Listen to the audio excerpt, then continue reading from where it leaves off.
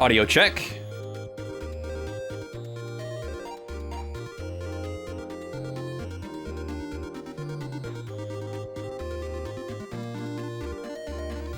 Okay.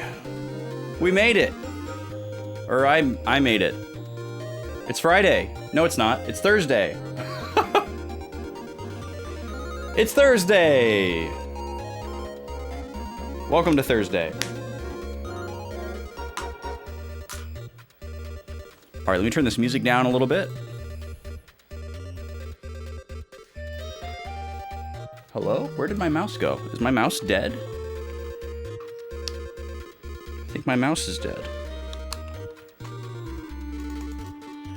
Okay, let me grab a battery for this bad boy real quick.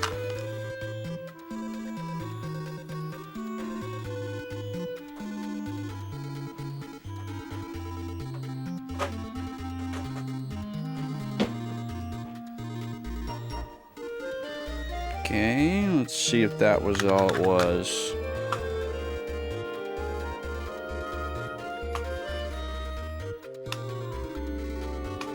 Nope, it is not the battery. What, is my keyboard working?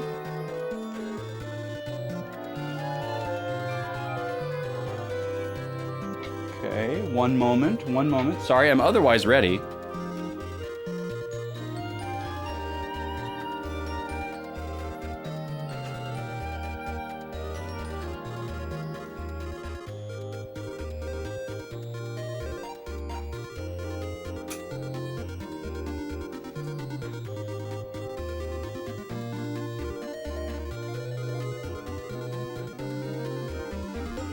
We had a little power blink yesterday during a storm, and I'm assuming that this receiver, this USB receiver that I used for this mouse and keyboard, just needs a little reset. Give me one sec.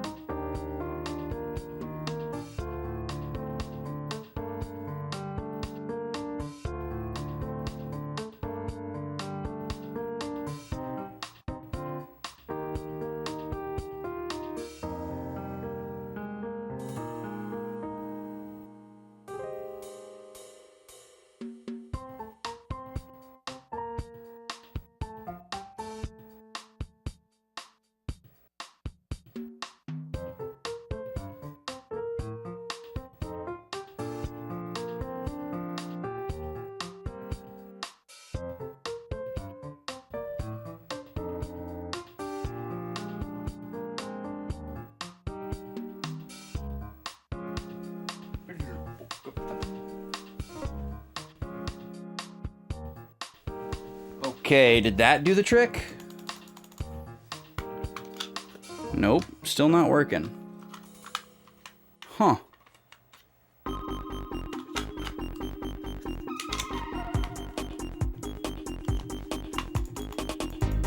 That's weird.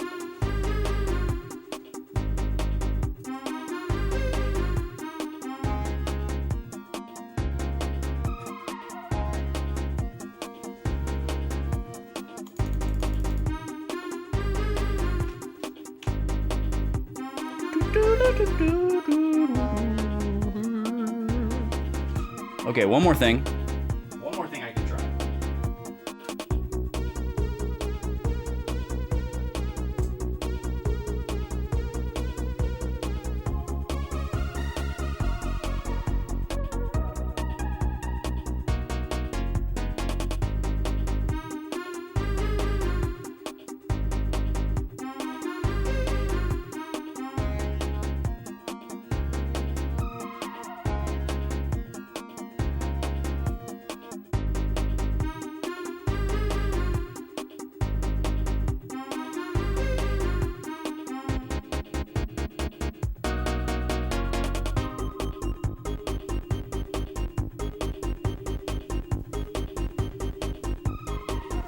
And still nothing. Dang.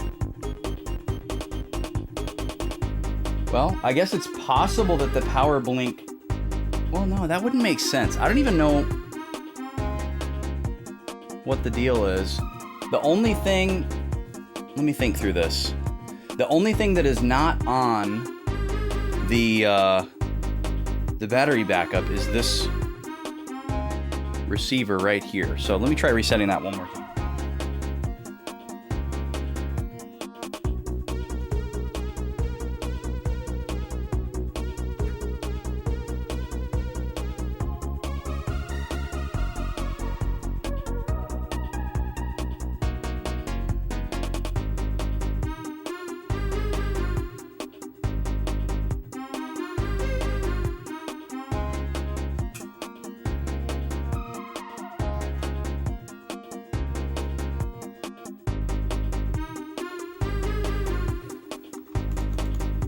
No.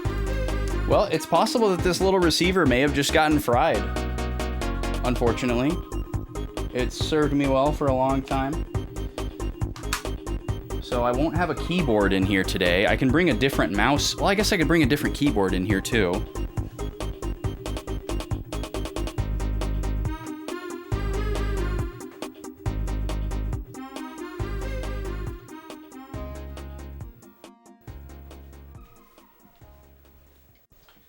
Shouldn't have any range issues with these.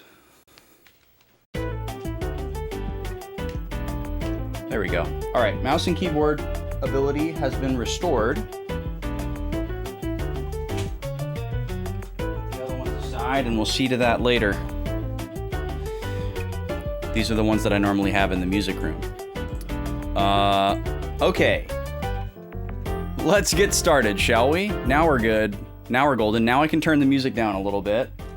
I do need to clean my glasses really quick. Gobi, don't look at me like that.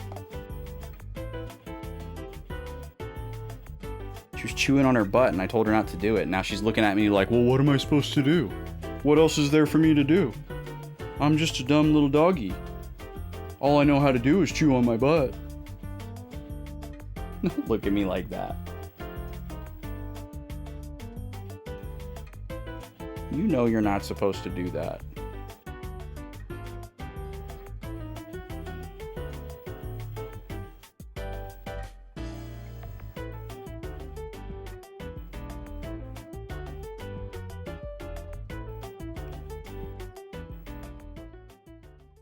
All right, there we go. Now I can see.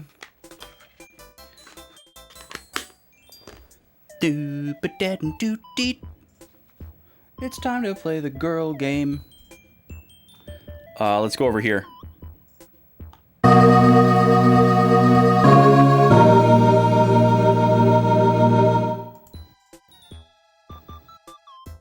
How we doing, folks? It's Thursday. Tea is on, and we're gonna play Final Fantasy X-2. We have a few things to talk about up top before we get started, as we tend to do. Let's see. Three major things. Three major things to talk about before we get started. Welcome in, Hot Dog. How are you?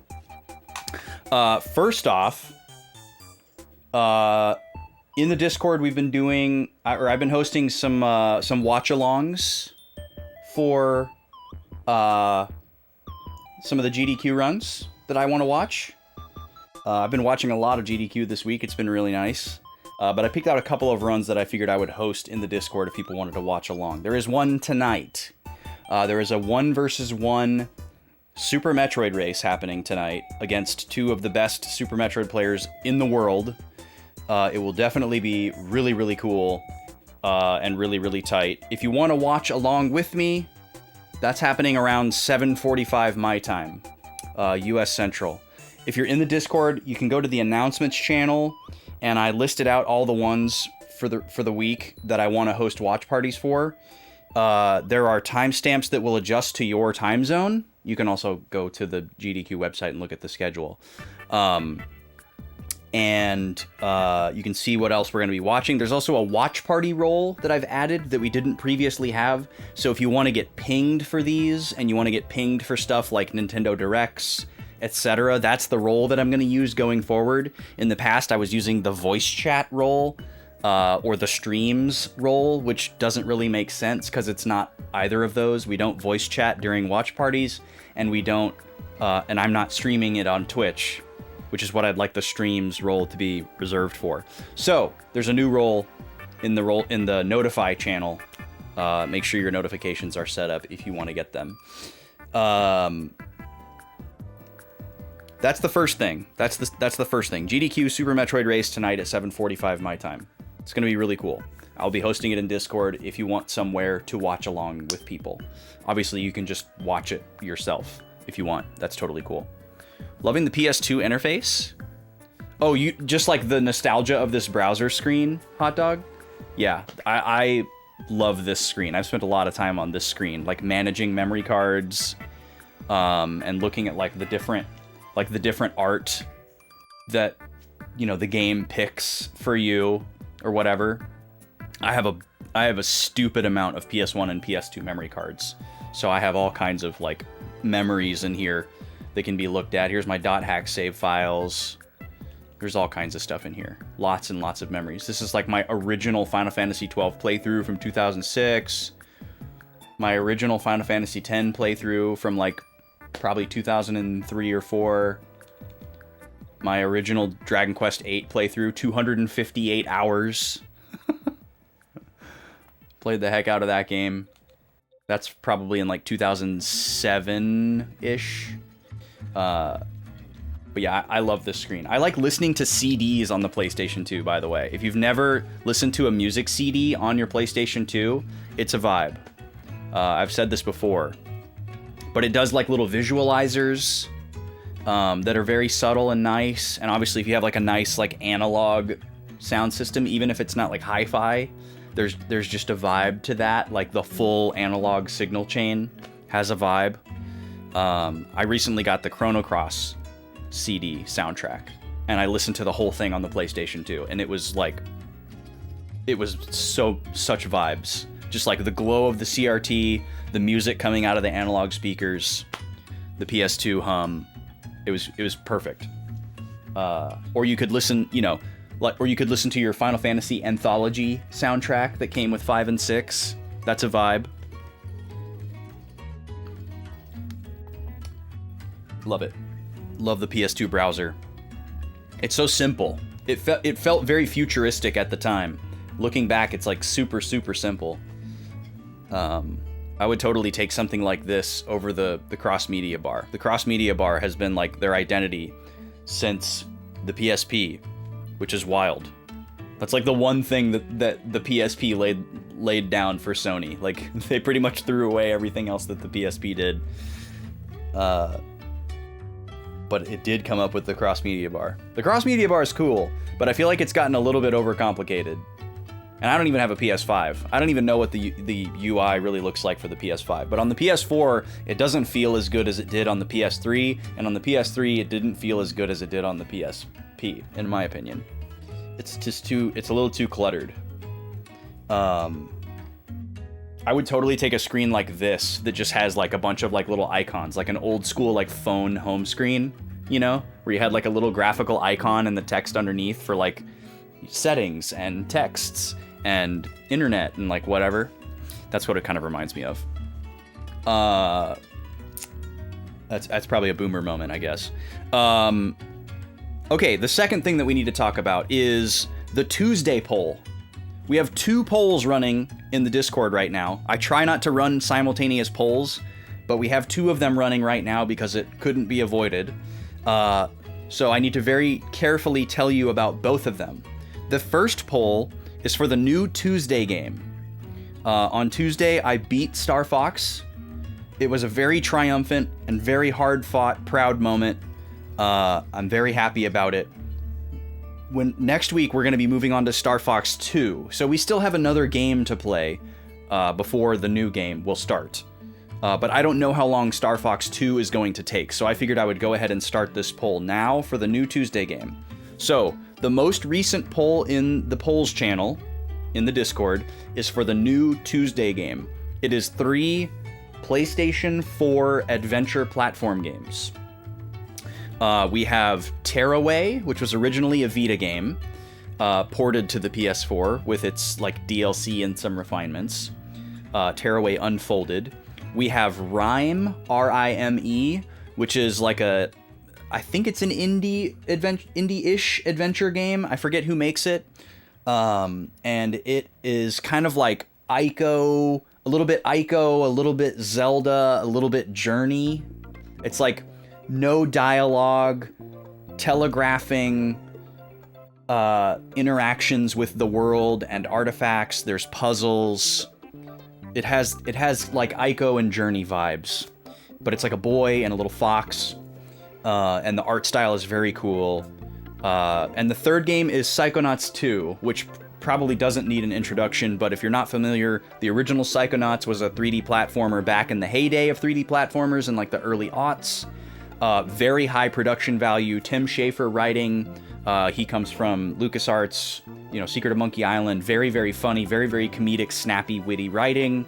High-profile voice actors voicing all of the characters. Like, everything in the game is voiced to the point where there's a lot of lack of text boxes in that game.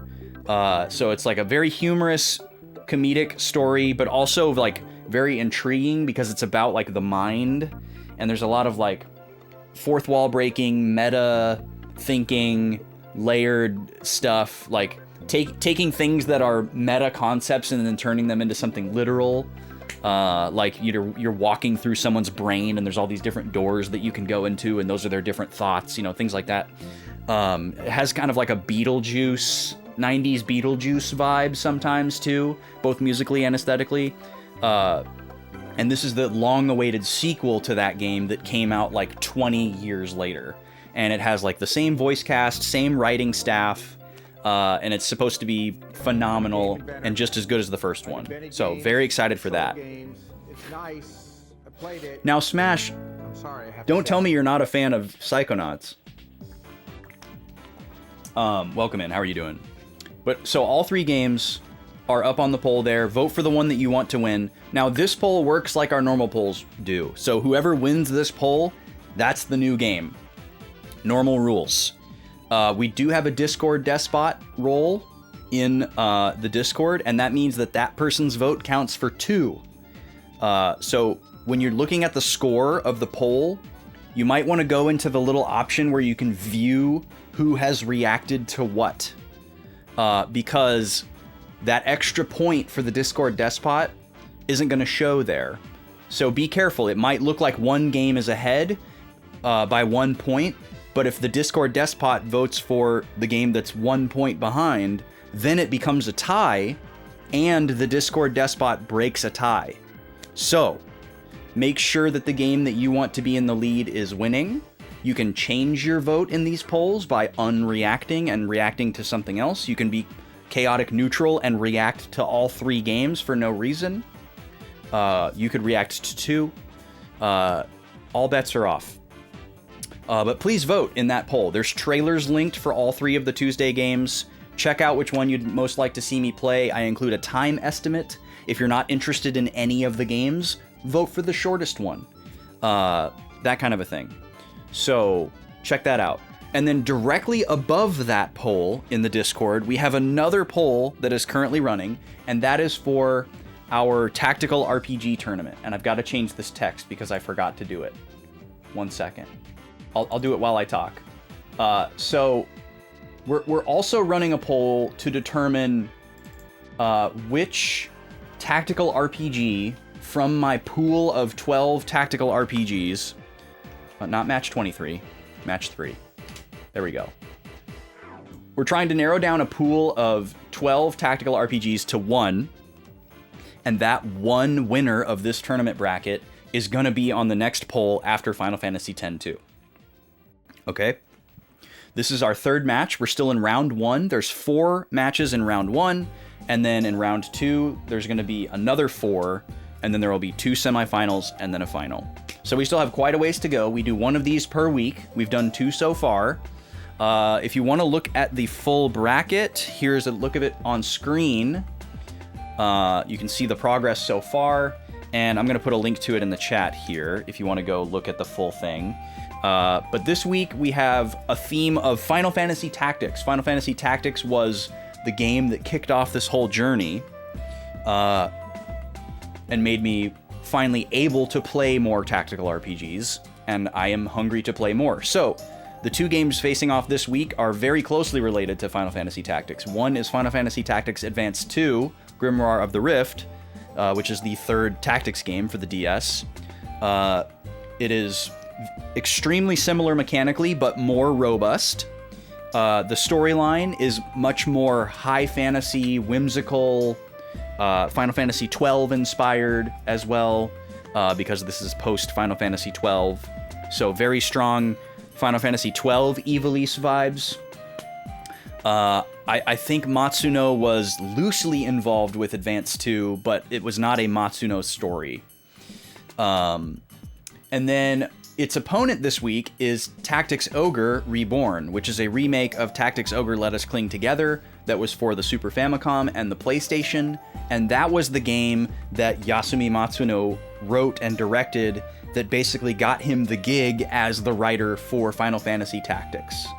Sakaguchi wanted to make a tactics game that built off of the job system in 5, and he had kind of like a basic elevator pitch idea for it, but he didn't want to direct it because he was ready to start working on Final Fantasy VII, or he was busy working on Final Fantasy VII. I don't know the details of the timeline.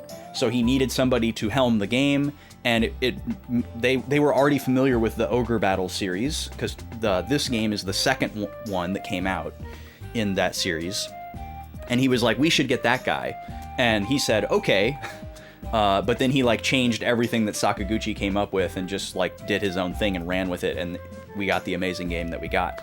So this week's theme, Final Fantasy Tactics. They're both very closely related to Final Fantasy Tactics. Vote for which one you would most like me to see, but consider this a vote of interest. Unlike the normal game polls, whatever game wins this poll isn't necessarily the one that I'm going to move forward to round 2. I will be influenced by which one wins the poll. That will be part of my consideration, but I'm not deadlocked to move the poll winner forward, unlike our normal game polls. So that's the main difference with this process. Now, if it is a landslide, if one of these games beats the other one by a significant number of votes, and I get to decide what's significant, if it wins by a significant margin, I will forego any of my feelings and push the landslide winner forward, regardless. But if it's a close vote or if it's tied, it's going to come down to me to decide. So, please cast your vote of interest for one of these 2 games, whether you know anything about them or not. I have trailers linked in the Discord if you want to watch them. Feel free to look up gameplay footage. Base your decision making off of whatever you want or absolutely nothing. But it would be great. I would greatly appreciate it that if you're in the Discord, you just arbitrarily casted a vote, if nothing else, just to make it more interesting. Both of these polls are currently very tight. The tactical RPG poll is separated by 1 vote, which is negligible and basically means that it will be up to me to decide. But Tactics Ogre Reborn is leading by 1. Let me check on the Discord Despot swing. Okay, the Discord Despot swings it to a tie. So the Tactical RPG poll is currently tied. And then for the Tuesday game poll, the Discord Despot swings, breaks a tie. Currently, Rhyme and Tearaway are tied, but the Discord Despot voted for Tearaway. So Tearaway is actually ahead by 1 currently in the Tuesday poll. But both are extremely close. All 3 games in the Tuesday poll have a chance. Psychonauts is only behind by 1. So make sure you voted on that if you're in the Discord. I don't expect people to join the Discord just to vote in these polls, but you certainly can if you want to. It's one of the most important things that we do in there, I would say. It's a pretty chill, minimalistic Discord. Okay, thanks for listening to me yap about that. We've covered the 3 things that I wanted to talk about. We talked about the 2 polls, and we talked about the GDQ watch party that I'm hosting after stream today. So I'm happy. Welcome in, Shane. How you doing? You recently beat Tactics Advance 2. Yeah, I think you might have mentioned that. You had a lot of fun with it overall. That's very cool. I loved Tactics Advance. I played Tactics Advance back in like 2009, I think it was. I'm pretty sure I was in college. So it must have been 2009. It wasn't my first year of college. So yeah, it was probably 2009 into 2010, based on what I can remember and where I was living. Had a blast with that game. Tons of hours. I think like 160 hours on my save file. I did as many of the side quests as I possibly could. It was great. I loved it. I wasn't like super hot on the story. Like I thought the story was good. And it was, I didn't know about kind of like people's negative opinions about it before playing it, which probably worked wonders for me. And it didn't color my opinion, because a lot of people are really negative about Tactics Advance just because it's not Tactics 2. You know, it has the Chrono Cross problem. We've talked about this before, where people treat it like it's supposed to be a direct sequel, but it's just another game in the series.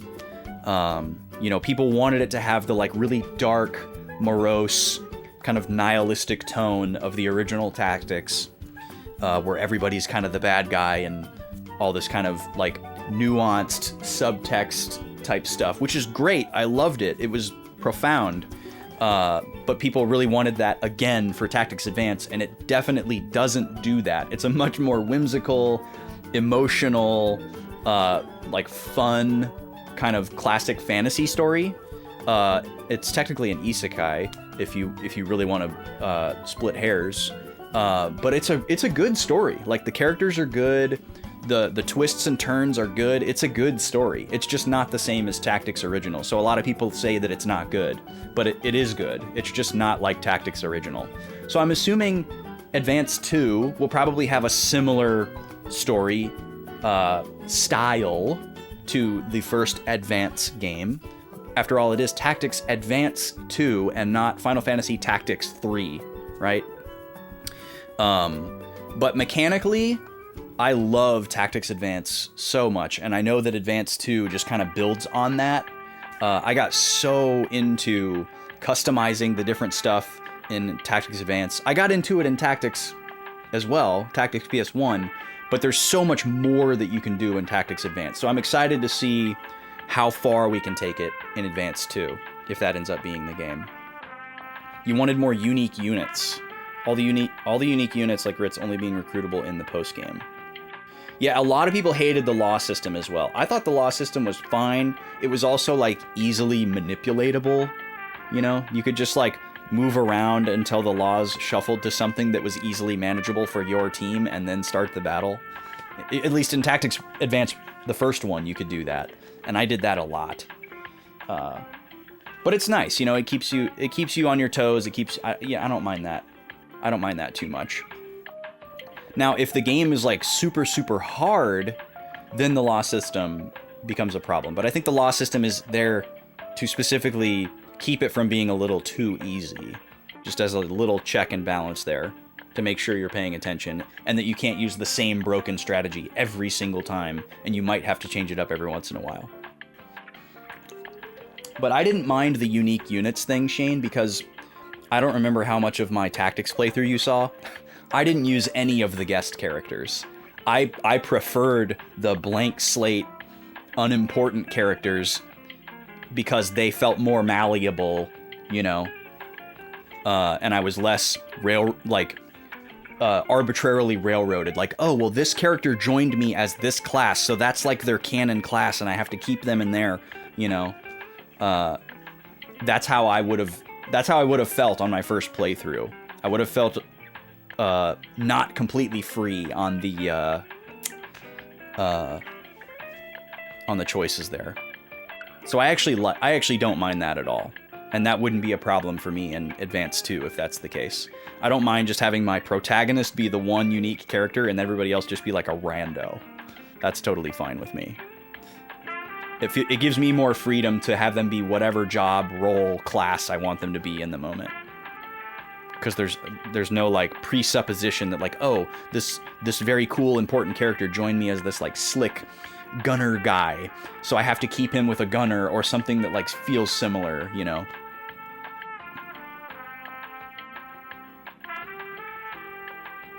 Yeah. The unique characters are cool, but they don't interest me, really. Like, I liked recruiting them because I got, like, little story bits and stuff like that, but I wasn't really interested in using them because it feels like they have less, universality than, like, even though it's clear that, like, if you invested in them, they would absolutely 100% be better than a standard unit, I still wanted to use the standard units. It also makes me feel less like I'm breaking the game. It feels like if you use all the guest characters, it's just too easy, which I also don't want. Okay, that's more than enough about that. Let's get into 10.2. When you play Tactics Advance, you kept one generic unit of each species, which slowed you down as you only had one to do dispatch mission at a time. Right, that's another problem with the guest characters, is that you can't send them on missions. So you either have this like backstock of generic characters that aren't leveled up and aren't prepared to be sent out on a mission, or you have only your all your good characters are the ones that can do dispatches, and you don't want to send them away, and you wish you could send the guest characters, but you can't send them. But yeah, that was fine for me in Tactics Advance 2. The dispatch or side mission system in Tactics Advance was way better than it was in Tactics, because you could tell like what you stood to gain and a much clearer picture of like what level of like combat prowess or like what type of person you needed to send on this quest. Whereas Tactics Original is very like kind of guessworky. Like there is a science to it, but it's like under the hood, you know? It doesn't very clearly telegraph to you, like, hey, you should be about level 23 for this one, and you should send a black mage, you know? It just has like a vague description, and you have no idea what you're gonna get. Okay. Let's do this. I'm gonna pause the music, and we're going to press the right arrow and the X button, and we're gonna launch the game. Because it's girls' night here on a Thursday afternoon.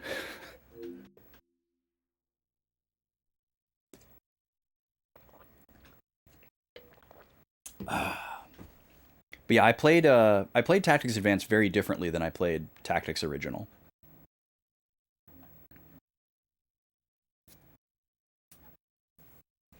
I was very like, I leaned into the grinding and the game breaking in the original Tactics Advance, because that's just kind of how I played games back then.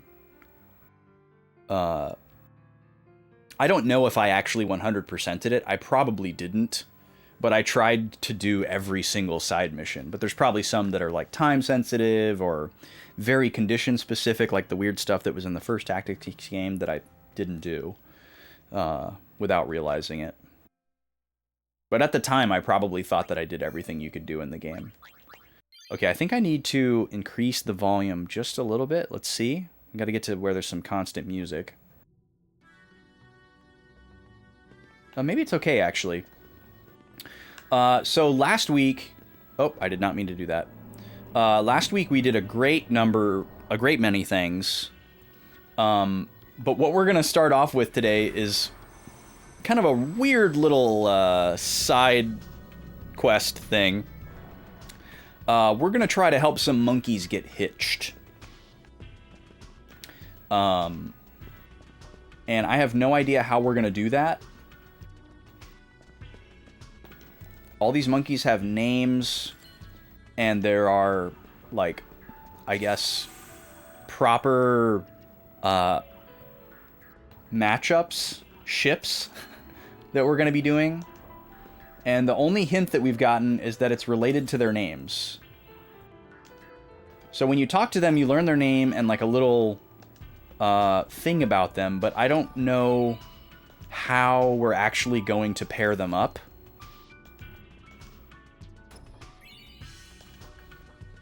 Nice little score of chests in here, though.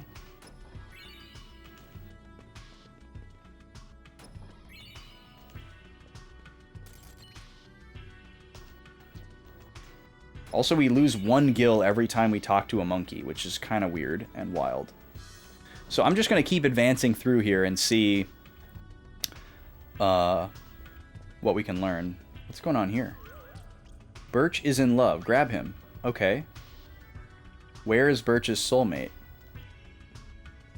Okay, so I'm imagining that Birch is going to pair up with another one of the monkeys that has a tree as their name. There was one in the previous room that was Sequoia, which is also a tree. So I'm assuming that it's going to be that arbitrary and transparent. So that's a monkey named Sky.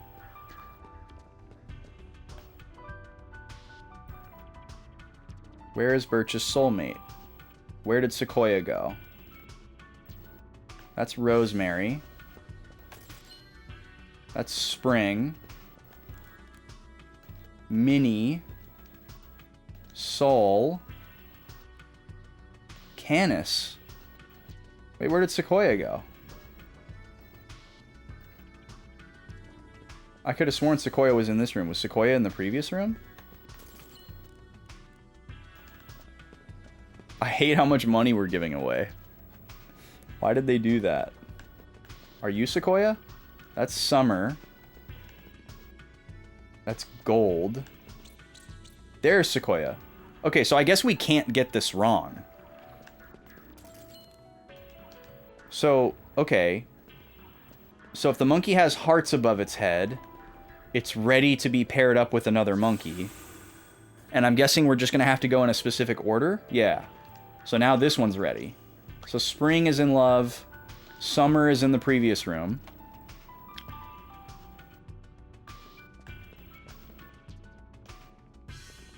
Oh. Okay, it's not Spring.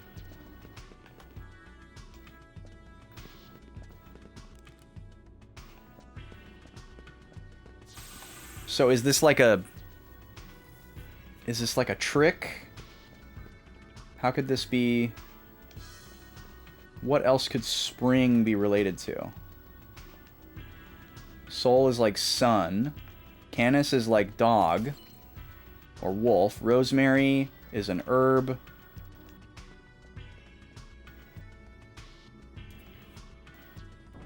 But it seems like we just do this until we run into one that automatically matches up. Dawn could be related to Soul. Sky is also possibly related to Dawn. They both end in E.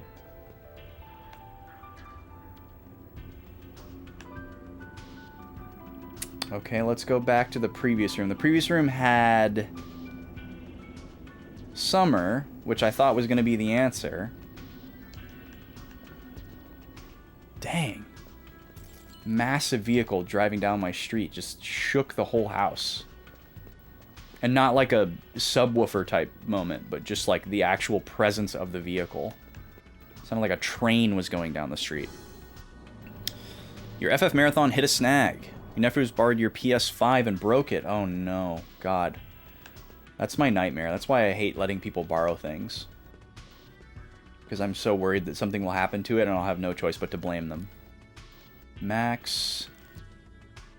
Terran. How is Spring not paired up with Summer? Oh, there's Time, so Time probably goes with Rosemary. Although if Spring and Summer don't go together, I'm confused. Oh, Autumn. Okay, I forgot there was an Autumn. There's so many of these monkeys. This is going to take so long. Oh, hey, a chest we missed. Somehow. That's the system where you had Type 0 and World of Final Fantasy. And you don't want to buy it on Steam. You emulated the PSP version of Type O, but it crashed. And then FF Dimensions crashed on you. Wow, you're really doing like all of the Final Fantasies. That's wild. Like all the spin-offs and stuff. Peke? What a wild name. Or Peak.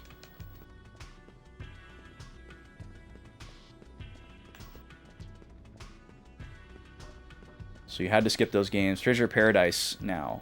once you're done, you'll be doing the direct sequels. Gotcha. Stranger of Paradise sure is a video game that exists. I honestly, like, compared to this game, I think Stranger of Paradise actually shakes my reality significantly more than this game. I'm like still wrestling with the fact that Stranger of Paradise is like a real game that actually exists. The level of like absurdity kind of exceeds this one in a way. Not looking forward to After Years. Man, it is so popular to just slam dunk on After Years.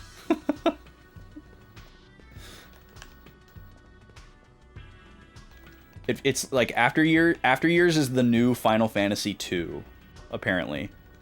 Like, we've moved on from the whipping post of Final Fantasy 2 to Final Fantasy 4 After Years. I need to make sure that there's not a monkey over here. Can I go this way? I can.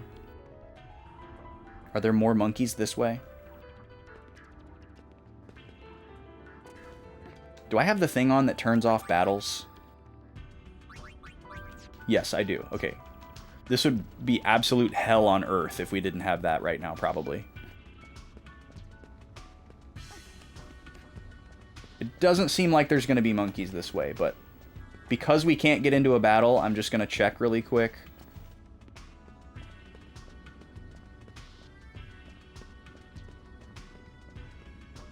Yeah, it looks like we're good. FF2 and After Years are the two games you genuinely dislike. FF2 is a great game. Final Fantasy 2 is like the first Final Fantasy game in so many ways. It's like super, super important. Like, if Final Fantasy 4 is A Link to the Past, Final Fantasy 2 is Zelda 1.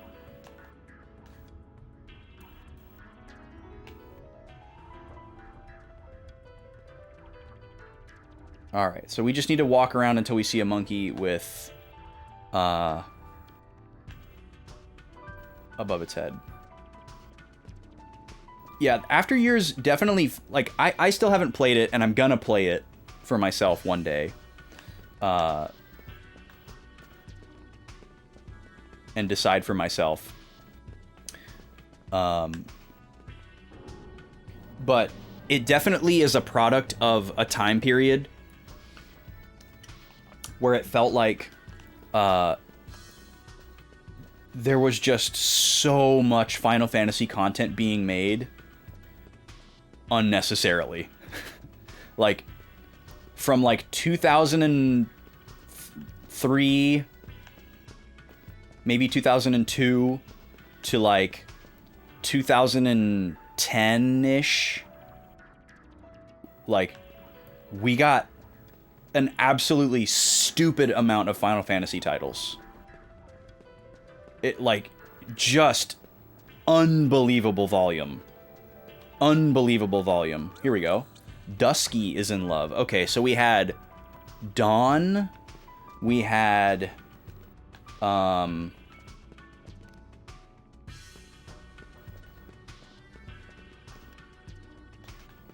summer probably goes with winter.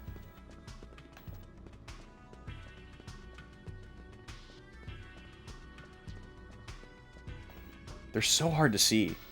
Quiver? Okay.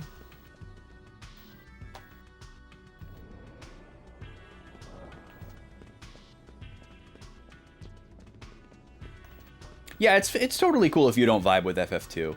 And also, like, the fact that you have played it also lends a lot of credence. Like, I think a lot of people who dislike FF2 have never played it, and they just know what they've heard about it. Which is, like, a huge problem in general with video games. Where people just make their mind up about something based on, like, common parlance.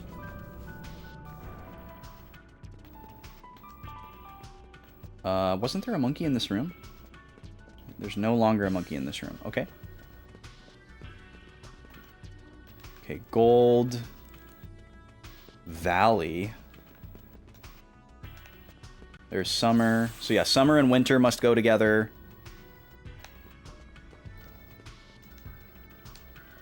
Mini. Maybe Mini goes with Valley because they like have similar cadence. Rosemary's got to go with Time. Soul probably goes with Sky, and then Dusky goes with Dawn.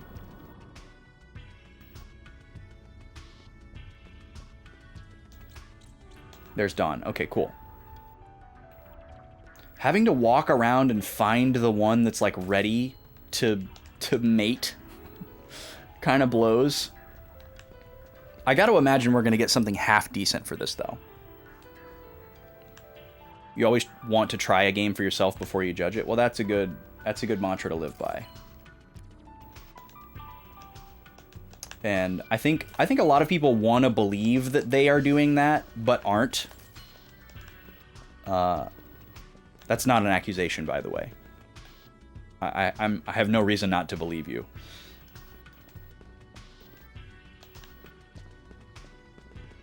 But obviously everybody doesn't have time to play every video game.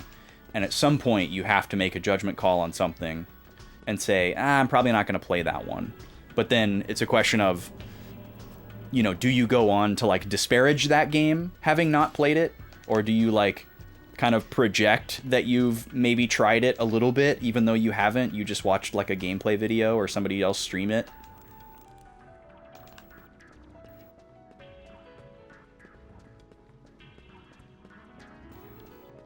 That happens far too often, I think.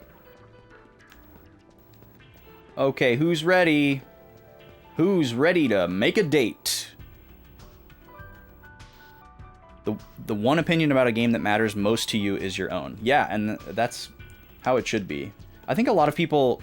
We're in a weird time right now where a lot of people don't realize how many of their opinions weren't formulated on their own. Which is kind of scary. Like, obviously, we can't all experience everything, right? Like, I'm not saying it's wrong to, like, learn things from other people. Because you should learn things from other people.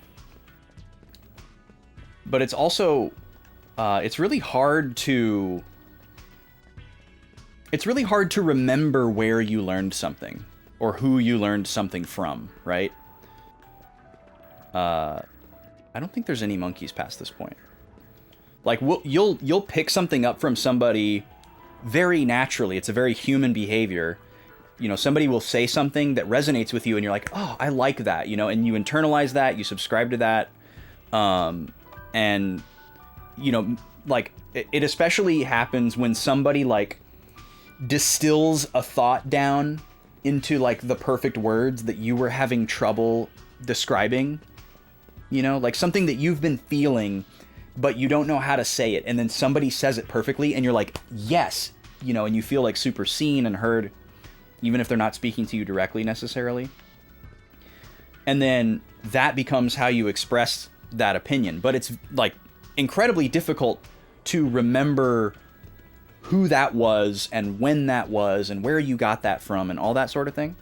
It's very uncommon, to like hold on to things like that versus holding on to like the belief itself. And this seems to happen a lot with people's opinions about media, where you'll watch a movie and you can't really decide how you feel about it, and then you read somebody else's review and you're like, yes, that is it. That's what I was trying to get to, you know? But then there's like a slippery slope where you can also just have confirmation bias without having actually interacted with the media. And you start to forget that you didn't actually interact with the media. All right, there's Rosemary. I think I remember where Time is.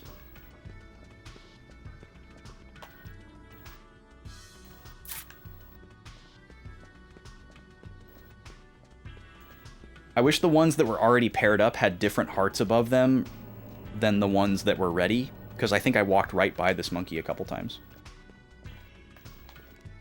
There's time. Cool. There have been some beloved classics you just didn't get into, parentheses, Xenogears. And some games everyone hates that you adored. Tecmo Secret of the Stars. Oh yeah, that's a great example of a game that like gets mentioned every once in a while that a lot of people have no idea what it is. Okay, Terran. This is a weird one. So Terra means Earth. I have no idea what Terran goes with based on what we've seen. I guess there's Sol, which is sun. It's kind of the counterpart to the Earth. We could try that. But I think Sol goes with Sky. I don't know what else Sky would go with.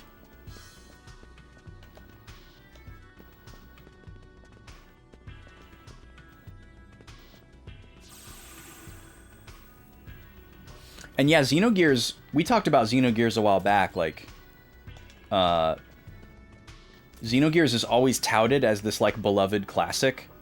Okay, it's not Soul. But, like, Xenogears is a very specific game for very specific tastes, and it is not for everybody. I don't want to do that whole rant again, but, like, people should stop just blanket recommending Xenogears to people that like RPGs. Like, that's not enough. Oh, Terran is in love with Sky. Interesting. Okay. We've got an ad starting soon here. I'm going to get a prediction open. DK versus Jigglypuff. You've got 2 minutes if you want to make a wager. It's currently 1-1. This has been a very close matchup so far. So if you want to put some points on the line, here's your chance. We'll be starting the ad in a couple of minutes here, and you'll get to see them fight if you're not behind the ads. Alright, so Minnie is up next. I think Minnie is going to go with Valley. Or no, wait, Minnie probably goes with Max. Okay, I think I remember where Max is.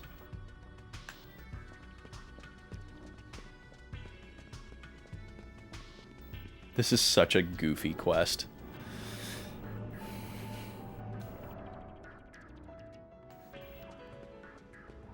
But yeah, it always amazes me, like, when someone, like... Okay, Minnie and Max go together. It amazes me when somebody, like, hear that somebody's... They'll hear that someone's really into RPGs, and they'll be like, oh, you gotta play Xenogears. Like, bro, hold on a second. That's not a good path. Like, ask some more questions. You need to play like a full round of 20 questions before you recommend Xenogears to somebody. Like, Xenogears is a beautiful work. It's a beautiful piece of media. A fantastic amount of effort went into creating it, and it is by all means worth appreciating. But you got to be ready for that. You got to be prepared for that. You need to have like a certain amount of like literacy, like games literacy, as well as like just general literacy. And then you need to have some very specific interests in order for Xenogears to really be a home run. I think if the next monkey in line is in the same room as your match, your previous match, you need to like leave the room and come back in. And that might be why we missed one of those previous ones. So maybe the next one is in this room.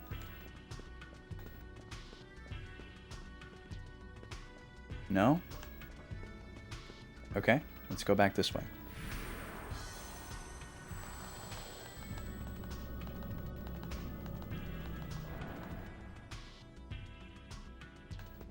Oh, interesting. You try to give it more than one chance. Well, I can't say I've done that. Okay, Summer is in love. Where is Winter? I think I remember Winter being way back. You didn't initially like Romancing Saga 3, but you kept giving it more and more tries because there were parts of it that you wanted to like. I don't think Winter is in this room. I think Winter is way back in the room before this one. It took 20 years, but your last playthrough of it, everything finally clicked. Yeah, that's another big aspect of it.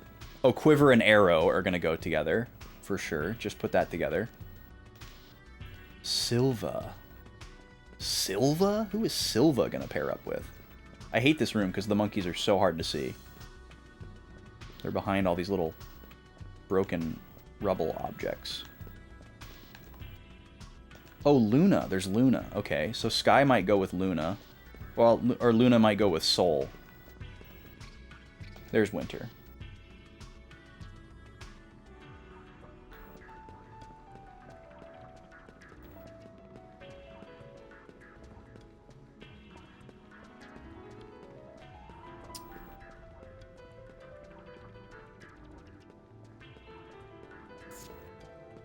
Oh, and the ads have started. Okay, we'll be back in 3 minutes, folks.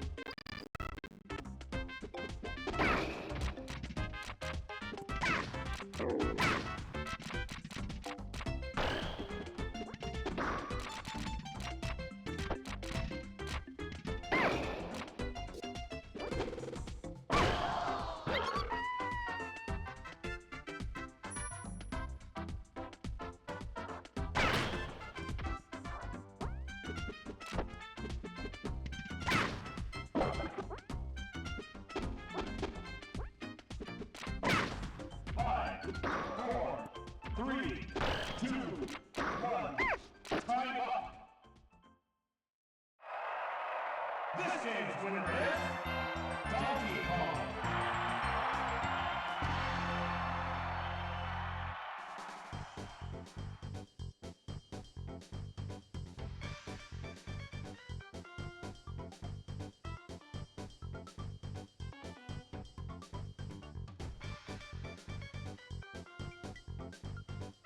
All right, Donkey Kong takes round 3,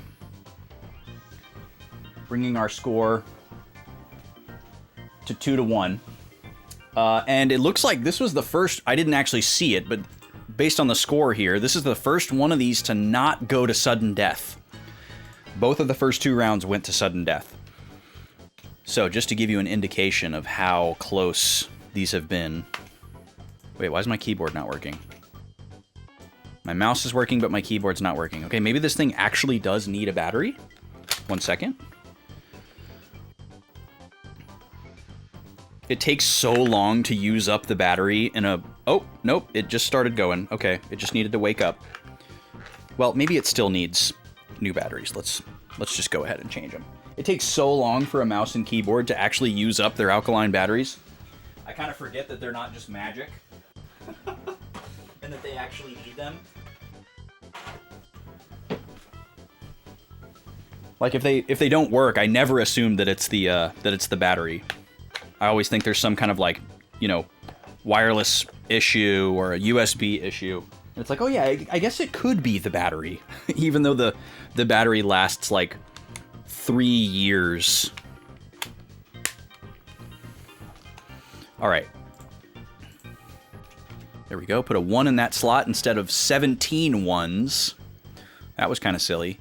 And 1 more point for DK. There we go. Get our scores all updated here. There it is. And we can go back to the game now. Because, obviously, sorting monkeys is more fun than Smash Bros. Automated Smash Bros. Yo, what's up, SNES? Welcome in. It was pretty close. We got quite a matchup on our hands. The toilet bowl is turning out to be very exciting. Is this Arrow? This is Peak. Okay, Peak probably goes with Valley. I get it.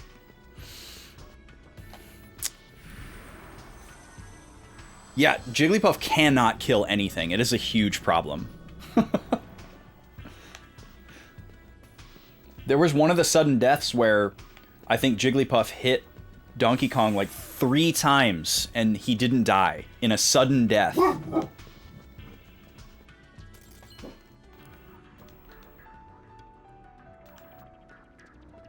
All right, where is Valley? I don't remember where Valley is.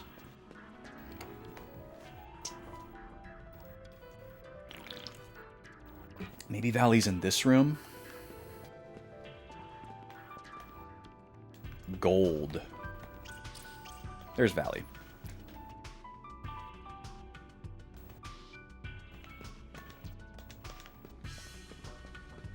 Okay. Now we'll look for our next contestant. These are going to get faster and faster, obviously, as less monkeys remain. Okay, this is Canis.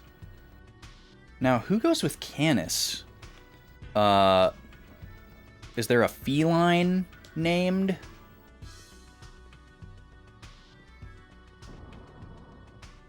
I don't remember any of them having a dog-like name.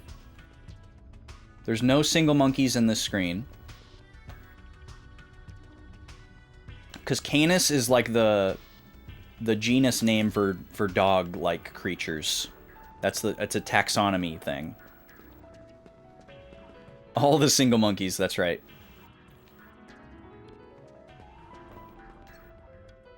Gold. We have Gold. We have Quiver and Arrow. We know they're going to go together. Who else is left? This is Quiver, right? Or Arrow. Yeah, that's Arrow. Arrow's the only single monkey left on this screen. Yep. So it's got to be one of these ones back in the first screen. No single monkeys on this screen. Yeah, she is carrying the... Yeah, she's carrying the monkey like it's a poopy diaper baby. Like...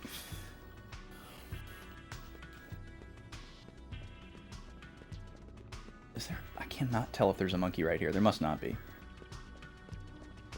No, no, no, no, no, no. Yeah. She's holding it like a chihuahua that's trying to bite her. Oh, Felina. Okay, there we go. I didn't remember that one of them was called Felina. That makes perfect sense. Okay, so I think all we have left are gold and oh, gold and silver. Okay, there we go. Gold and silver, and then quiver and arrow. I think those are the only two left. Oh yeah, I wanted to go back to something that Shane said right before the ad.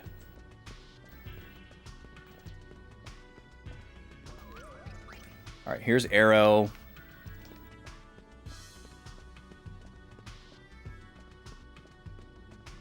Oh yeah, Shane was talking about how they vibe more with Xenosaga than Xenogears. You feel like you missed your window because you played Saga first. Yeah, I guess that kind of makes sense. Like I haven't played any of the Saga games yet, but I think I know enough to understand your point of view.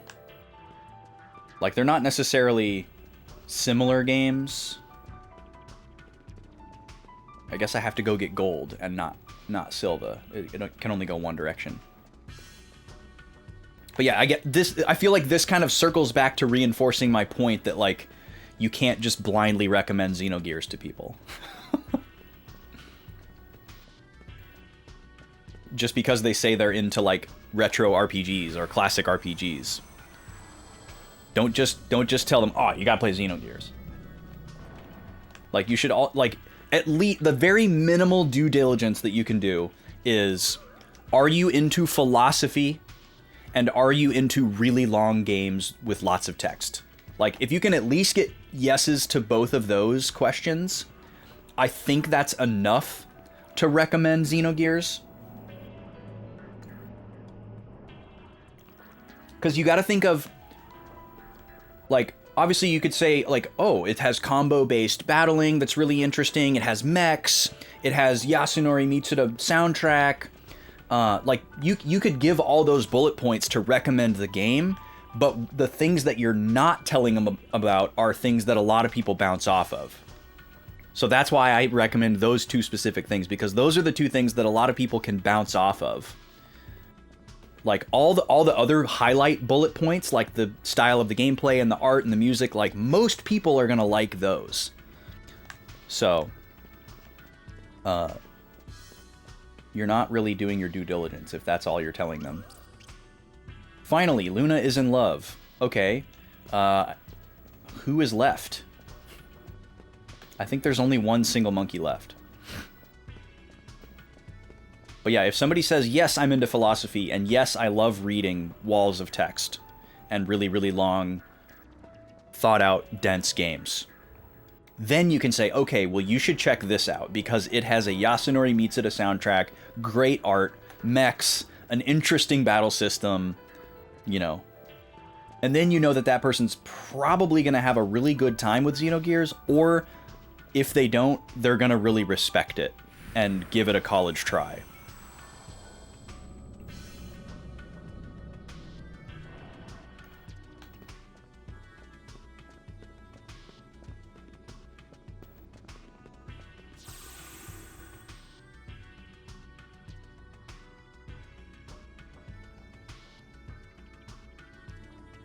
I see. So yeah, you feel like Saga is more character focused.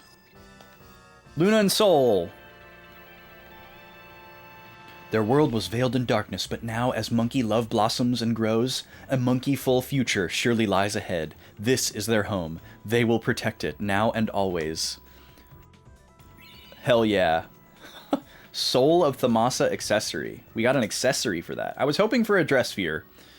But I get why it's an accessory. That's quite the name for an accessory. What does that thing do? Strengthens spells but doubles MP cost. Oh, that's kind of cool.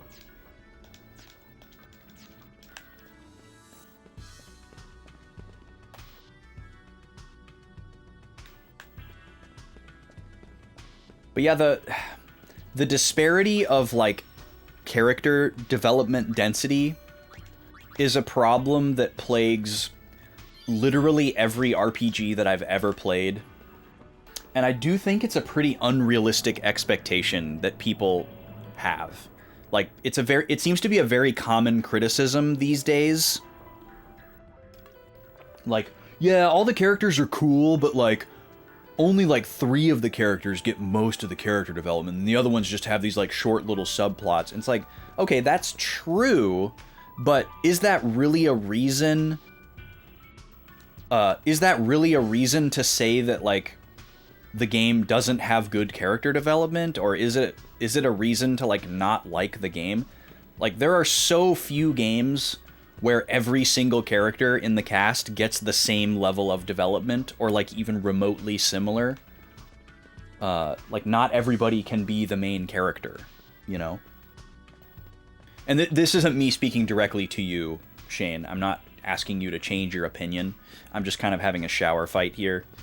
But it does bother me a little bit, because I just feel like it's kind of a silly criticism to have. Like, I can't think of any media off the top of my head with a cast of characters where every character got the same level of development.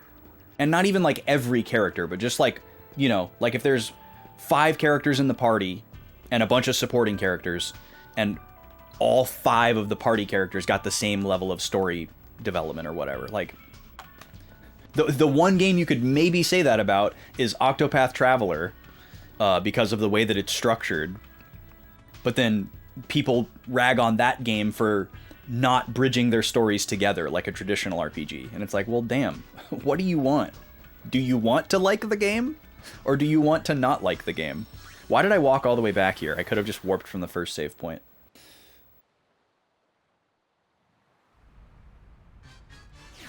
Yeah, her growth is optional. But see, like, I don't think that's a point of criticism, Shane. Like, it's just a choice that the developers made. And if you don't like Lulu, you don't have to experience her story. If you like Lulu, then you seek it out and you find it. Like, obviously, if you really like Lulu, but you don't want to play the game to its nth degree, you might be sad that her story wasn't, like, foisted upon you. But she's not the main character of the game. She's a side character. And I don't think that Lulu should be expected to get the same amount of character development as Tidus and Yuna and Auron, you know? And like, if you get to the end of the game and you learned more about Tidus and Yuna and Auron than you did about Lulu and Waka and Kimahri and Riku, you know, it's okay to be like, man, I wish we would have learned more about Lulu. But I don't think it's okay to be like, this game sucks because they didn't give more backstory to the supporting characters. And I'm not saying that you're saying that, by the way. This is still a shower fight. But like, I think it's a very unreasonable expectation to expect all the party members in an RPG to get the same level of story development. Okay, we just did Xanarkand Ruins.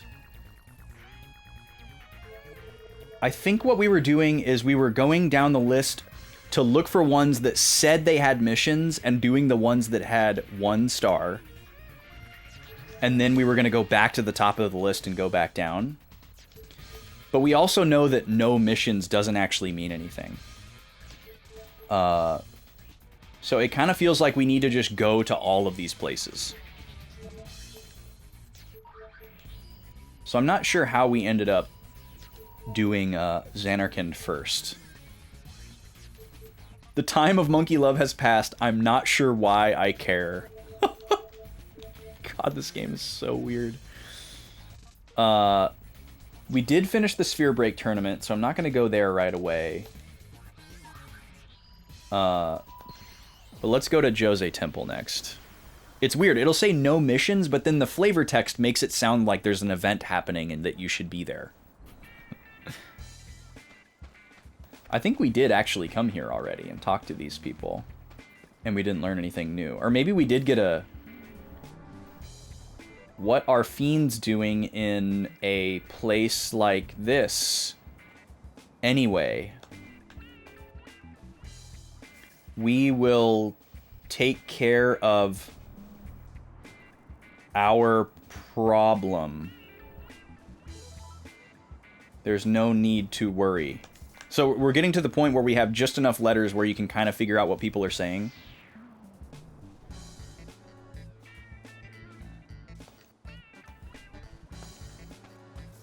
Which is probably somewhere around 60 or 70% of the letters. Yeah, every game is going to have characters who fall off. It's not just like some people will attribute it to like the time period. It's like, oh, well, on a PS1 game, they couldn't afford to give everybody their own full story. But even if they had unlimited time and resources, I don't think they would have dedicated themselves to telling the same amount of story for every single character. They're inevitably going to focus more on their main character or a couple of main characters. Like, that's just how stories are structured.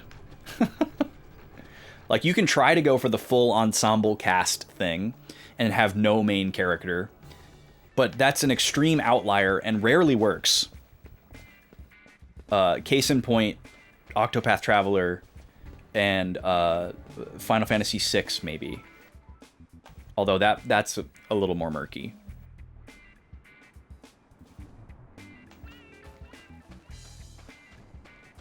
All right. I don't see anything interesting here. We're going to go back. Yeah, and see, that's what happens to a lot of people. Like SNES is saying, people want a main character. They're like, who am I rooting for? Whose story is like the plot? Like, what's going on?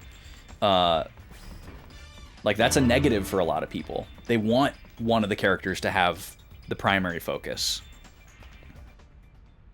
Yo, is it Sham Neo or Sham Neo? Welcome in.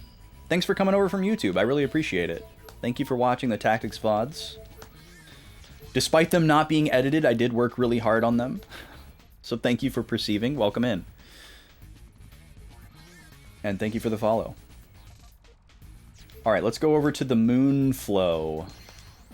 Tobley's big show is underway. Oh my goodness.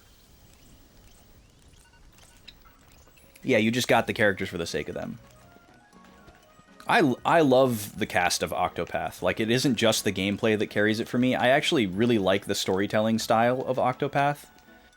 I didn't have any expectations for the plots to, like, converge and, like, become intertwined into some, like, global plot. But apparently a lot of people did. And I can see why people would have that expectation, because most RPGs do that. But for whatever reason, I wasn't carrying that expectation when I played the game, so I wasn't disappointed when that didn't happen.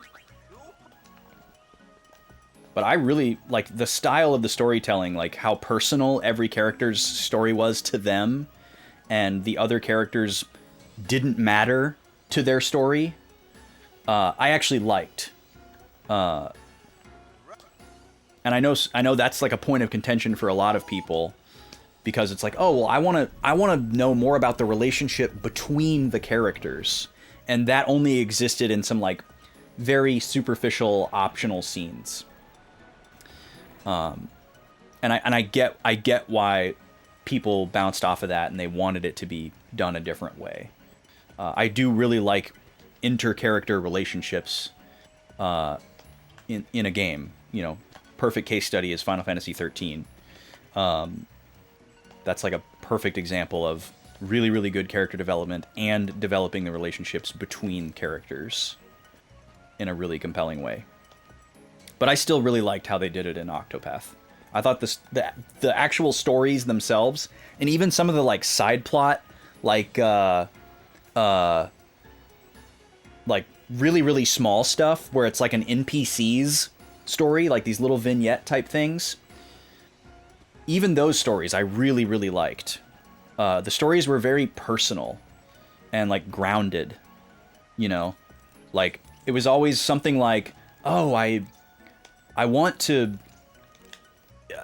please my father because he's never given me the attention that I wanted. Or, oh, I need to become a great doctor so that I can heal someone because a great doctor healed me when I was a kid and I want to give back. Or, I have to become a strong warrior so that I can protect my town because bandits killed my mother and I couldn't protect her. Like, they're all these very, like, personal, kind of, like, tangible type of stories that are really easy to like resonate with depending on the type of person that you are.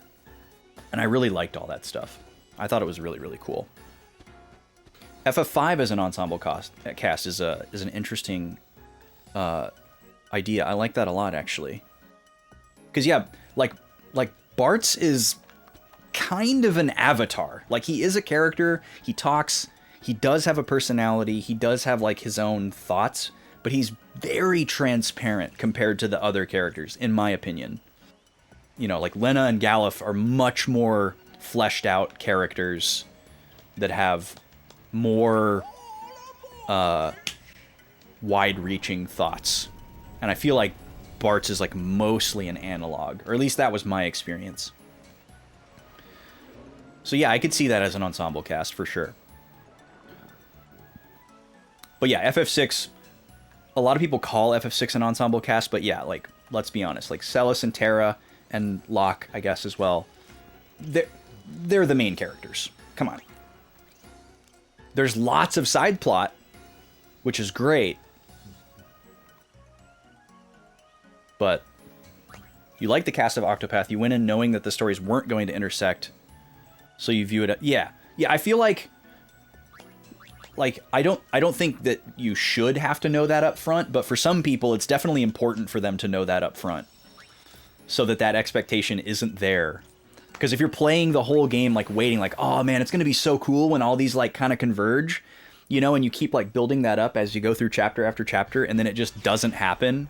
I can see why it was like a big letdown for certain people. Like, the game doesn't set that expectation, but it also doesn't buck that expectation. Yeah, and we were just talking about that, Sham. There's not a lot of interaction between the characters. The stories are great, but they don't mix a whole lot, like very much at all. And a lot of people were disappointed by that. And I think that's a valid criticism, too.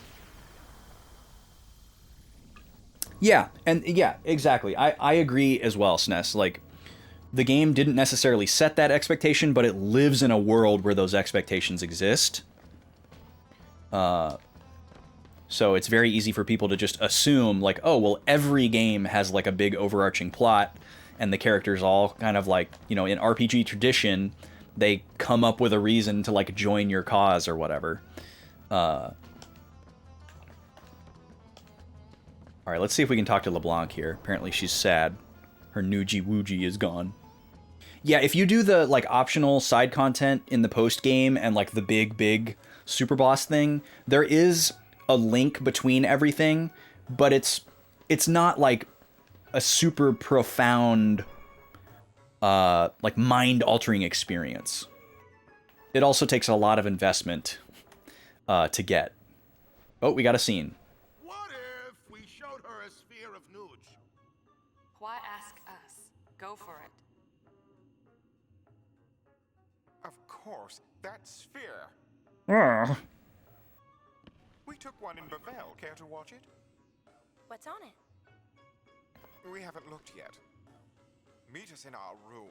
It's a skate tape from 2002. Where is your room? The room that we snuck into downstairs? What? Oh, behind the secret passage that's still open. I see. I like how we're going ahead of them to their room, but then they're going to be there when we get there.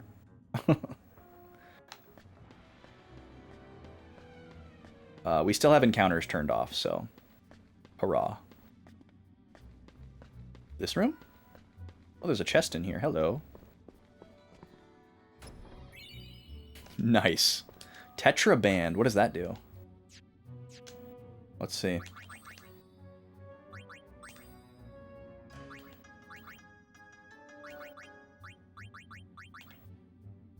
Ooh, reduces all 4 elements by half. Wow, that's really good. That's really, really good. What is this gamer chair? What's going on there? What goes on in this room? Alright, apparently that's not the room we're looking for.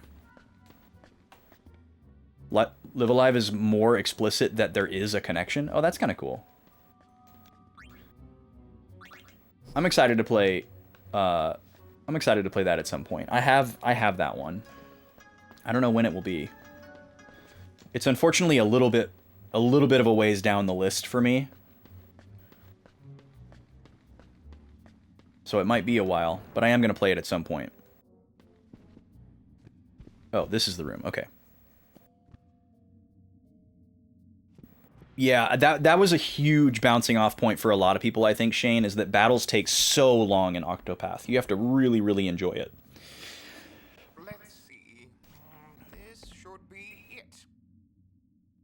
Every battle's like a boss battle.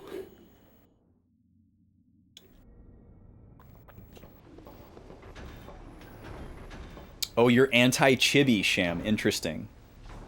Is that the only reason you don't like Final Fantasy VII? Is just the way the characters look? What's this? That's called a butt shot, Yuna. Orme shot this, not me.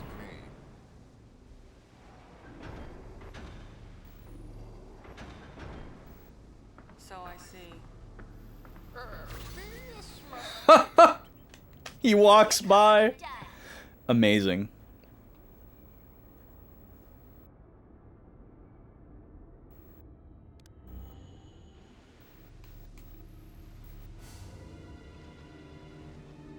Wait, the remaster of what, SNES? Oh, Live Alive. Gotcha. Yeah, I'm excited for it. There's someone there. Also, sorry that you got remaster commanded, even though you weren't talking about 10-2. I'll zoom in.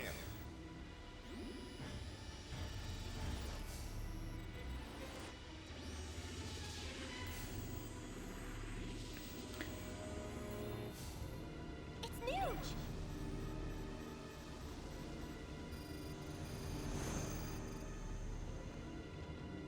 It's interesting that you think Final Fantasy IX is chibi. It's definitely not. It's definitely not. What was he doing? But I get what you mean. Like, you mean that it's like cartoonish All these secrets. It's just one or thing not after like another. realistic proportions? If I may, Hi, Nima. you're free to do as you please, but I'd prefer you not Hi, Poochie. mention this to the boss. Why not? So they just showed us a random like home video that they took for no reason. Nothing the likes of we sphere hunters have any business fooling around with. But if the boss knew Nuge were involved, well, there'd be no stopping her. If anything were to happen to her, You guys got it rough, don't you? if only she noticed. No, you're talking about the right game. You're talking about the right game, Sham. It's just a very common misuse of the term chibi. It seems like the term chibi gets conflated and enlarged to include anything that is like cartoonish or like cute or just non-realistic.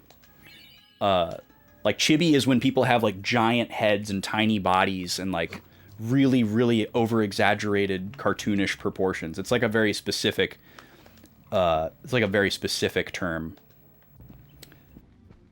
The only chibi Final Fantasy game is like World of Final Fantasy. But a lot of people use chibi to describe Final Fantasy IX or I guess maybe Final Fantasy VII. I don't know if I've ever heard anybody describe Final Fantasy VII as chibi.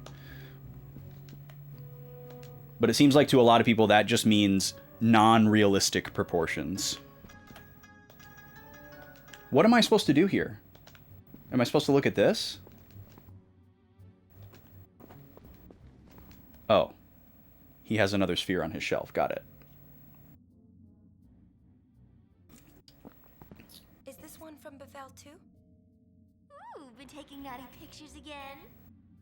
I didn't shoot this one. I found it.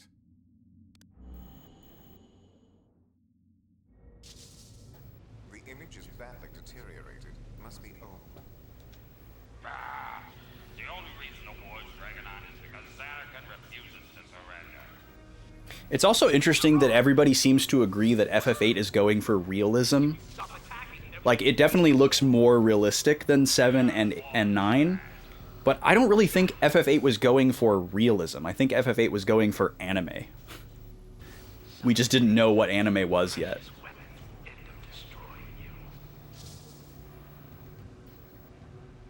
Is this Budget Tidus with a different voice?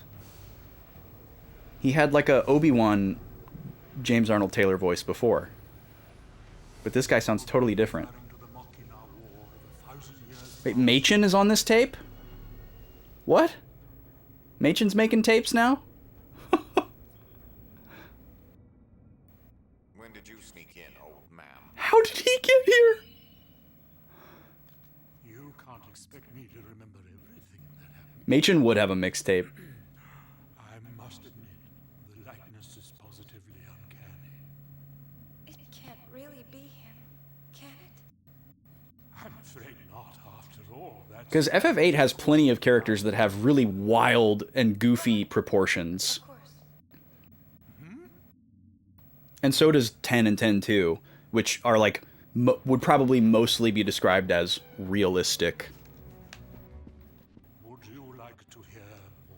Of course, Machen, always. Lady Yuna, a rumor has been going around. I wonder if he means old Ben Tidus. Thank you, Smash. They say that High Summoner Yuna was accompanied by a guardian from, of all places, Xanakant. Oh, yes. That young But yeah, I think Nine's eyebrows. visual style has aged very, very well, personally. I spoke to him myself on a I think it's sad that a lot of people won't play it just because of the way that it looks. to an other world. That he should look so much like the man in that sphere cannot be mere coincidence, I should think. It almost seems like more people hate the way that the game looks. I would Or it seems like to ask him. just the fact that Zidane has a tail is like the thing that a lot of people can't get past. And it's not necessarily the rest of the way that the game looks. Just like the Fates said. That's like too much for them. Vanish. A dream of the faith? Is that right? What will happen with the Tactics playthrough once the remaster comes out? Nothing. The Tactics playthrough is already over.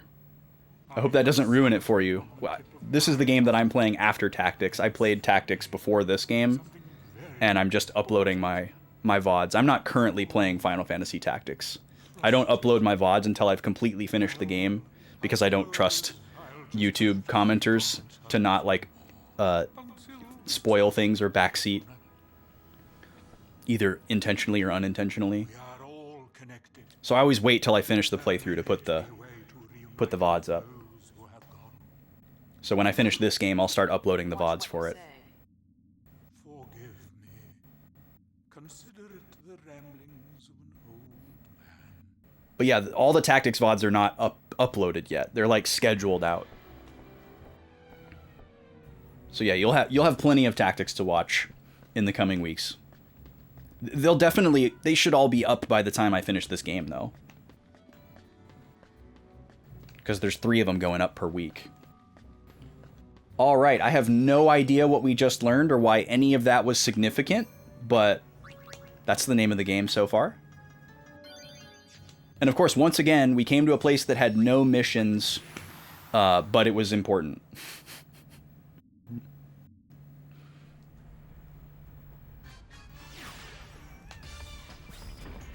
Alright, we're off to the next place in the list.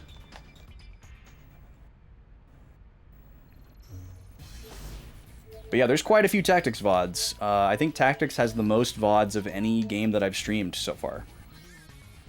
I think that was previously held by Wild Arms 3. I still need to look at the hour count, though. Because I was streaming in a different format back then. Okay, Thunder Plains is where Sid is. Let's go see if we can talk to Sid to kick something off here. You've never watched a VOD of anyone? You like it interacting? Yeah. That totally makes sense. Obviously, that's why most people watch Twitch versus YouTube. I totally get it. But I like having stuff on YouTube just for posterity. instead of it just rotting on a hard drive and never being used for anything.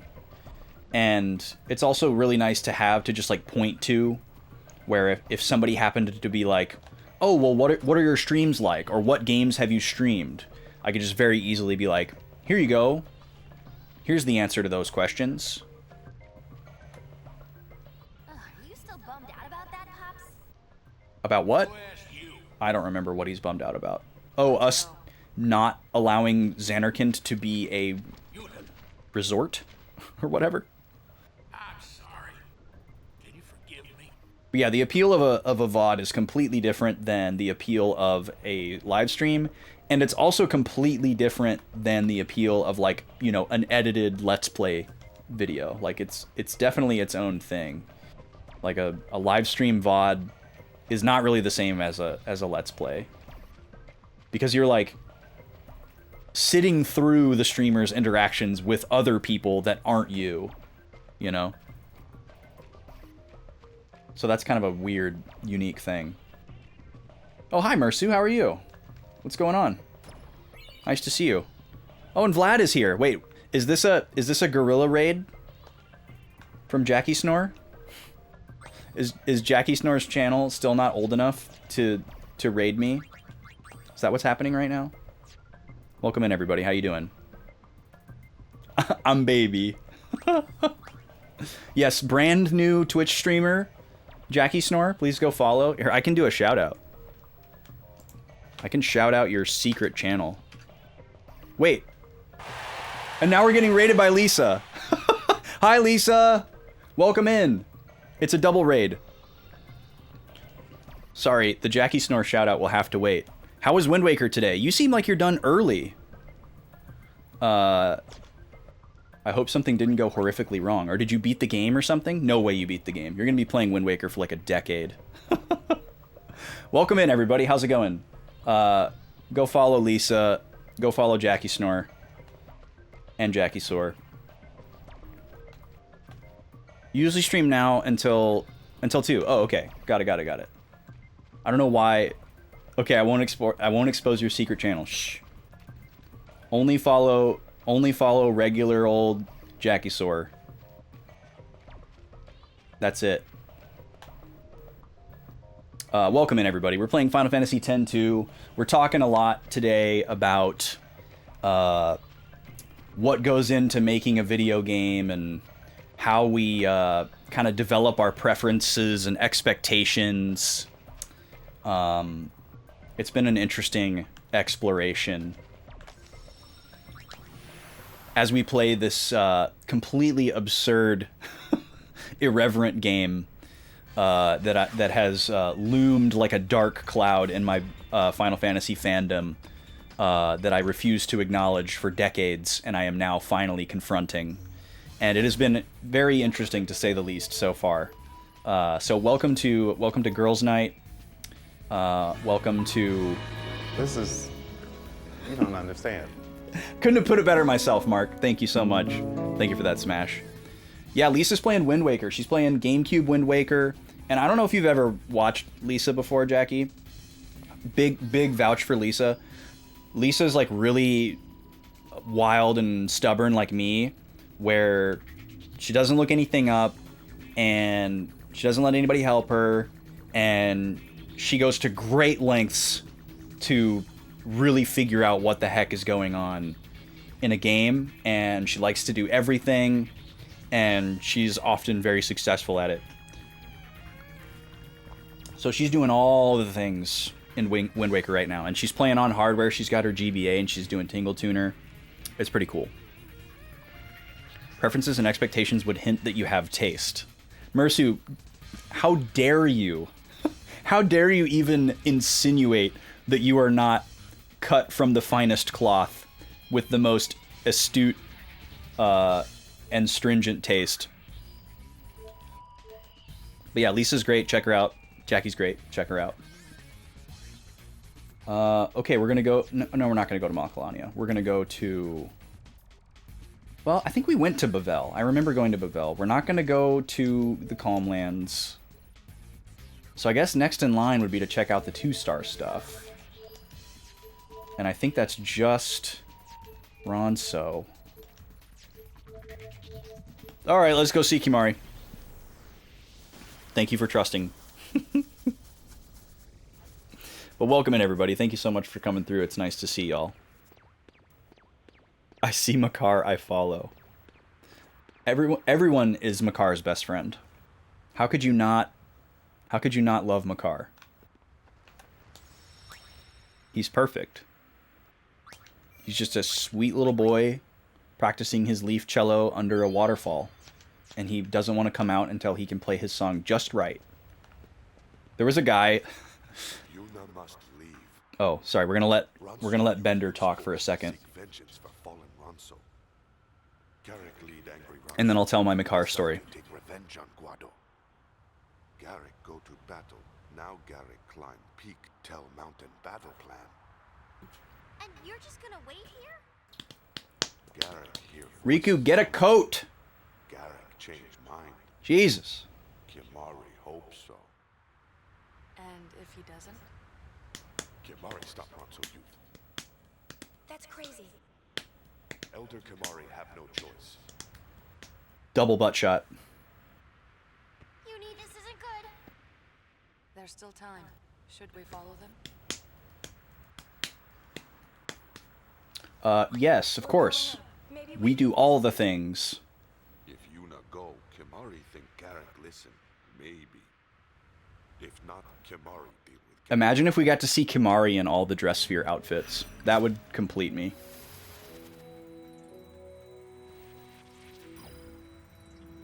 Garrick, in his hatred of the Guado, has decided to launch an attack, meet him on the summit of Mount Gagazet, and stop him by force, if that's what it takes. Great! Alright, let's save one more time, and we'll take the little fast travel platform. We've already explored this area. There's probably new chests, but I don't want to explore it again. It's very serpentine and confusing. Even with encounters turned off, I don't really want to. I do need to change my accessory before we go into a battle, though. Oh. Okay, I can't fast travel. Never mind. Okay, so the Makar story. I worked for GameStop for a while. And I worked at a really small store in a suburb. So there were a lot of, like, regulars that would come in. And there was this one guy who would come in. And he was extremely eccentric. He was, like, 50 years old. He was like a professional painter, or at least that's what he said he did for a living. He didn't have a job, like a normal job, and he just played a lot of video games when he wasn't painting, I guess. And he was like he was kind of snooty, but he had like a quick wit, and he liked talking to us that worked at the store, and he kind of liked gossiping about the other people that worked at the store when they weren't there, and all these other kind of weird things. And he always had like the same outfit on. But he became a celebrity in our store's community because he was known for liking very hyper specific things in video games, and those hyper specific things always became what he judged the video game on, rather than, like, you know, the core gameplay experience, or, you know, something major like the soundtrack or the graphics or the performance, or, you know, something that games would typically be judged on.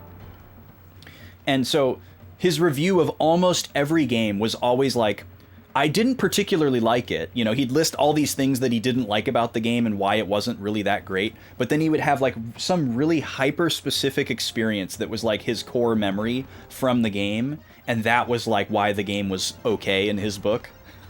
And the one thing that he had with Wind Waker had to do with Makar. And it always stuck with me forever. I'll never forget. Like he was like, it was okay. It wasn't really that good of a game, you know. He hand waved all the really, really amazing things about Wind Waker and what made it like a great Zelda game and all these sorts of things. But he was like, but there was one really profound moment that really stuck with me, and he liked that when you went to go see Makar under the waterfall, and he was practicing his little leaf cello, and Makar said that he didn't want to come out until he had perfected the song, and he didn't want anybody to hear him practicing, so he went to like a really quiet place so that they would only hear him play the song perfectly. This guy read so much into that, and it was so profound to him, and he thought it was just like the most important thing like Nintendo ever did, was like write that little dialogue exchange that like Makar cared so much about like perfecting his craft, and it like spoke to him as an artist. And we were just like, you're a weird guy. Like he wasn't wrong. Like it is a cool thing to kind of like self-canonize and put a lot of stock into, but it was just so funny that that was the only thing that he liked about the video game. It was a mid, somewhere between mid and trash video game, aside from that one little exchange. That was the one thing that spoke to him. And he also loved to talk about the sunsets in Skyrim. He was like, yeah, I did all the quests, I did all the side quests, I 100%ed it, I did everything you could do in the game, and like, it was okay, you know, I played it for like 1,100 hours, but what I really like to do is just go to random places and watch the sunset. And we were just like, every time he would tell us about his experience with a video game, we were just kind of like, why do you play video games? It was like he didn't know what else to do with his extra time. Like, he could only paint so much, and there had to be one other thing that he could do, and it wasn't going to be books or movies, so it was video games or something. And every once in a while, he would mention this woman that was, like, supposed to be his partner or his wife or something. But we weren't convinced that she existed. Just based on, like, some of his behaviors and, like, how much time he spent playing video games or being at our store. He would just hang out in our store for hours. He would come in with like no agenda. He'd be like, oh yeah, I need to get a... Because what he would do is he was so emotional about his experiences with video games. He would come in and like frustratedly buy Skyrim for like the 70th time, and buy like a used copy with his like mountain of store credit that was bottomless. And he would be so mad that he was buying it again because he just needed to experience a sunset in, you know, Whitehall or whatever area he was reminiscing about in his art studio. And so he'd like huff out the store to go watch sunsets in Skyrim, and then like 2 days later he'd be back to trade it in. He's like, I shouldn't have done that. And it's like, he was such a character. He was such a character. And he was constantly doing that. And he would just hang out in the store for hours. He'd come in and he'd buy that copy of Skyrim immediately. And then he would just like hang out in the store for like 2 hours and talk to us and walk around. And he would do like the long Minnesota goodbye all day. Like somebody would come, a customer would finally enter the store, and we would need to divert our attention away from him. And he'd be like, oh, I'm sorry, I'll get out of here. You know, but he'd end up lingering until that customer was gone, and then we'd just start it right back up again. What a fascinating guy. Wonder what he's up to. And he would go around to different stores in the metro as well, because he had like different people that he liked working with and talking to, and other people that he didn't, because some people were really annoyed by his behavior and they kind of just wanted him to go away. But our store was so slow that he liked or our store was so slow that a lot of people at our store liked having the company, because we would go hours on end without anybody being in the store. So it's like, yeah, I'll talk to this guy instead of no one, you know? So he spent a little bit more time at our store, and he would try to go to some of the other stores in the area because they like had something in stock or whatever, but it was like an actually busy store, so he couldn't like get as much undivided attention from the employees there. So he would like irrationally dislike those employees, even though it wasn't their fault. So, you know, he had kind of his little like cliquey gossipy preferences. Like, oh, I'm not going to go to such and such store today because I know so-and-so is working. And we were just like, how do you even know all these people, you weirdo?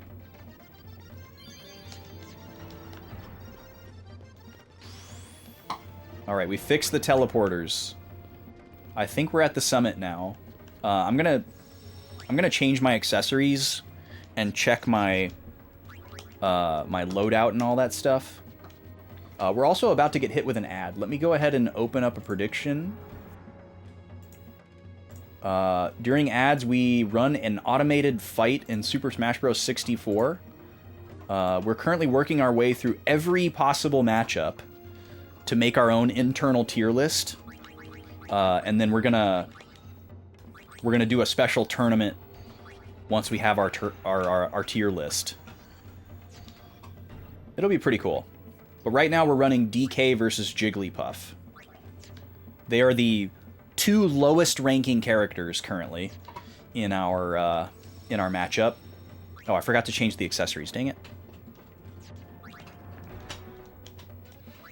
Our 11th ranked and 12th ranked character, Donkey Kong and Jigglypuff. As it currently stands. DK is currently leading 2-1 in this matchup. This one has been very close so far. The first 2 rounds went to sudden death. So it's anybody's game for sure. DK has won 1 of his matchups that he's been in, and Jigglypuff has lost every single one that she's been in. Oh, Shane's gonna keep it on the level. Yeah, you don't want to. You can't go for the throat every single time. I have no idea what we're gonna be up against in this battle, so I could give myself status immunity. I could give myself magic resistance. Or I guess I should just give myself the thing that I took away, which is the MP. So let me just give myself my 40% MP.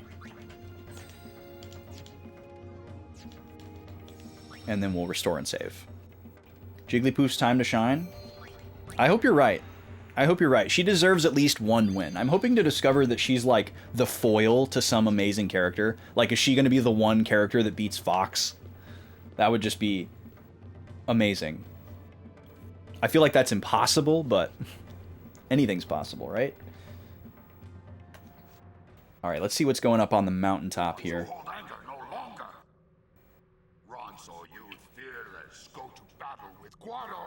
There's not even any Guado left. I don't know why he wants to fight them. What if you can't go? Oh, snap. Imagine pulling a gun on this guy. You will stop this talk of vengeance. Very well, but Garrick never fall. Somebody's a few spheres short of a garment grid. Wow. Typical Ronso. Also, wow, Pain.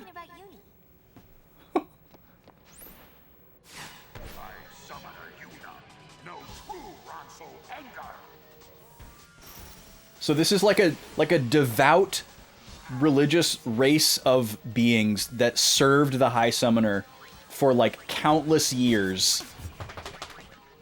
And we are the symbol of the High Summoner. Like, we're the former High Summoner. I need to scan Garrick here.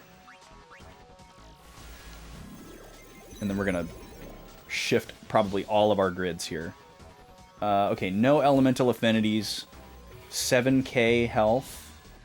Okay, that's about all we needed to know. Okay, we're gonna shift to Songstress. And we're gonna shift to White Mage. And we're gonna shift to Warrior. Time for a wardrobe change, ladies. Say goodbye to Wildberry Pop-Tart Yuna. And hello to Trailer Yuna, I guess. Okay, Canis Firmus.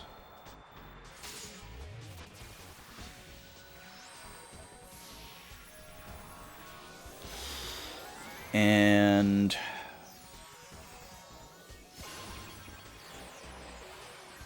probably need a Kira. Payne's gonna put some clothes on.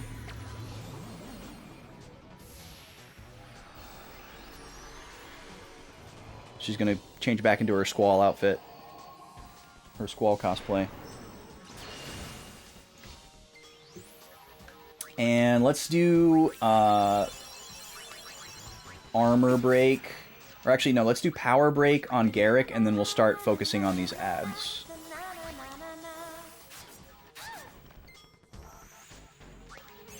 Okay, we need Battle Cry.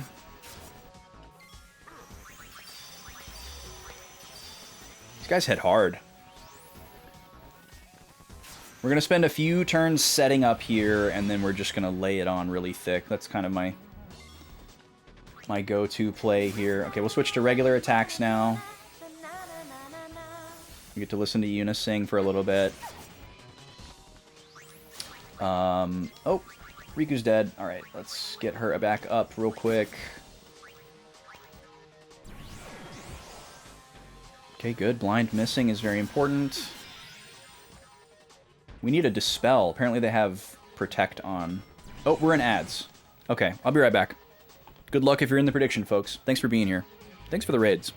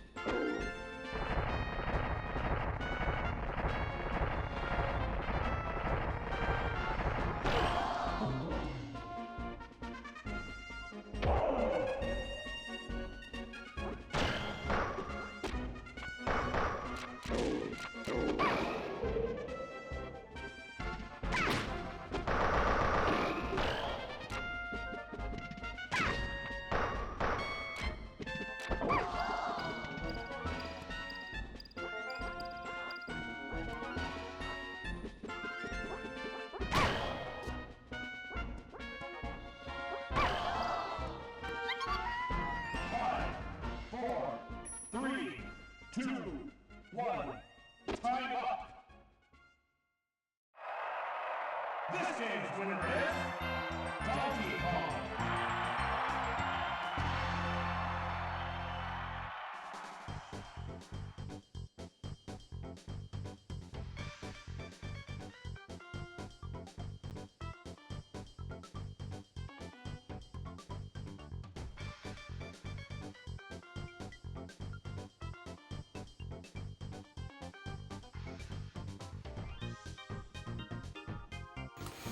Well, 07 to Jigglypuff, I suppose. Looks like this one was not close. I didn't see any of it, though. I ran downstairs and did stuff. So unfortunately, the DK believers are going to get a pretty massive payout here. Congratulations.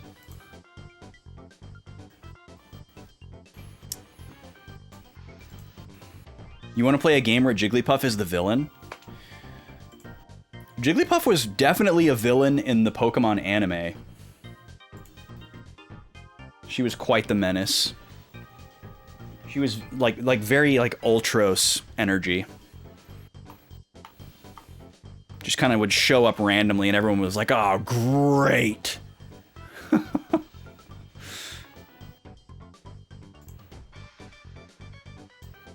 All right, so DK goes up 3-1 here. God, what is going on with this keyboard? Yeah, exactly. Jigglypuff was very proud of her singing ability, and she didn't like that everybody fell asleep when she sang. She didn't understand that that was the effect that her song had on people, and so everyone that fell asleep, she would draw funny stuff on their faces with a permanent marker. Okay, there we go. Waiting for the keyboard to wake up. So, DK is pulling away from Jigglypuff. Leaving Jigglypuff firmly in last place for the time being, unless she's able to turn this thing around. We still have 7 more rounds to go. We do 11 rounds per matchup, and then we'll switch to 2 new characters that haven't fought yet before. Which, by the way, you can select with 1,000 channel points if you would like. You can pick anybody you want, and if somebody snipes you, you can choose their opponent, and I'll help you choose somebody that's you know, a viable matchup. Since we're like over halfway done with all the possible matchups, a lot of them are taken. Yeah, I think they did retire the recurring Jigglypuff character shortly after the like initial run, Indigo League run of the anime. I don't know how much longer she lasted after that, because obviously once they started getting into Generation 2 Pokemon, they probably wanted to show more new Pokemon and less of the old and blah blah blah. Yo, what's up, Dom? How you doing? Look at me! It's me! That guy who drinks tea and yaps a lot. How you doing, Dom? Nice to see you, man. How you been? What's going on? We're in the middle of a boss fight. Let me see if I can get back into it here. Let's throw out... Riku's dead again. Alright, I need to get Riku up and healed. And I need to attack this other Ronso youth. So yeah, Garrett keeps throwing out Protect on them, and we really need to do something about that. I guess I should use Magic. Maybe I should flip to Black Mage, and I'd have better luck here. Been going through a lot. Oh, man. Well, reach out to me if you need to. I'm around for whatever I can help with.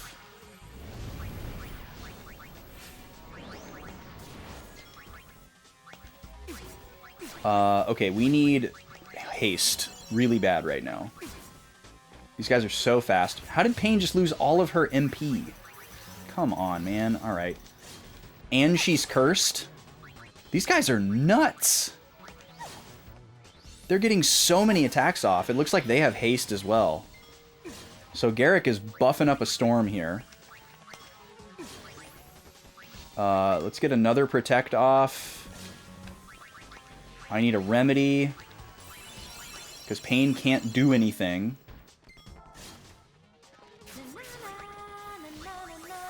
Tiraga, please. No, don't kill Pain. Stop.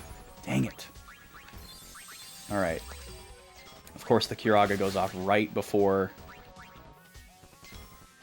Okay, so if we're gonna have to completely redo this battle. Okay, she just lost all of her MP as well. Man, these guys suck. These guys really suck. We're just, like, stuck on the back foot here. Because they keep killing us. They're so fast! Yuna, please slow them down.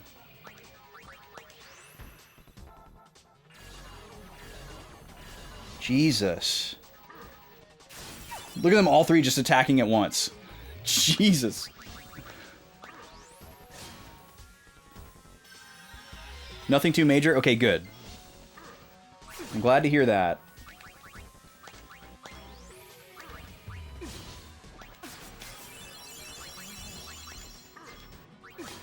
Okay, I guess I use an ether here. I gotta have some MP. Oh my god, and I'm still cursed.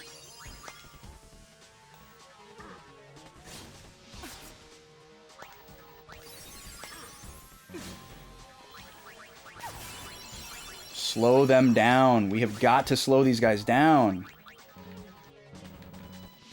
She's immediately cursed again.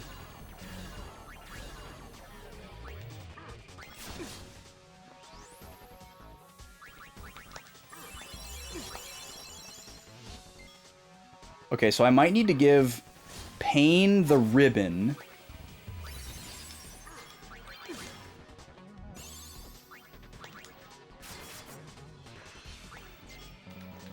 Yeah, they're just immediately recursing her. So I'm stuck. She's stuck as a black mage forever.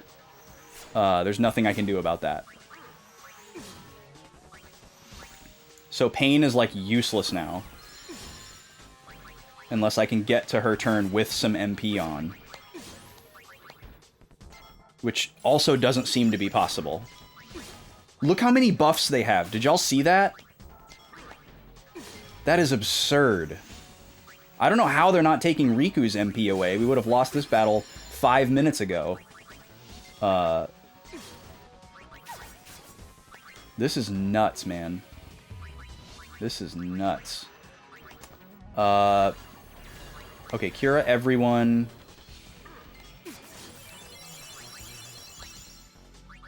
Okay, Pain's got some MP. God, get me out of here.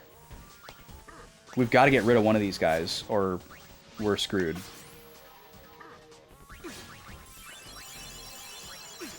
Hi, Nima. Yeah, you're being a butthole.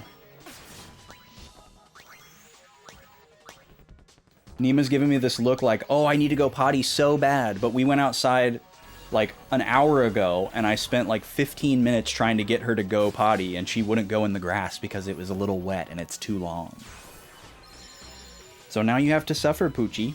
You gotta wait until I'm ready to go outside again. Because you wanted to be a princess. I kind of want to just reset, because I don't know how I'm going to get out of this. Yeah, that's how Nima's feeling right now.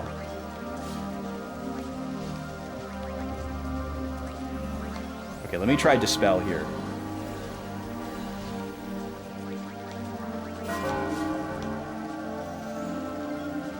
It's my only hope. Okay, now Riku's MP is gone. We're probably dead.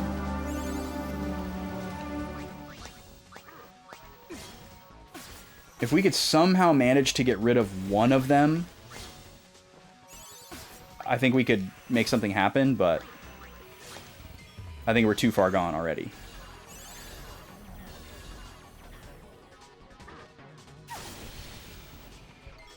Pain's dead.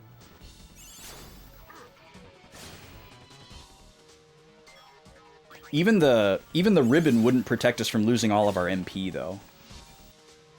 So I think what we're gonna have to do is berserk this fight. I think that's how I'm gonna want to try to do it. I'm literally stuck in a state where I can't do damage, so I think I just reset here. I have a white mage and a bard. We don't have any attacks. So I'm just gonna reset. Now that I know that they are like a curse build and they can like stick me in my current dress sphere, I'm not gonna try to start with one and then switch to another.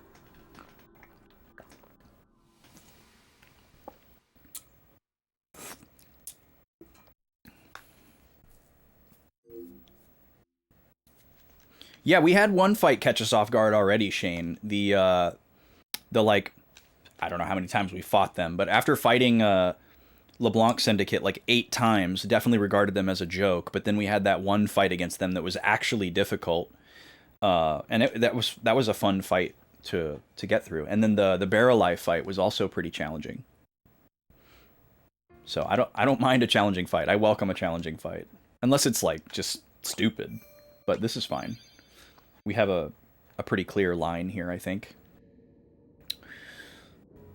So, they're bum rushing us, so we're gonna fight fire with fire.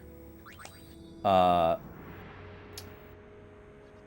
do Yuna as... do we want to do Gun Mage instead of Warrior?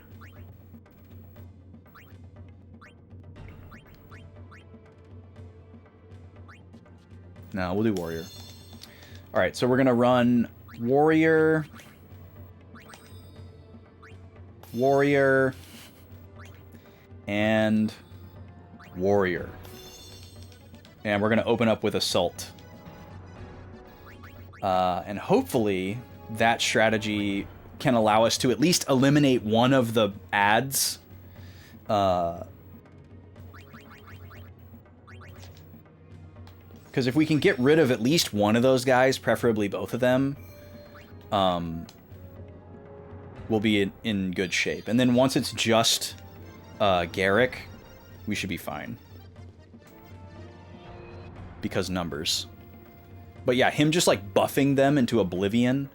They had like 2 attack boosts, 2 protects, 2 shells, and then they're like also cursing us. Kind of nuts. Can I skip this? Okay, go. You're not a fan of Nuge.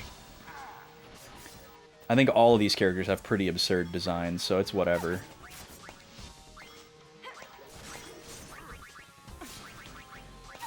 Oh, whoops, I missed my assault here. Everyone's menu looks the same. There we go.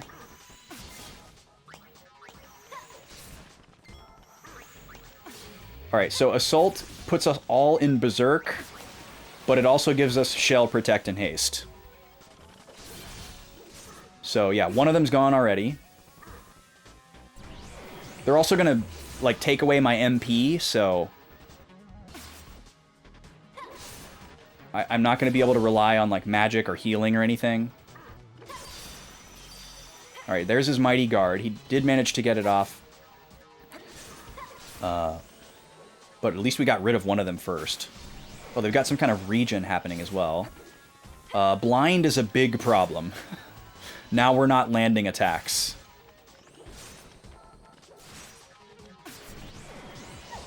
We're still doing significantly better damage just with 3 attackers.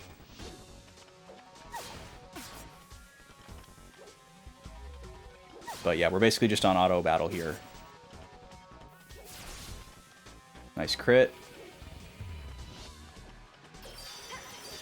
Okay, another Mighty Guard. That's not good. Those stack.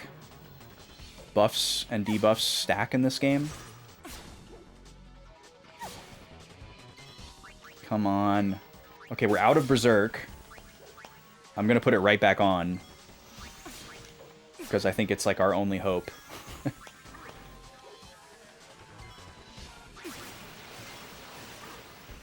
We're just gonna have to try to fight through the blind status and hope that we can land enough attacks. I don't have enough time to get rid of it, and then they're just gonna put it on again, so... But unfortunately the blinds are probably stacking, so we're like, you know, we have like 3 sand attacks on us. We are not landing anything.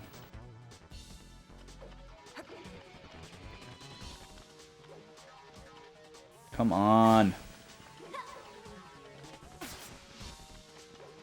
Get through. They're not even close.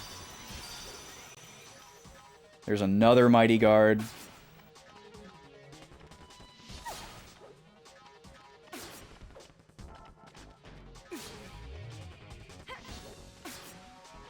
Alright, well, we can mitigate we can mitigate the blindness on another attempt. We have, we can get rid of our accessories that boost MP because we're not going to use it in this fight, apparently. I guess I'll try to get rid of darkness.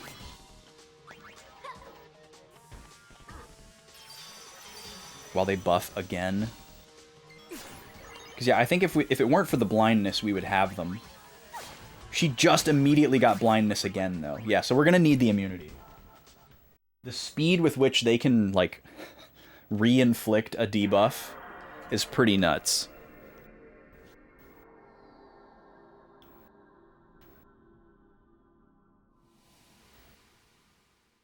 I don't really have a lot of strong feelings about the character designs in this game, if I'm being honest. Like, they're all just, like, really goofy in a way that's, like, not interesting to me. I don't know why.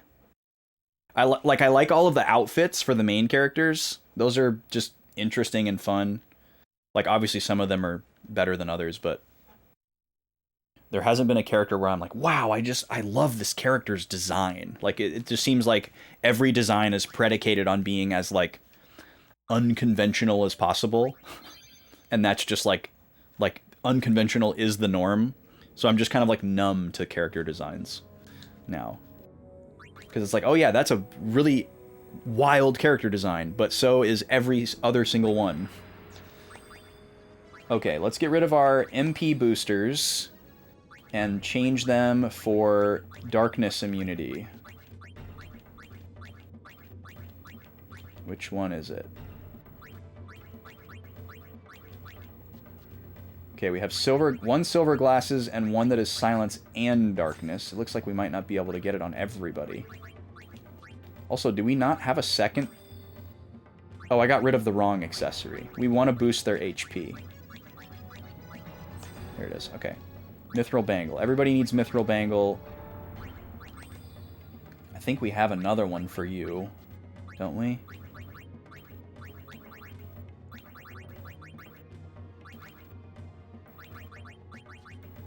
Or did we just get that?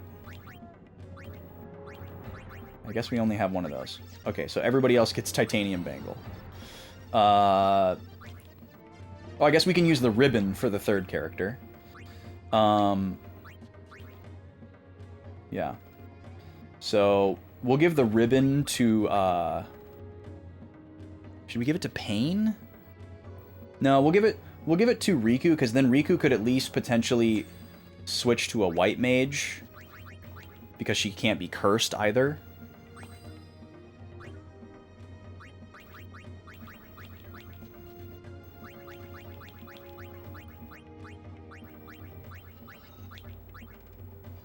Okay.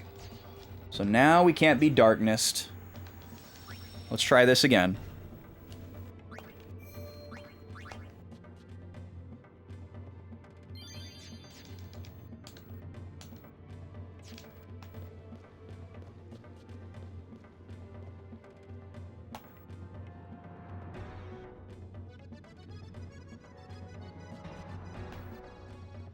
Yeah, I don't know how you would do a single class challenge in this game, because there's so many of the... I mean, I guess you'd only have certain, like, dress spheres to choose from, because some of them literally can't attack.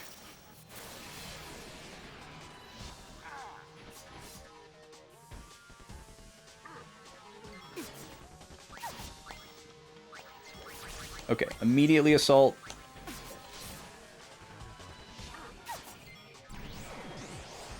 You can't blind me. Get wrecked. Not gonna get us with that this time. Oh, I see. With the accessories, you could give yourself access to, like, magic or something. Sure. God, that would suck, though. That would really suck.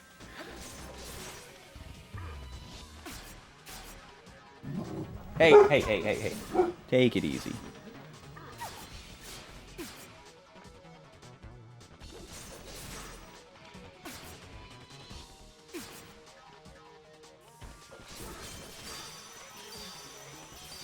Okay, we got one of them down before Mighty Guard went out. That's really nice.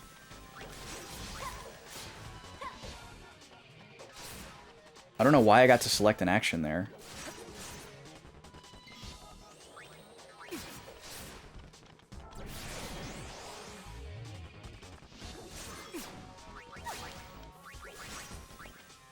I guess we are out of assault. I don't know why I still have the red aura, though. Oh, that must be the curse. Maybe they've cursed me. That's fine. Well, I have no MP, so can't cure. We could do a protect really quick before we go back into assault. Wait for it. There we go. Now we've got at least one defense up.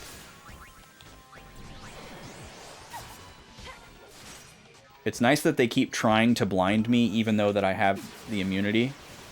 They can't, like, the AI can't see that I have immunity. Just gonna keep trying it. So every once in a while we're getting a free turn.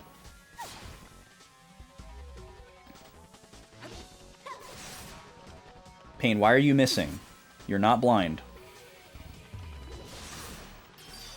Okay, now it's just Garrick. We should be fine now. He's not going to last very long here.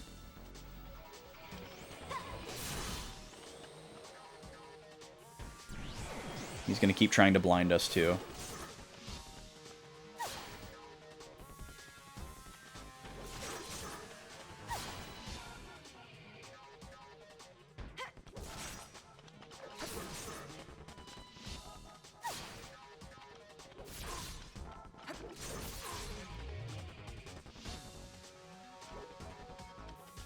You gonna stop missing?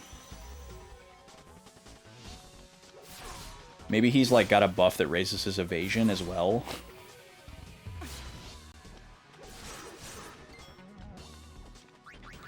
Let's see, what can we do here?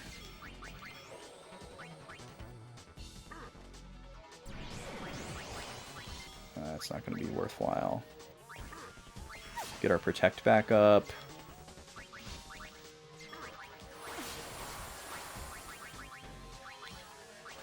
And we'll just go right back to it.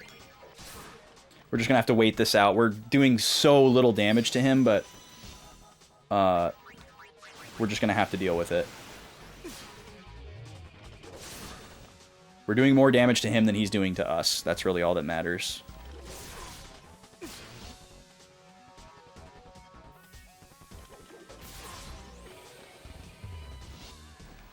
Yo, congrats, Smash! Good for you.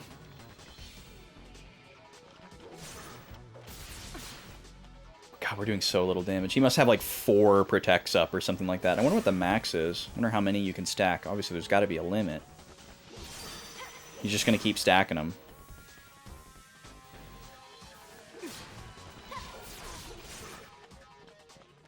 I guess I could try flipping Riku to White Mage, use an Ether.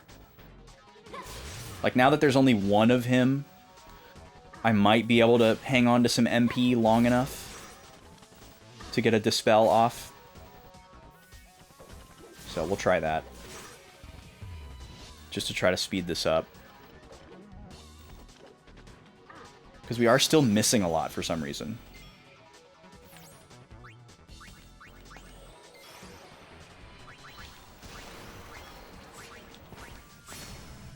Okay, Yuna and Pain can just keep attacking. You wonder what your outfit's going to look like for this job? That's awesome. That reminds me of like the classic meme where it's like, dress for the job you want, not the job that you have. And it's like somebody cosplaying as like a blue mage. Okay. Let's try this. Ether on Riku. I wish I could draw aggro.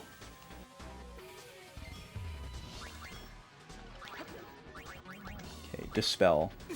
Look at his laundry list of buffs. Alright, he's gonna immediately throw it out again.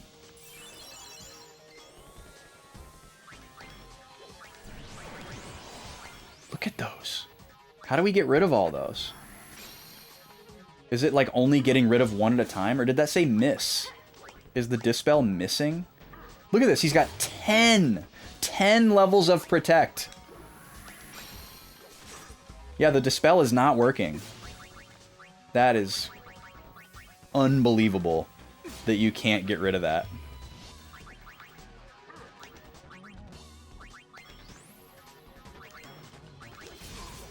We have to just get through this, apparently.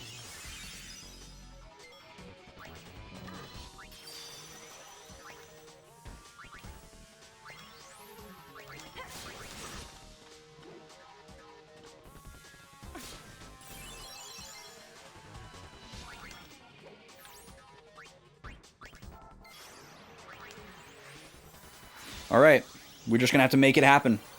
Just gonna have to sit through a billion turns of us doing 50 damage to him. So 10 must be the max for buffs. Rolls up with a spear and blue armor, yeah. My mom told me to dress for the job that I want, not the job that I have, so I've arrived to work today dressed as a dragoon. And see, we need this haste, too, because he is occasionally healing himself for 215, which is, like, about the amount that we're doing in one cycle. This is nuts, man. Yo, what's up, Sam? How you doing? Thank you for believing in me. This is a very busted fight. Like, all these different things that he can do combined together. He has his evasion maxed out. So even though we're not blinded, he's still missing, or we're still missing, like, all the time. And then he's got regen. He has 10 levels of Protect. So he like, can't kill us, but we can't kill him either. This is nuts, man. Now we can't hit him. And the fact that you can't dispel his debuffs is really stupid. That's so unfair.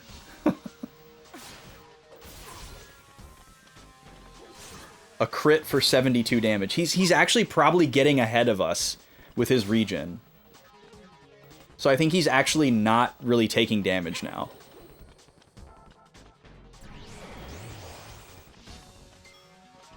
I don't know that we can win this fight. The only other thing that we could do would be try to, like, deplete his MP, I guess. And go Star Ocean 3 mode. But yeah, even with the haste, with the level of inaccuracy that we have, we're not doing enough damage to make headway here. So he's probably just chilling at, like, full health now. Yo, Leon, welcome in. How are you?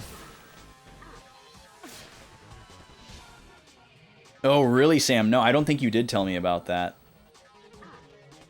I've seen it happen to a lot of people in the Necron fight in 9.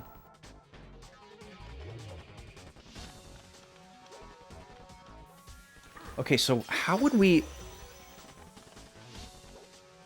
mitigate this?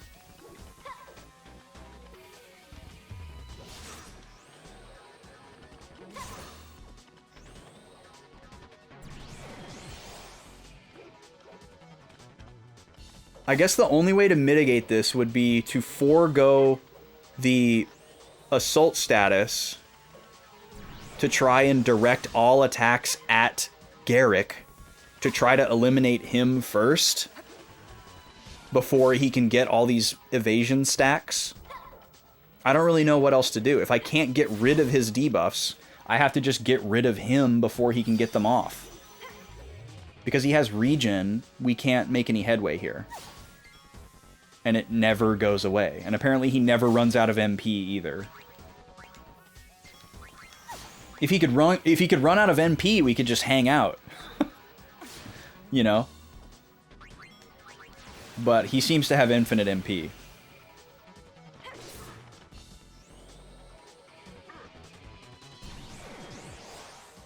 And I'm guessing his move choice isn't based on RNG.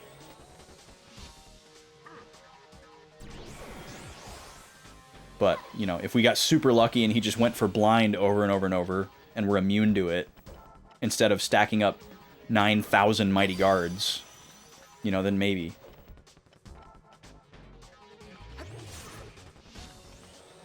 Alright, but we're gonna have to reset again here. I'm gonna reset. There's a boss near the end in 3D version. Yeah, it hits you with bad breath. All you had left alive was Edge. His evasion was too high to get hit, but he kept getting berserked, so you couldn't res anyone. That's so wild. That's such a weird hallmark of Final Fantasy games, too. Or maybe just turn-based RPGs in general, because there's like so many different hyper-specific scenarios that you could create. Like, they can't possibly like test for all of them, you know? Inevitably, there's going to be some situation that you can create that's an infinite loop. Or maybe not inevitably, but like it seems like in most games there exists some scenario that you can create. Like this one. There's an infamous one in Pokemon, too. I watched a video essay about it one time, where you can... It's like, you create a... It's like, this Pokemon versus this Pokemon with this moveset and this moveset. Somebody figured out that that's like the longest Pokemon battle you could ever create. Or something like that. Okay, what do we want to do here? So, what we can try is try the exact same thing that we just did, except we want to go after Garrick first. I don't have an auto haste accessory. I have SOS haste, but not constant haste. Now, if he's not immune to silence, this would be interesting, because we'd take away his ability to Mighty Guard, potentially. But I have a feeling he's immune to that. Let me see what other options we have here. Element stuff isn't going to help us.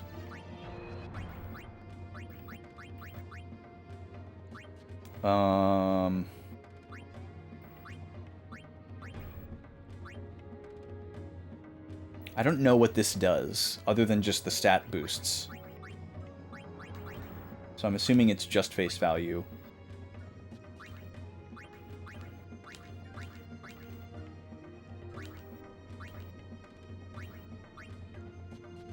Okay. Yeah, I don't really have anything else.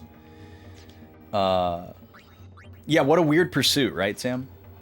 What a strange thing to want to figure out. Gamers. Yeah, I don't think that there's anything that's going to help me more than the HP increase. So I'm just going to keep that. Do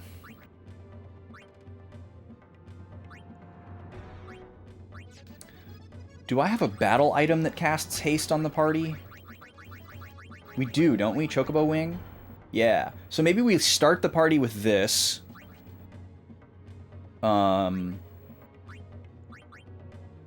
We could maybe go for Lunar Curtain and Light Curtain as well. And have the other two characters... have the other two characters focus on attacking Garrick to try to get rid of the buffs. That's one thing that we can try. Alright, let's give that a shot. This is a very interesting battle.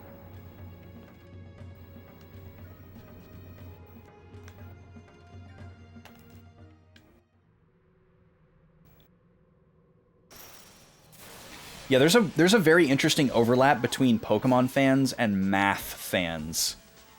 People who really like really intense Pokemon stuff tend to be math fans. Okay, Chocobo Wing. Attack Garrick. Attack Garrick.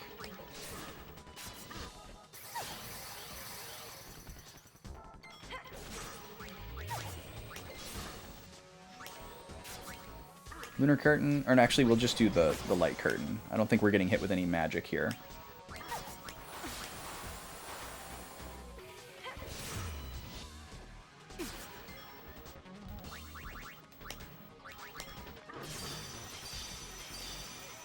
Okay, there's our first Mighty Guard. So we have haste and protect, but we're not berserks, which means we get to choose our target. And we're going to try to just focus on Garrick before he can get too wild with his inability to take damage.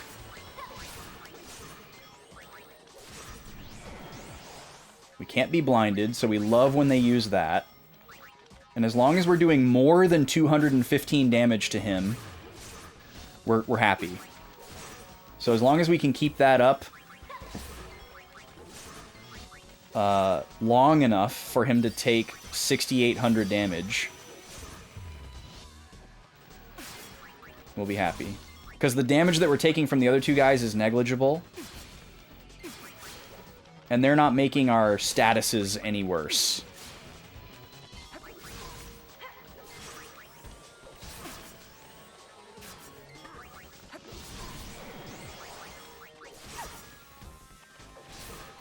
Every turn that he doesn't use Mighty Guard is a blessed turn.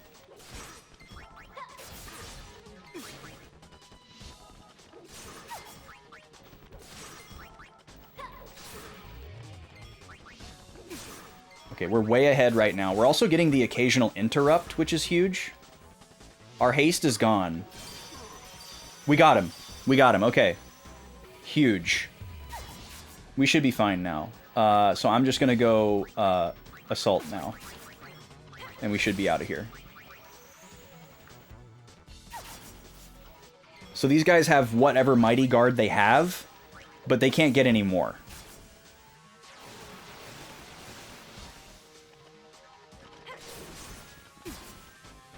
So hopefully we can, even with the split targeting, hopefully we can stay ahead of them in damage. If we can get rid of one of them, it's really over. Because one of them won't be able to stay ahead, damage-wise.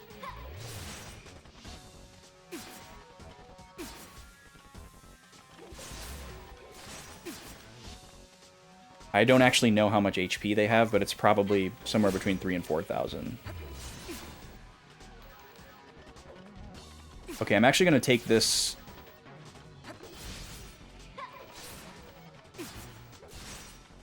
I'm going to switch to focusing on the same target. And try to heal pain with a potion.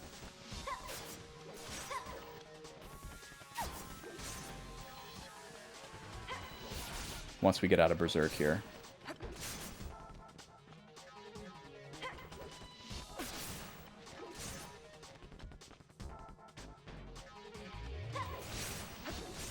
Beautiful. Okay. You need to high potion pain. You need to high potion yourself. And you need to high potion Riku. Everybody's going to get one. Make sure we don't die here. And then everybody attack this guy for a minute.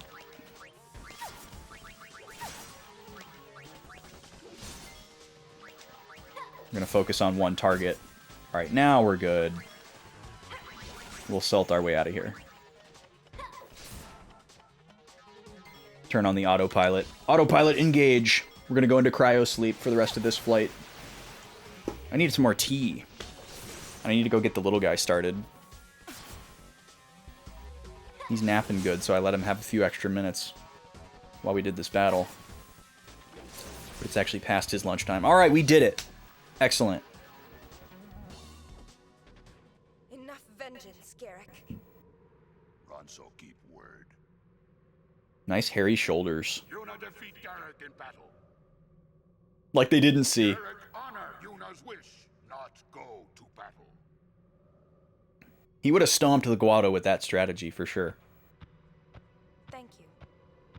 Garrick not need thanks.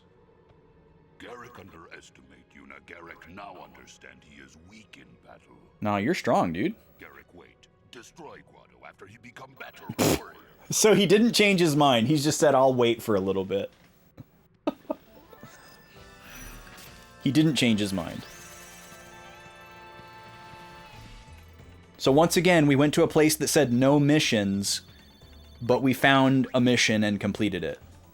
Another garment grid. We have way more garment grids than we know what to do with.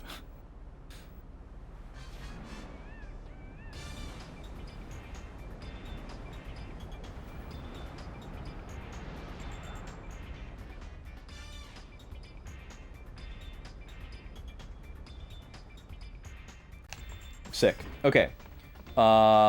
This is an odd time for me to break away and run an ad, but I need to do it. I need to get the little guy started on his lunch. The puppies need their lunch, and I need more tea. So I'm going to go ahead and run the break here a little bit early. We'll have another Smash matchup. No prediction, so you'll just get to see it if you're not behind the Taco Bell ads or whatever they're running these days. I haven't seen a Twitch ad in like 2 years, so I don't know what they're like. Feel free to share. We'll be back in 3 minutes. Thank you for being here. Free for all.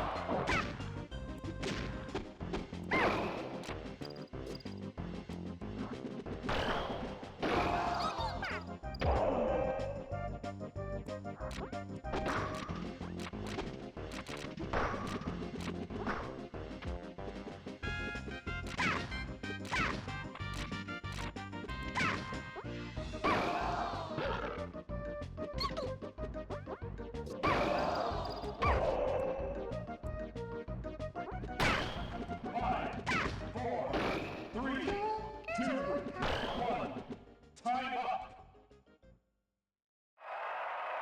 This game's winner is Donkey Kong.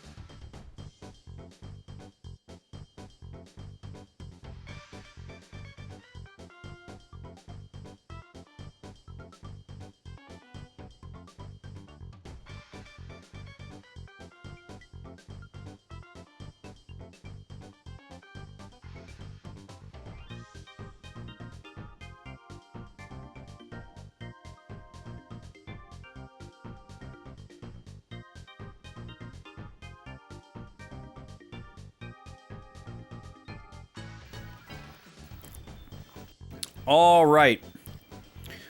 Welcome back, everybody. DK wins again. This matchup has turned out to be significantly less interesting. But let's not forget, we've had a couple shutouts throughout this whole experiment and competition. And Jigglypuff, despite being the losingest character on the board, has never been shut out. So, maybe she can pull out a couple more wins here instead of just one. Let's see, let me get the rest of my scores updated here. I keep track of score in 3 different places here. Okay. Oh, why did I do that? We don't need that. Let's go back over here. We're back on our ship. Look at my beautiful red tea. Look how gorgeous. You can't really tell how bright and vivid it is on camera, but it's wonderful.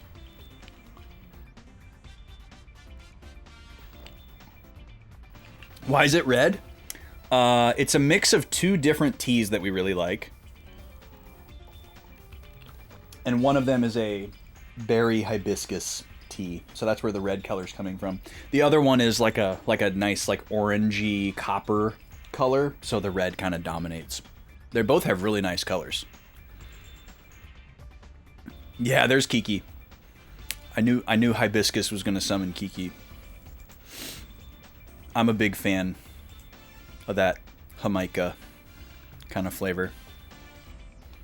If you ever see a tea or a tea-like drink that looks like it just says Jamaica on it, that's hibiscus tea, Jamaica. Really, really good stuff. Jarritos has a flavor called Jamaica.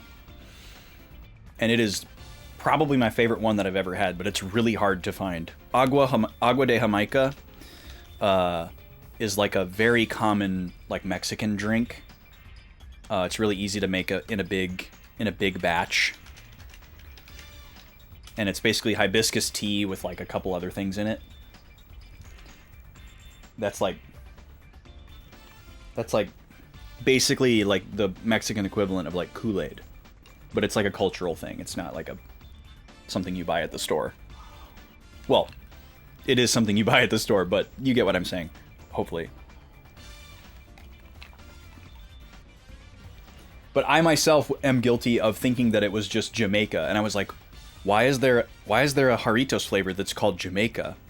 That's so silly and absurd, and it makes no sense. I must buy it and taste it. And then I later learned, oh, it's Agua de Jamaica. And Jarritos is like a very Mexican brand, so it makes sense that they would have that, but I didn't know what that was the first time I saw it. Really, really good stuff. But yeah, hibiscus tea is one of my favorite ones. Really good. It seems to have a lot stronger flavor than some of the other teas that are a little bit more transparent. Like citrus-based ones are usually pretty solid. And other people that don't like floral stuff might be kind of averse and think, oh, I don't like floral stuff. I don't like when it tastes like flowers. In my opinion, hibiscus does not taste floral. I'm sure some people might think so, but I don't think so. It's kind of its own thing. It's very berry-like. That's why it's grouped with like strawberry or raspberry or blueberry or whatever. It goes well with those flavors because it's kind of similar. Oh, thanks for backing me up, Kiki. Yeah, I like some floral stuff. Let's go back to Macalania. I just realized that this is happening at the travel agency, and we didn't go in there. So let's see what we can find. The other floral flavor that doesn't taste floral that everyone should experience is elderflower. Elderflower is so good. The fact that it's underwater doesn't seem to matter.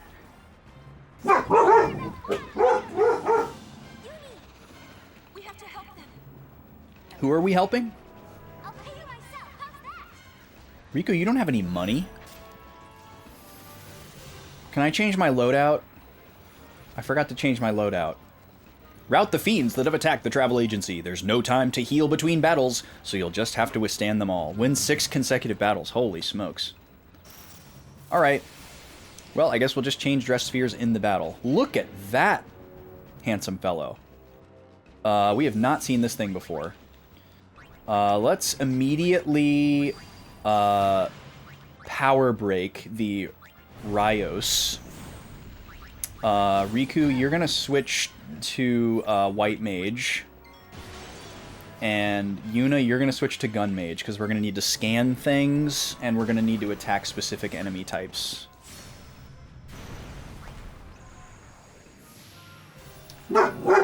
Nima, what is going on, girl? What are you barking at, huh? You're being such a weird little menace today. Nima's had a rough couple of weeks because there's been so much rain here. Like, historic rain. There's been, like, legitimately fatal and lethal flooding in my area. Luckily, we have not been affected, but, like, over 100 people have died in the last, like, 2 weeks in central Texas due to flooding. There's been an unprecedented amount of rain. And let's see, let me scan this thing. So Nima does not do well with rain. So naturally, she's not having a good time. Riku's dead. She's not having a good time either. Oh, great, you can petrify as well. Okay, let's learn about this red-footed thing. Okay, interesting. It resists a bunch of elements, but is not weak to any. Okay, so we're just going to keep whacking that thing. It's at about half health. And I guess for the hell of it, we'll just scan this other guy, just so we know how much HP it has. Oh, this guy has nothing. Okay, I should have gotten rid of this thing first.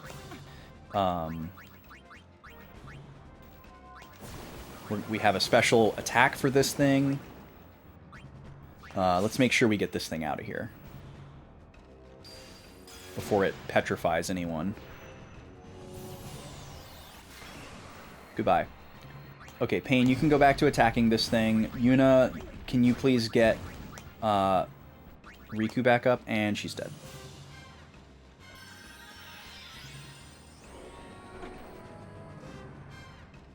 Alright, what are you charging up? Okay, thank God we survived that. Oh my god, please hang on. Okay, Cura all again. Okay, cool. And we're okay now. Let's start attacking. This thing doesn't have that much HP left. Should be almost dead. We can probably stay on top of it with prey. Holy smokes, I didn't realize he could do that. At least it's a single target.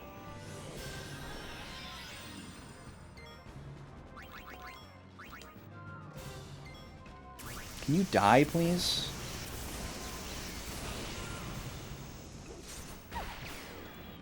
God, if this is the first battle, what is the second one gonna look like? It's really tragic that we can't switch our accessories back here. We might be dead to that. Oh, we're okay. Oh, and he dies just in time for me to have low health. Thank God this Kuraga's going off.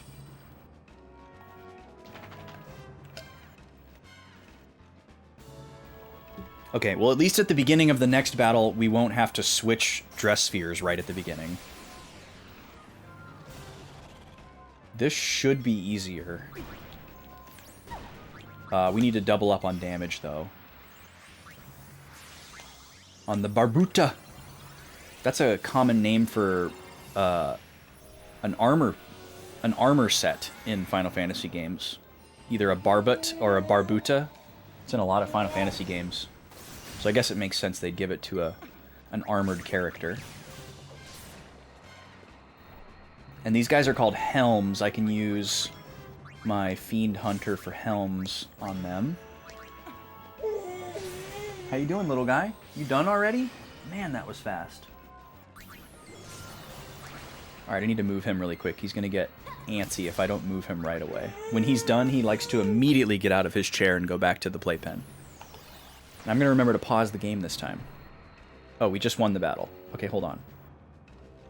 Is it going to pause on the screen where I get to choose? Okay, I'll be right back. 20 seconds. Just kidding, it doesn't let me pause. Okay, be right back.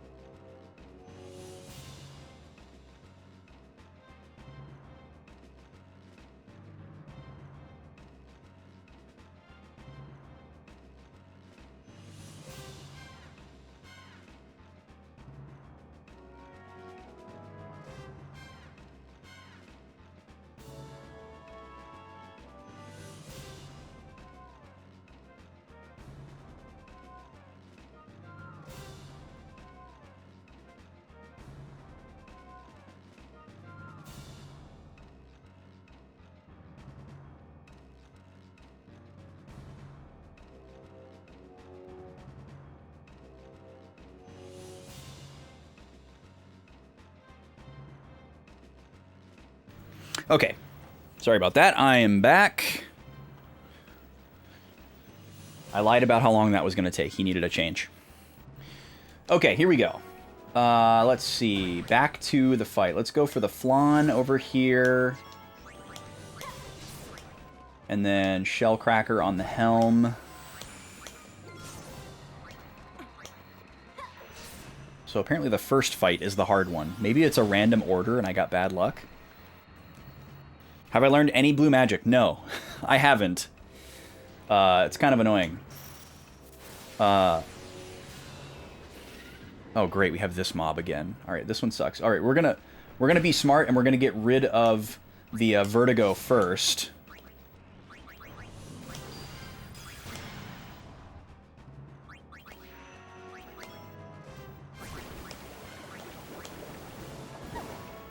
Ah, dang it.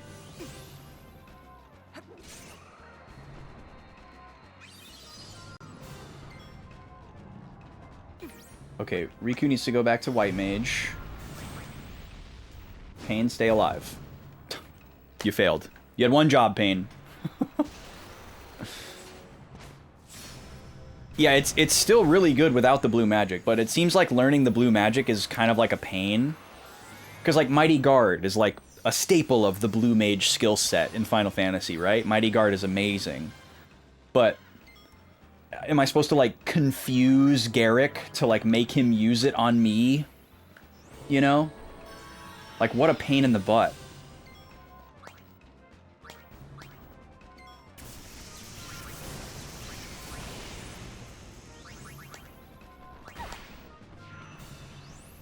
Come on, life first. Perfect. Okay, and now protect. Kira all. I'm assuming I don't have a special attack for this guy. He's using magic, though, so protect isn't going to do much for me.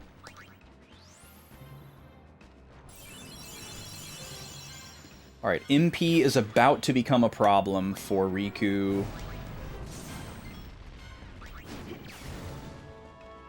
God, that's strong.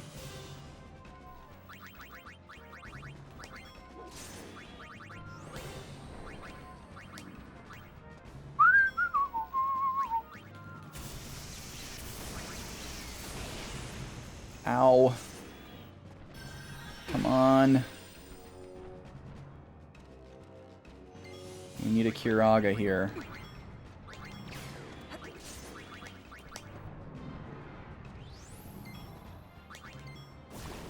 Crap, we're dead.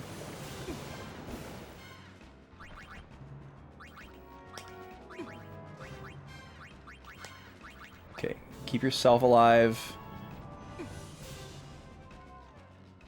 Don't die to poison.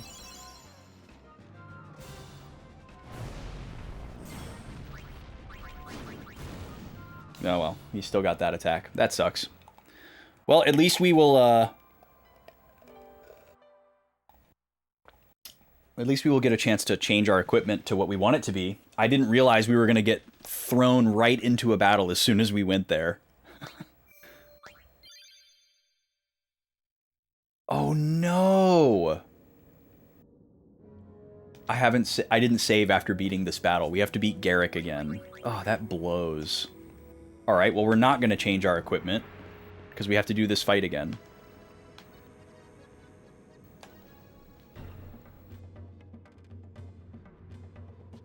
Well, but that's the thing though, is like, Mighty Guard and White Wind aren't always the most tedious ones to get. Well, lesson learned. I'm usually pretty good about saving, but I'm not perfect.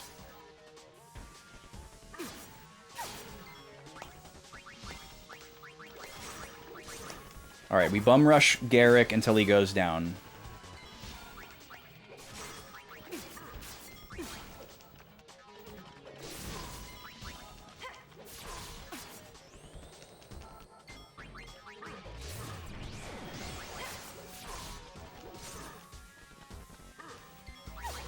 I think I can actually do this faster too if I don't use Assault. So I probably just won't. I didn't use the haste either at the beginning, and I think we're fine without it. I think if we just focus attacks as fast as possible, minus haste, we're fine. We can use Assault when there's one guy left. But concentrating the targeting is like the most important part. There we go. Now we can Assault.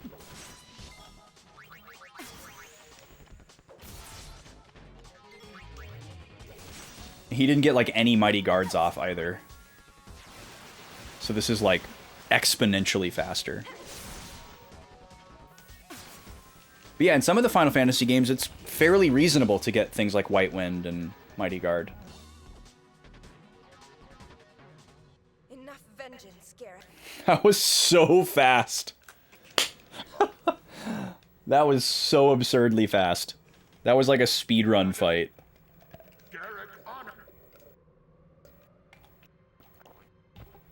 I can't believe how much faster that was. Garrick underestimated. Garrick, wait. Yeah, obviously knowing what enemies use it is a part of it, but like knowing that an enemy is using it but still not having like a very clear path of like how to get them to use it on you kind of sucks.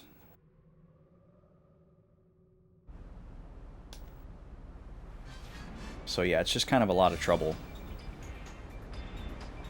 We've talked about this before. Like, I love the idea of a blue mage, but getting an effective blue mage can be very tedious and not fun. And some I feel like some games balance balance that well, and some don't. Like, hunting down the right enemy to get the spell is fun. Figuring out, like, if it's something they only normally use on themselves or their fellow foes, and having to figure out a way to get them to use it on you, like, that can be kind of cool too. It's just, how tedious do you make it? Okay, so let's switch our loadout back to what we want for the icy fights. We want Gun Mage, and we want, what is it? We need MP, right? We need MP, Gold Bracer. Here we go. I think Riku's going to be okay. I'd rather have the Bracer for white magic.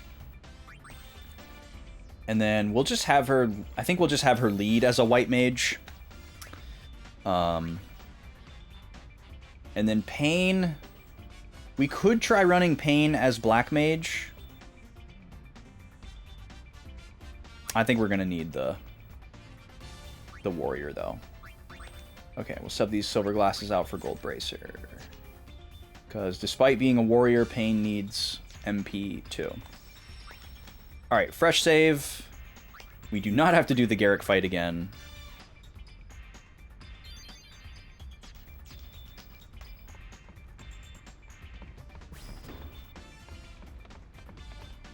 But yeah, the games with blue magic where you have to lean super heavily on, like, confusing or controlling enemies to make them use the spell.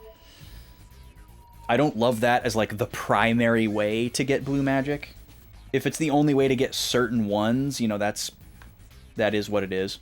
There's a class that's like blue mage, but it's called something completely different and has a completely different aesthetic, but functionally it's a blue mage in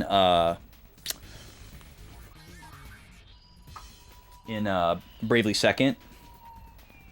And I like the way they balance it in that game. Like, some of the skills, you have to do really weird things to make the enemy use it on you so that you can learn it. But, like, for one, they make it so that if they use it against any of the party members, you still learn it. They don't have to specifically use it against the character that is using that job, which makes a big difference. Because sometimes you'll get lucky enough for them to use it on the party, but maybe you can't control who they target, you know? And then they target the wrong character, and you gotta sit there until they target the right character, or you gotta, like, kill your other characters so that there's only one. Like, come on. That kind of sucks. Where are we going? Thunder Plains? No. Macalania? Macalania. Alright, here we go. We're ready this time. I'm assuming the order's gonna be the same, too.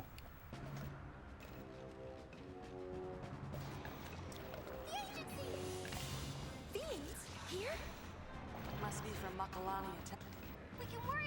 Can I skip this? Yes. Oh, you use cheats. Nice. Careful talking about Advance 2, though, Shane. I haven't played it yet. And I consider mechanical stuff spoilers.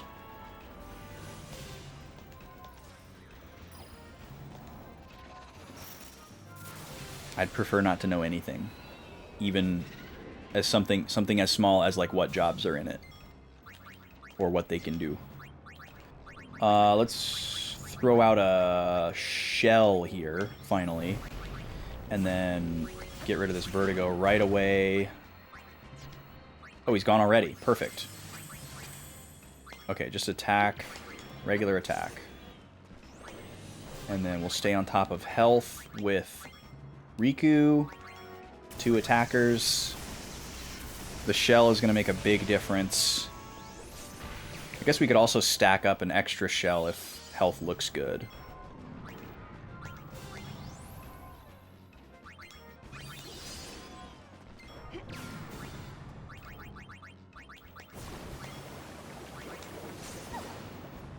Shell is going to be the way.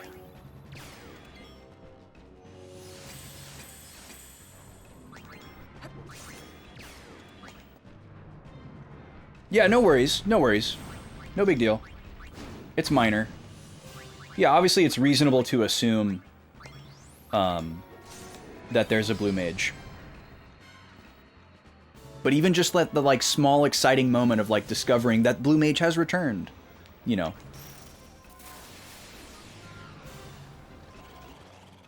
Okay, Yuna needs health. But yeah, I'm not upset about it.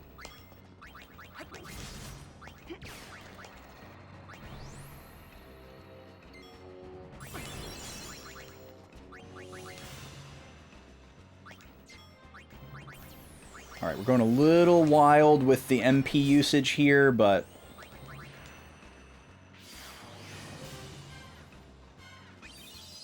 that's okay.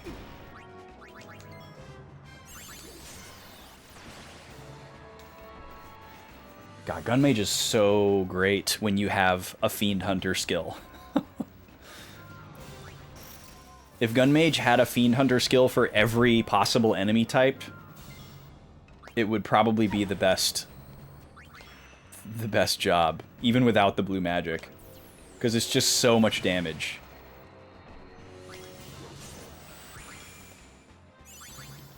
Do we have one for Flans? Yeah, we do. Didn't even have time.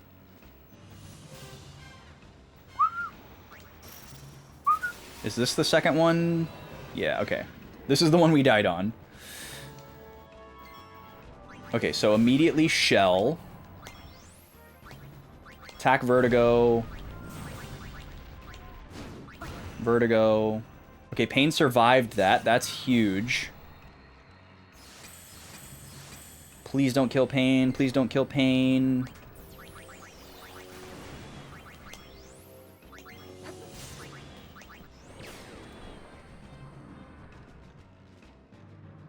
Ah, crap.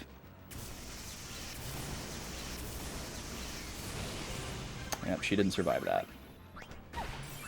Okay, I'm gonna have Yuna use the Phoenix down so that Riku can do the white magic. The old 1-2.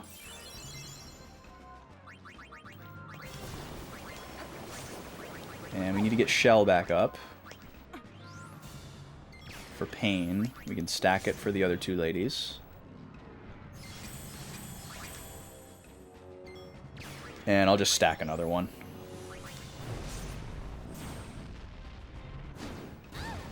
I don't care. Make sure we're super, super safe.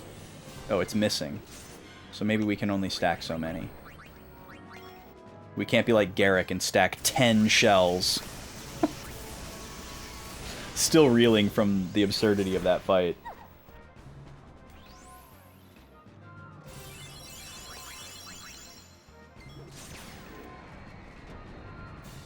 But yeah, they went the monster skill route in the original Tactics versus Blue Mage.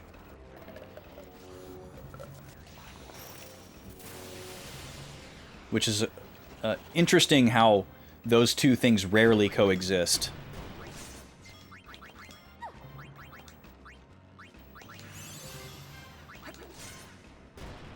Like, you can tame monsters or learn monster skills, or you can be a Blue Mage. I don't know if I've played a game that has both. But I guess it kind of makes sense because they're like very similar. So it might just be redundant to have both.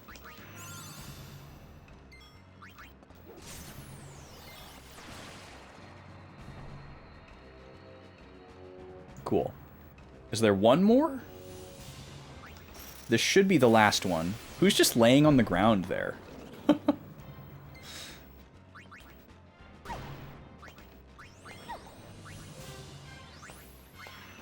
Ah, crap. I used the wrong skill on the wrong...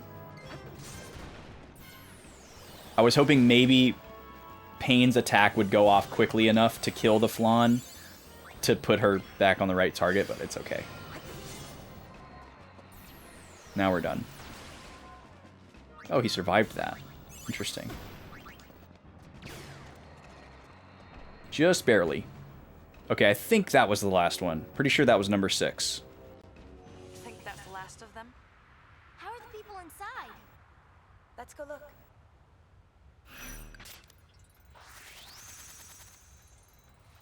Weird. We got the mission complete screen, but no fanfare to go along with it. Wow, we got a lot of stuff. I guess it's because it was 6 battles. Another garment grid. Pride of the Sword sounds pretty cool. I've invented games. I've sold games. It's nice. I played it. I'm sorry, I have to say no.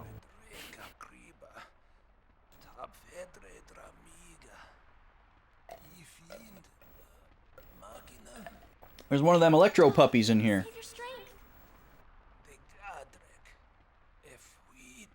If only I knew what he was saying. Oh, we got a dress sphere. Let's go. Berserker. And an Albed Primer. Thank you. Nice. We got another dress sphere. Let's go. That's what I'm like most interested in, is more jobs. And that sounds like something that Pain can use. We've been trying to have her work on this Lady Luck thing, but I kind of hate Lady Luck. So this is exciting. First, let's take a look at some of these new ones that we've got. Whoa! Look how many nodes are on this. Holy crap. 6 different jobs available. Definitely the most of any we've seen so far. Allows you to use swordplay even if you don't have swordplay, which is pretty wild. If you hit all 4 nodes, you get strength plus 15 and less charge time for swordplay. Huh. That's a pretty big investment.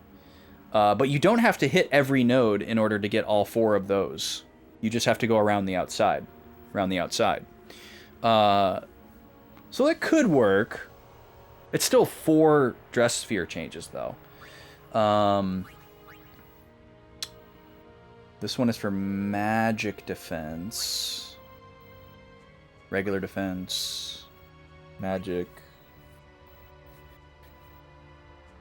Whoa. Okay, this one gives you passive HP gain while walking, which really isn't that useful in this game.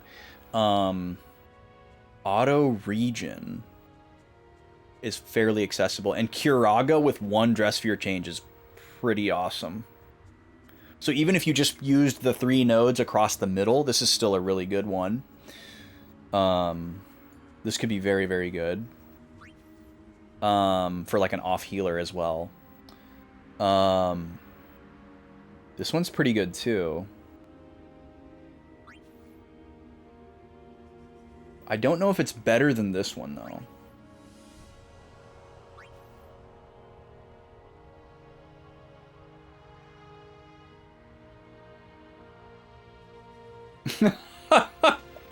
I knew I was going to like the mechanics of the game, Smash, so I'm not surprised by that at all. I was very much expecting to like the mechanics and check out completely on the plot. So far my expectations have been met 100%. But we'll see what happens. There was a little bit of a moment last week where it seemed like the plot was trying to take itself seriously for a second, and like actual like important seeming things were happening. There were a couple of good little moments last week, I will admit, that seemed promising, but who knows if they'll go anywhere. We'll see. I'm trying to decide if I want to change Riku from this one to this one.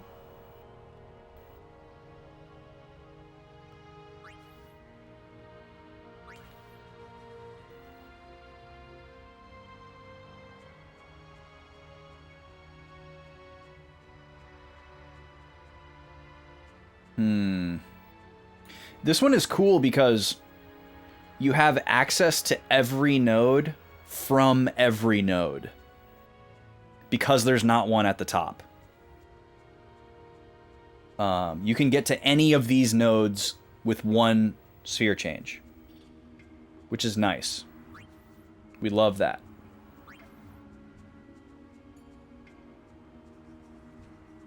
Which we can't say about something like this one, right? This one can't change from Gunner to Warrior.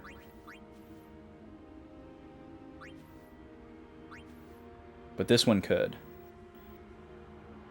So maybe we switch Yuna to this one, and then that way Yuna has off heal. Because right now she has off protect, which is useful, but it's not as useful as an off heal. So maybe we'll switch Yuna to this one. So let's put... It doesn't really matter where we put these. I guess it kind of does. It's also nice that we get a bonus for each one. So let's think about this a little bit. We know what the 4 jobs are going to be for Yuna, but let's think about where we put them. The ones we use the most are Gun Mage and Songstress.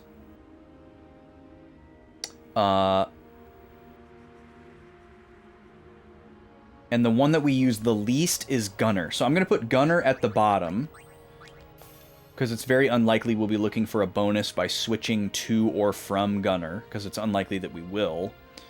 Our next least used is Warrior, but we do want her to have access to it.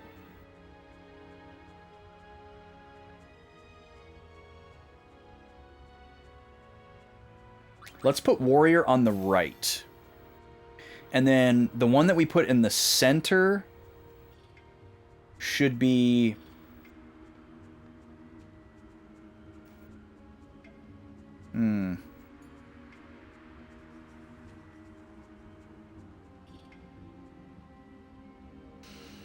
Let's put Songstress in the middle. I think that's going to make the most sense. Alright, and then let me just switch this right now while I'm thinking about it. So Yuna's going to switch to Healing Light. And I believe we wanted her to be working on Songstress, so let's switch her back.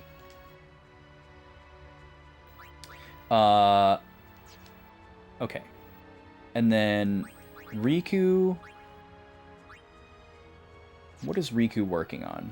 We haven't even looked at our abilities today.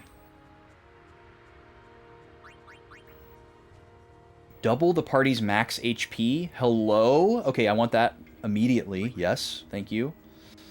What can Berserker do? Half enemy HP.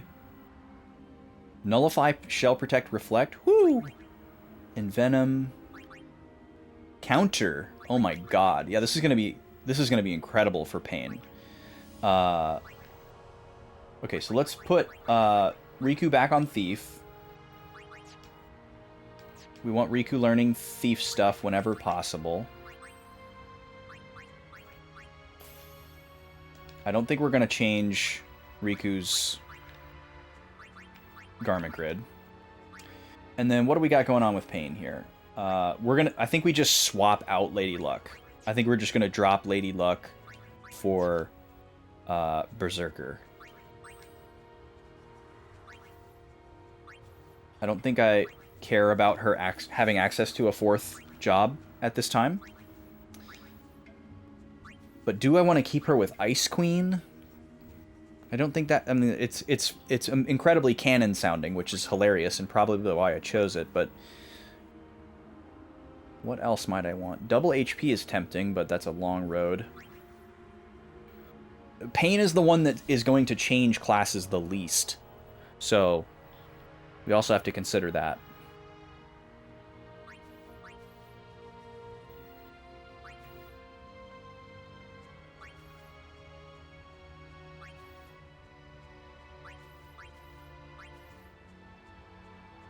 We do need her to have at least 3, though.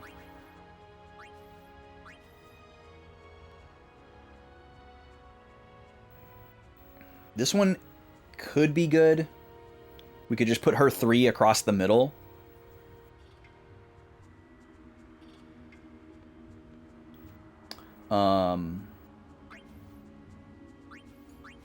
Let me remind myself what the rest of these are. This one is wild. No frills, baby. 2 jobs, nothing else. Yeah, I think we're going to go with this one for Pain. So let's put... let's see. Let's put Berserker here. Warrior is still probably going to be the most used one. And then her other one is Black Mage. We'll put that over here. So if we're going into like a challenging fight, we'll probably have her lead as... Well, we might not have her lead. We'll probably always have her lead as Berserker, because it's going to have debuffs. Okay, we're going to switch from Ice Queen to... Wishbringer? And we're going to try out Berserker. Yo, Street, how you doing? Welcome in. Hello, gamer. Gamer. Tips, imaginary hat. Can I save in here real quick? Chores all day, hot, sweat, and gross. Mood. Not the gamer, I'm sorry. Couldn't resist. I like how we don't even, like, clean up this mess. Like, this Al bed just died in here. This place is abandoned, and there's just, like, some sad, broken machina and this dead lizard dog. And we're just gonna leave this. Well, hope they have a maid that comes by. Like, just kind of, like, step over them and sneak out. like a broken jug of milk in a grocery aisle. How do I get this chest? There we go. Score, an X potion. Oh, I don't have randos turned off. That's right. Whoa, look at Payne's cool new outfit.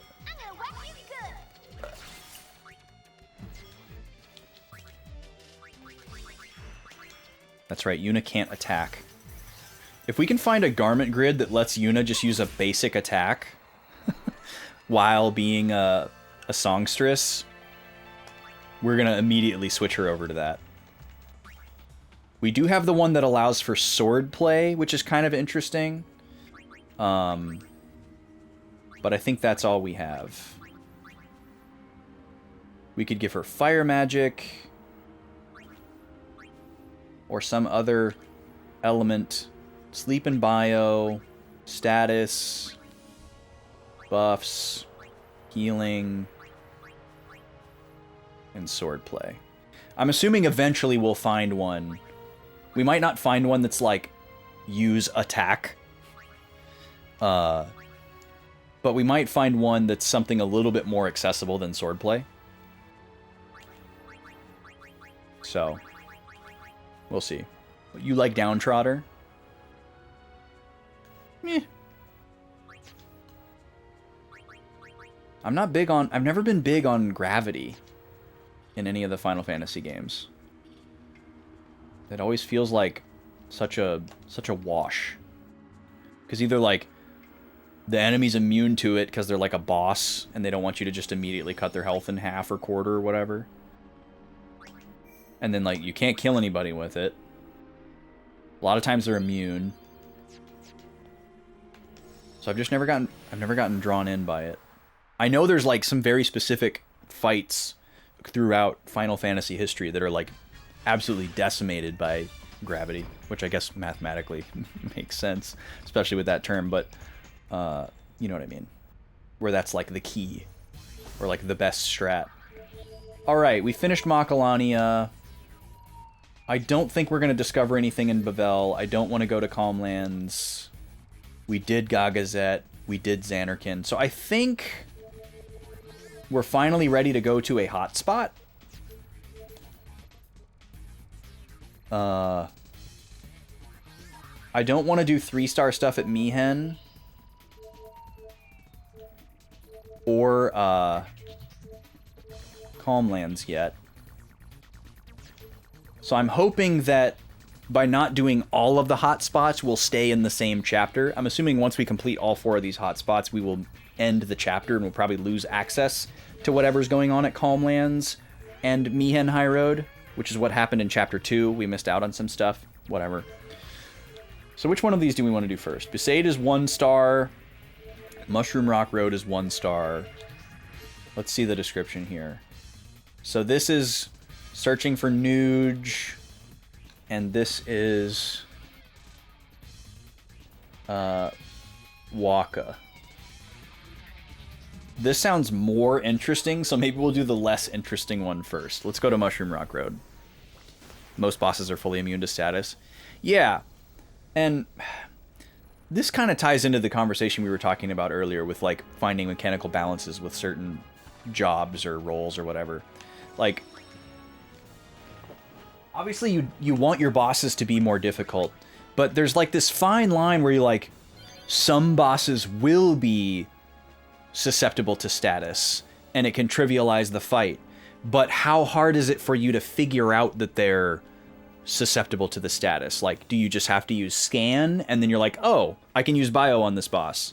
Or is it more of like a hidden thing where you have to just try everything, and like maybe it misses a bunch of times, but eventually you can land it, or you have to like, you know, compound yourself with some kind of buff that increases the efficacy of whatever the status is before it can actually land. And there's all these different ways that they can put it together. And like, I don't know what the right answer is where it's like good, you know, like I don't know how they need to do it in order for me to be like, that was good design. Like I've definitely run into more situations than not where it's like, this seems like a bad balance, so I'm just gonna whack everything, you know? Like it's too hard for me to figure out what elements or what status this enemy is weak against, so I'm just gonna hit it with my sword, you know? Gullwing's here. Where are the feeds? No need for concern, Lady Yuna. Everything's under control. It's Lloyd. To our headquarters, but thankfully no further. Y'all bet from Jose assisted us in fighting them off. So, Gibble was here? Yes, his group also brought us these machina. You know, he said something which still strikes me as sort of odd. He told us not to depend on you so much, Lady Yuna. Me? Yep, Sam Riegel. We need to rely on our own strength to defend Spira through the coming age. Lady Yuna, if I may interrupt, there is something I would like to ask you. Sure. She's so receptive. Yeah, what's up, Pops? How you doing? As you are probably aware, we have not heard from Maven Nuge, our leader. I played a lot more Tales of Symphonia than I watched Teen Titans, so he's Lloyd to me. I'm sorry, but we don't know any more than you do. I didn't watch a ton of Teen Titans. If we see him, we'll tell him to return here. Thank you. Yeah, Tara Strong is in everything, Shane.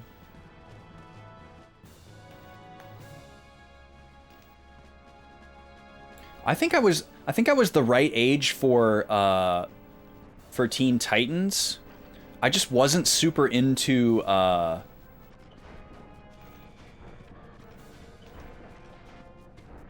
I'm supposed to go this way, but I can't. Okay. I just wasn't really into like DC or like superhero stuff at the time. So that aspect of it didn't really appeal to me. I don't know. Maybe that means I wasn't at the right age. I don't really know. Because I liked superhero cartoons during a lot of my years. Like I watched so much Batman the Animated Series when it was airing. I watched the old Spider-Man cartoon in the 90s. I watched X-Men. I watched Justice League when they started that like current run of Justice League, which that was a little bit later. That was like into the 2000s, I'm pretty sure. I don't know why. I honestly don't know why I wasn't pulled in by Teen Titans more. I don't know what was going on in my life that caused me to only be mildly interested. Pretty sure this is a dead end.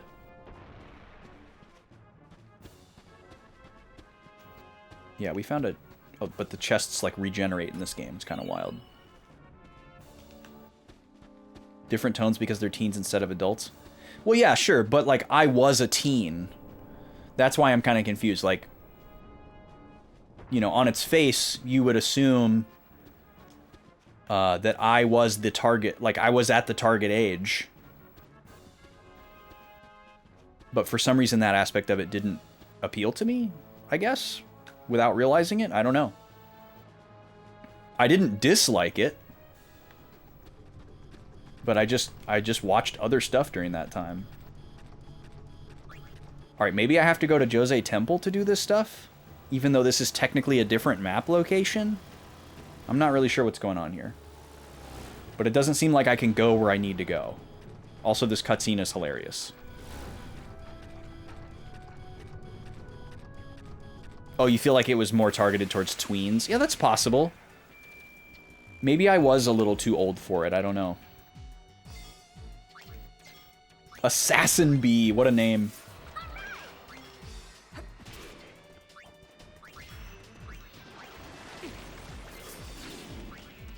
Should probably go after this mech.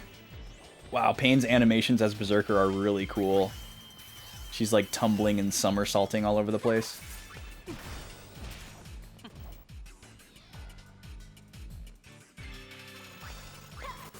Yeah, that's the other thing, too, about, like, DC. Like, you know, Marvel has their whole stranglehold or whatever. Or, I guess not so much anymore, but... you know, Marvel's thing is, like, movies, right? That Marvel clearly knows how to make movies. Like them or not, they clearly know how to make movies. And I guess some might argue that they know how to make TV shows. But DC's... Like, DC clearly shines with animated stuff. Like, they make animated features and they make animated series that have been really, really high quality for a very long time. So that's where they, like, really shine.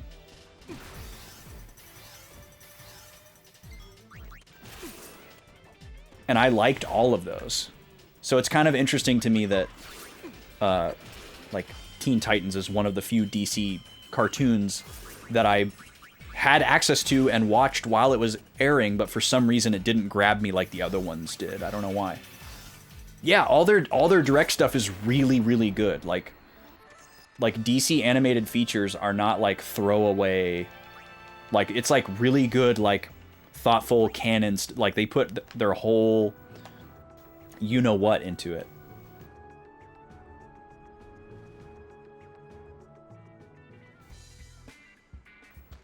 And Tara Strong was in it. Nice. There's so much DC animated stuff that I have not seen. I think my problem there is that I'm not that into the DC universe. I just like Batman. There's not a whole lot of, like, Justice League is cool.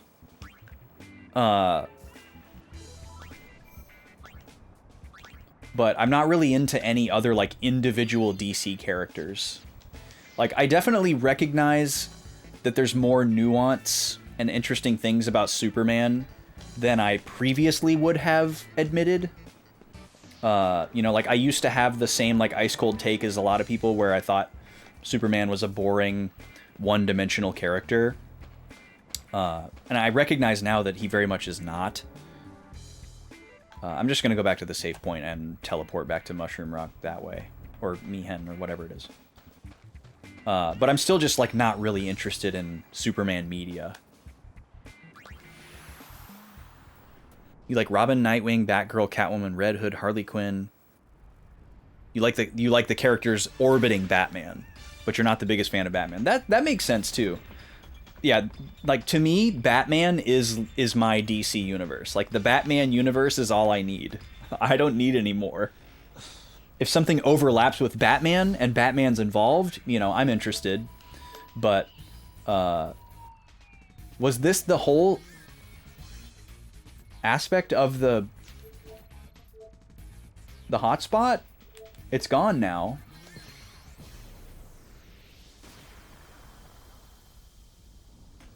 You like what Superman stands for, but most of his writers over the years have been terrible. Well, yeah, that's the other problem with DC's, like, movies and stuff, is they just haven't been very good. So that kind of, like, holds back the characters in a certain way. And you could even say that about Batman. Like, there was a pretty long run where Batman movies were kind of a certain way. And a lot of people didn't enjoy them.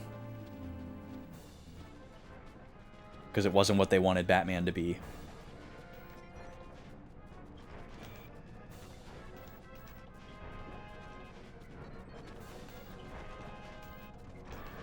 So, I don't know, maybe we have to come back here later after visiting some of the other hotspots. All we learned here is that Nuge is MIA, which we technically already knew. I'm gonna put, my random encounter. Well, no, I'm gonna leave random encounters off because I wanna earn AP.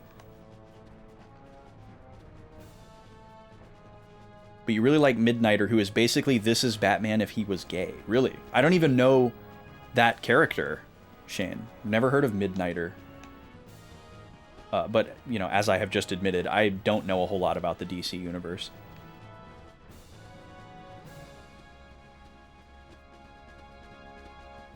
And I've only recently engaged with anything comics related, and it's strictly Batman. I've never been a a comics person, not for any like particular reason or aversion. It just hasn't happened. I read my first Batman comic last year, and I've just barely dipped my toes in. I've bought some Batman collections, and I'm gonna be reading through them over the next, you know, couple of years.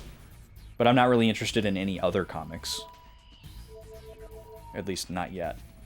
Okay, well, I guess we're done there, so let's go to Besaid next. See what Waka's up to. Waka waka waka.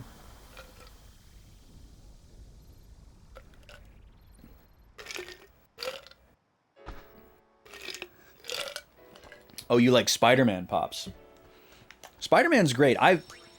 Like, honestly, even though it has changed hands, like, the most out of all the different, like, well, maybe not more than Batman, but it's changed hands a lot. And despite all of that, I enjoy all of the Spider-Man movies for mostly similar but some different reasons. I think they're all good. Like, I definitely have like preferences. I do think I like Tom Holland's portrayal the most, because I like the like plucky, snarky Spider-Man who feels like a high schooler. He feels the most like a high schooler to me. And I like that. Maybe it's like also the era of Spider-Man that they do, but I don't know. I feel like each one was an origin story or included the origin story, so they're all presumably early Spider-Man. And I liked all of them, but I think I like Tom Holland the most. How much is this key again? Oh, you already sold it. Wow, so we missed this. He's on his way to the cave up north, wherever that is. Do I have a note about this in my notebook? It was 900,000. Opens a chest in the temple at Besaid. So, bought by man on way to cave up north. A cave north of here. All right. X-Men will always be your favorite. I love X-Men too. X-Men is great. Even as somebody who did not growing up feeling like an outcast necessarily, that's such a cool inspiration for like a group of superheroes. That's such a cool theme, like underlying theme. It's because it's like a very sneaky theme. They're not like super overt and like in your face with the idea that it's like, hey, this is about like a place to belong and like everybody being valid and useful. I guess there's moments where they like really lean into it, but it's not ham-fisted. We'll even give you our special bargain price. That's nice. Why is Buddy here? Sorry, Lulu. That's okay. Sorry our friend is cringe, Lulu. People in the village will feel better knowing you're here, Yuna. Okay, I need to run an ad here pretty soon. It's a little bit earlier than I want to, but the pre-rolls have turned back on, so I can't avoid it. Let me catch up on chat really quick, and then we'll run an ad. Oh, I totally agree, Shane. The first Wonder Woman movie was actually really good, I thought. I'm kind of a simp for Chris Pine. He's great. That second movie is one of the worst movies I've ever seen. Like, I heard how bad it was, and I was like, it can't be that bad. And then I watched it, and I was like, it's worse. It's worse than they said. Cannot believe how bad that movie was.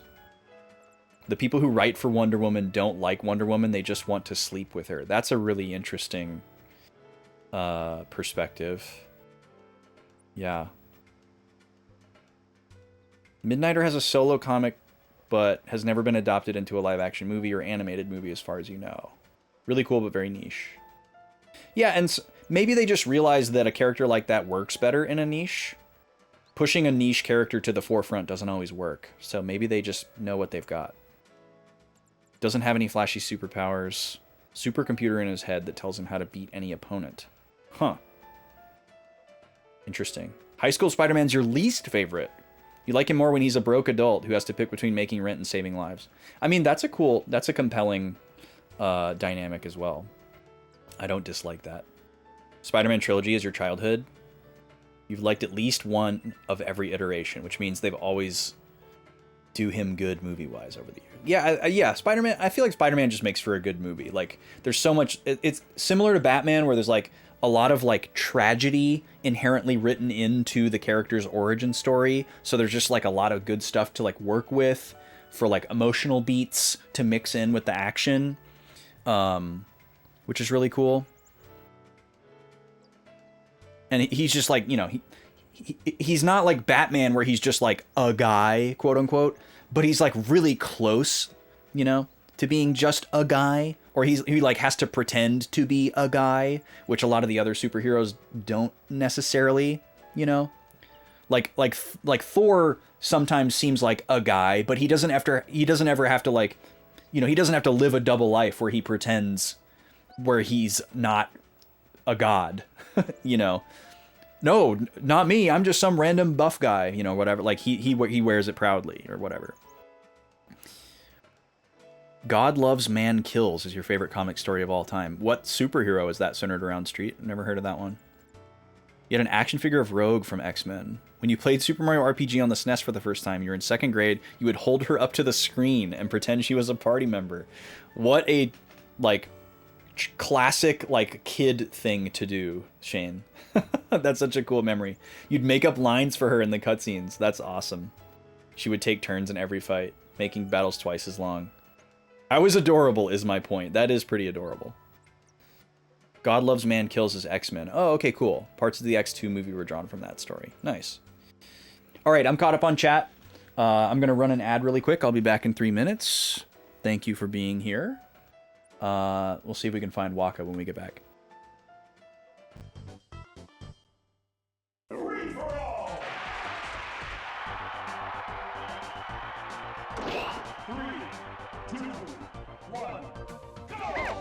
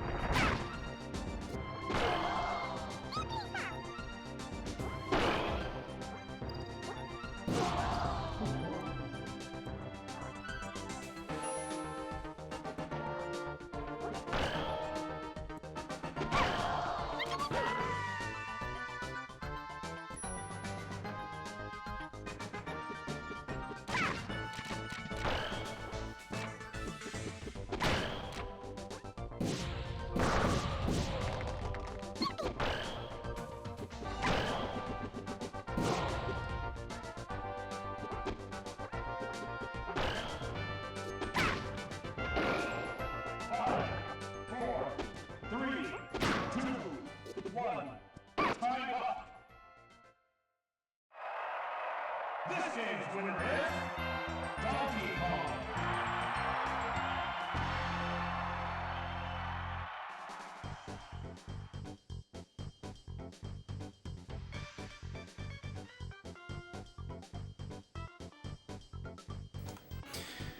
One day, Puff. One day. It was close. It was close. Couldn't have been any closer without tying, so...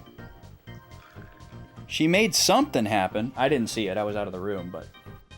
I had to go make some water happen. Bow, bow, bow. Alright, well, DK is now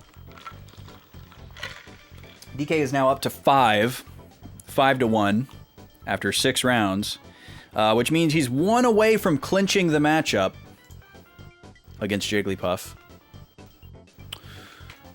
But still 5 more rounds to go for the sake of statistics. We do need to select our subsequent fighters for the next matchup. So if you've got 1,000 channel points going spare, feel free to select someone. And if someone snipes you, you can pick their opponent. Alright, let's go back over here. So, we're in Besaid. Something's going on at the temple. We don't know yet what. But we're making our way towards the temple. So we can find out. What you up to? Installing a comm sphere. You never know when you might need a comm sphere. A new invention of yours? Shinga, did you fall and get a boo-boo? He's the perfect guinea pig. A boo-boo. Oh, I can see Yuna. The comm sphere transmits an image back to the airship. Oh, neat. Keep those legs closed, Yuna. Jesus.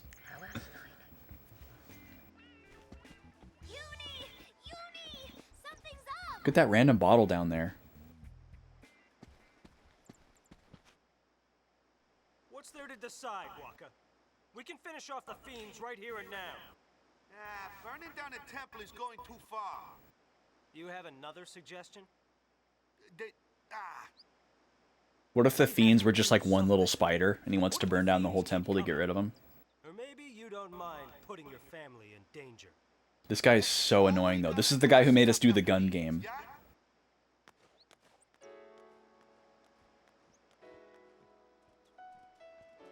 That would be so real though. Oh yeah, that's right. The Tony Hawk 3 and 4 remasters are coming out. I didn't realize it was today though. I think one of my buddies is getting in on it. I think there's like a is there like a skateboard peripheral controller? Or maybe I misunderstood what I was looking at. Maybe it's just like a more like a collectible like tech deck type thing. They're all still just in here laying around. Island life, am I right?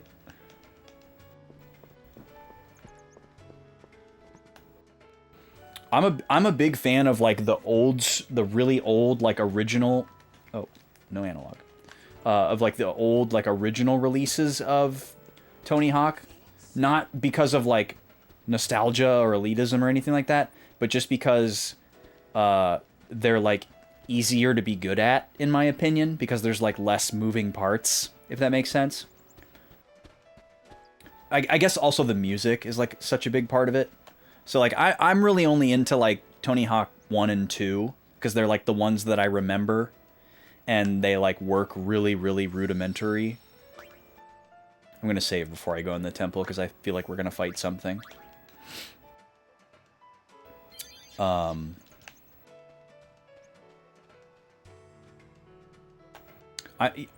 think I played a little bit of 3. I don't think I played any of 4. I own 3 and 4. but I've never really played them. I might like to revisit them at some point, but I'm in no rush.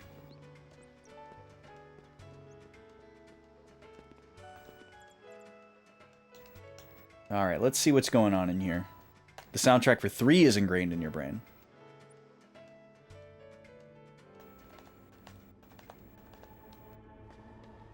Never had a Tony Hawk game, but you had a demo of a game that had 1 level, and you remember having fun with that 1 level. Interesting.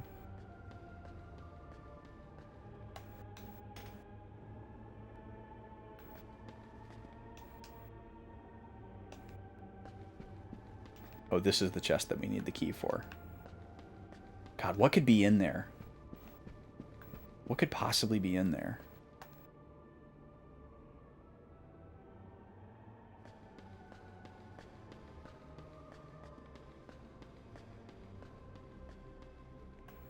You like the first Tony Hawk through American Wasteland, but after that they changed the physics and they ruined it. Oh, interesting.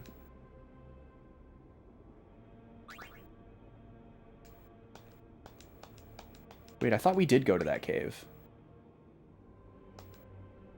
Oh, yeah. There's 4 more ciphers. That's right. A search sphere. Where do we find one? Oh, that's what's in that chest. Ah, I see. So if we want to find what's in the real secret of the cave, we need to find the guy who bought that key and beat him up or something. Yo, heck, what's up? Welcome to Girly Road Trip. This is my first time playing it, and it's been a wild ride.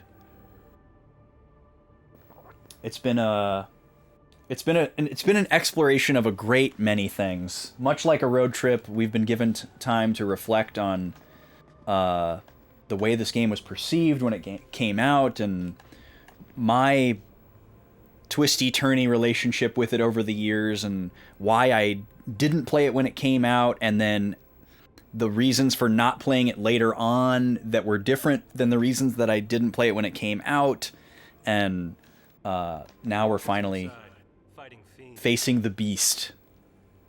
It would be so simple to burn this place down and take the fiends with it. Yeah, let's just destroy this incredibly meaningful historical landmark. No big deal. You should know. Should know what? Were you gonna crack a few eggs to make an omelet analogy here? I won't wait much longer.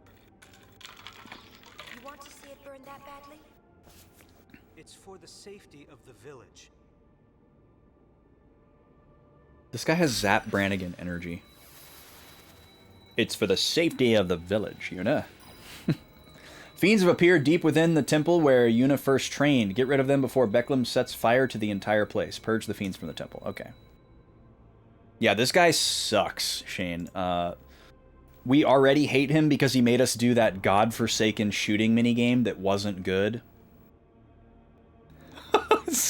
I mean, it's the first thing I thought of. I mean, I guess he doesn't necessarily have the, not necessarily giving off the, misogynist womanizing thing, but we wouldn't be shocked, right? Oh, apparently there's 2 of these floating ghost kidneys.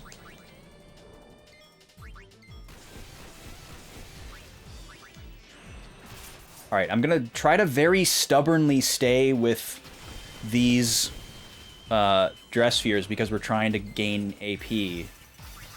So, but we're not doing a lot of damage with Thief and Berserker, so we'll see what happens.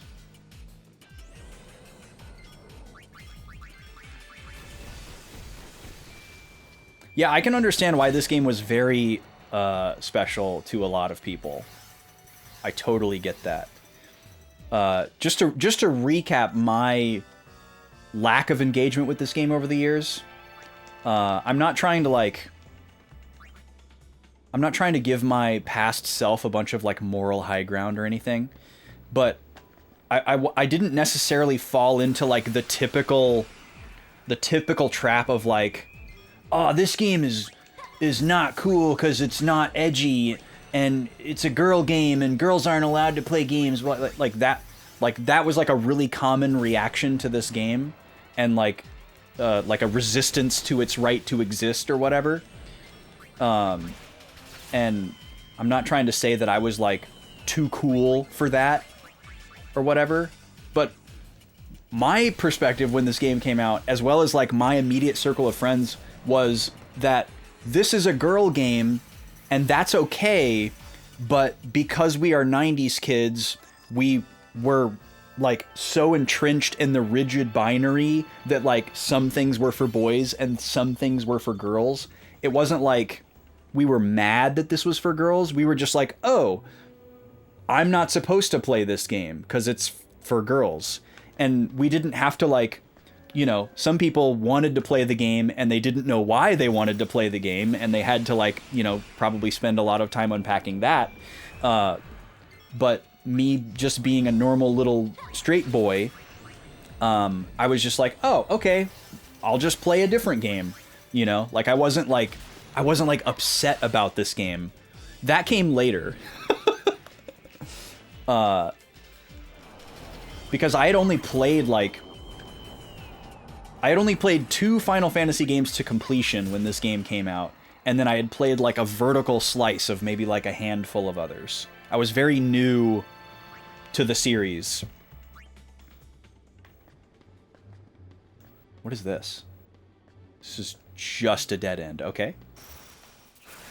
Our lovely symbols are back. So far, we're doing okay with just punching things, and I'm happy about it. These guys are incredibly scary, though. Very H.R. Giger. Yeah, exactly. Yeah, that's what we had going on in the early aughts. So they can doom us. That's a little scary. Man, Pain looks cool. But yeah, later on, my opinion about this game shifted because I played more of the Final Fantasy games, and I felt a little more upset about like how I didn't feel like this fit into like what I wanted the series to be.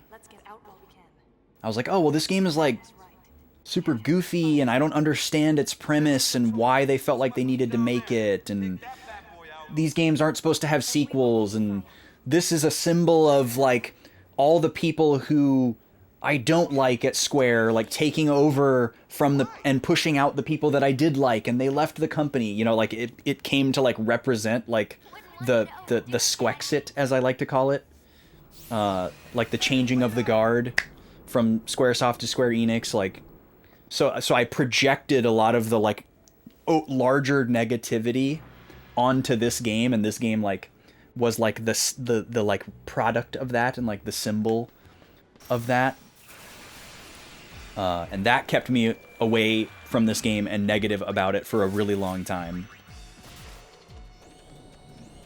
But not to a point where I was like out there with my pitchfork, you know, brigading against it or anything. I was just like, I'm never gonna play that game. There's nothing for me there.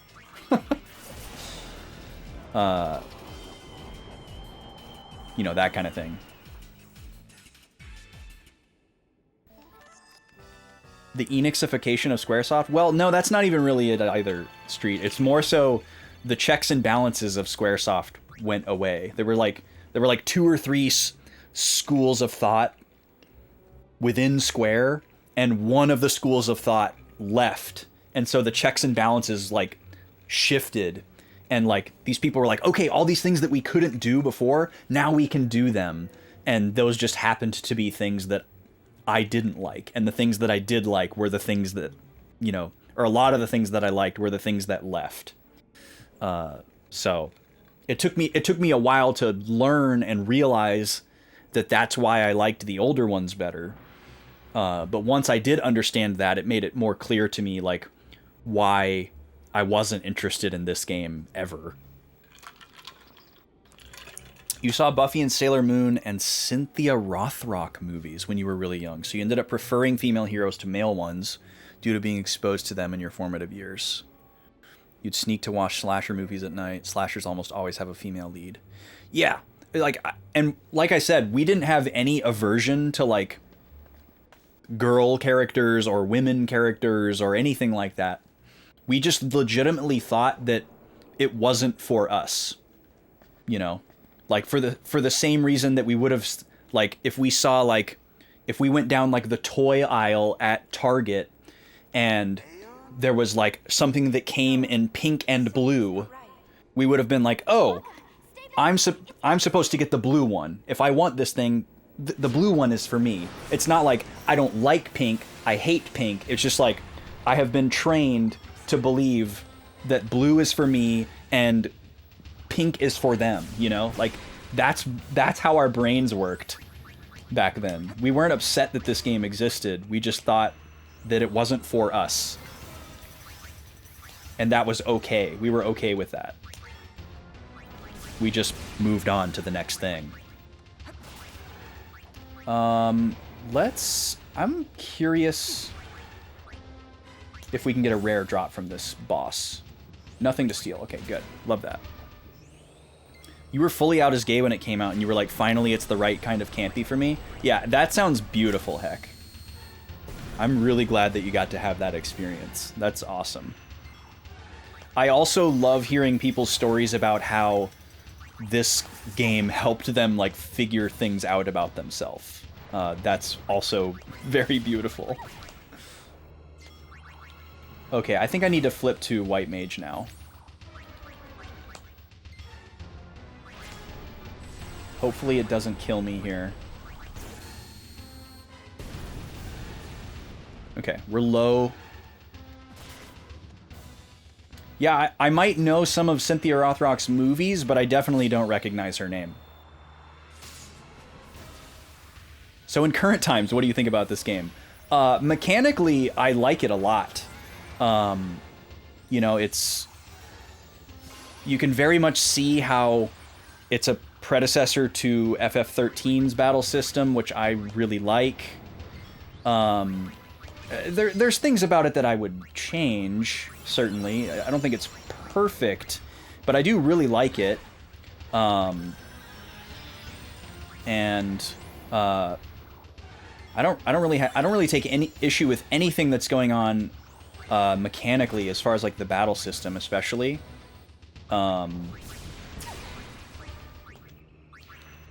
The way that the game is structured, as far as like being like somewhat non-linear, is mostly interesting, I would say. I don't dislike it, but I also don't really find it like super compelling. Like it doesn't really like excite me in its non-linearity. But I like it more than I dislike it. As far as the narrative and the plot, it is even more absurd and nonsensical than I expected. There were a few moments last week where it felt like maybe it was going to try to do something serious for a sec, and there were a few little emotional notes that I did appreciate. But I have not set any expectations that this game is going to, do anything profound. But my mind is open to being changed. You know, if this game does decide it wants to like get serious, I'm going to allow it to get serious. But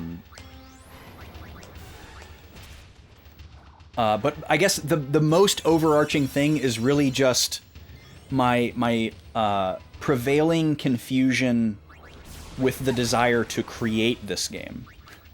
Like, and more specifically, like, why did it need to be associated with Final Fantasy X? Like, obviously from a business standpoint, I get it, because they can reuse the assets and they can very quickly make it, and people are super interested in it. They like the characters and the world. From that aspect, I get it. But from like an artistic perspective, I don't understand why it needs to be Final Fantasy X related. Like, this obviously could have been its own video game.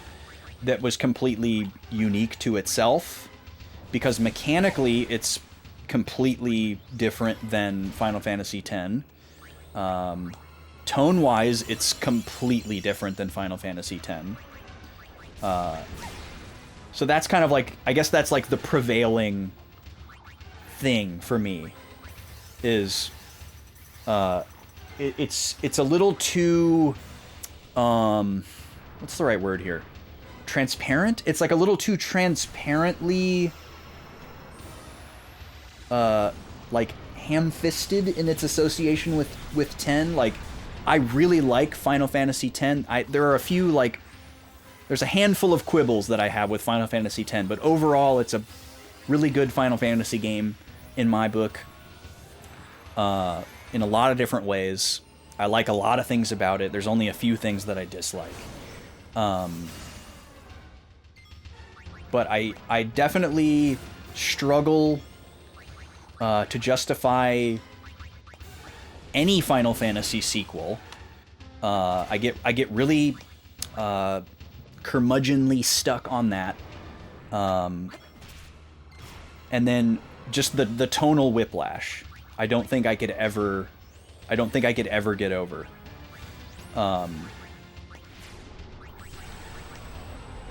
Between that game and this game. Did I just use... I think I just used a Phoenix Down on my Alive character. Oh, I used an Ether. Okay, I meant to do that. Let me focus for a second, and I'll catch up on chat when I can.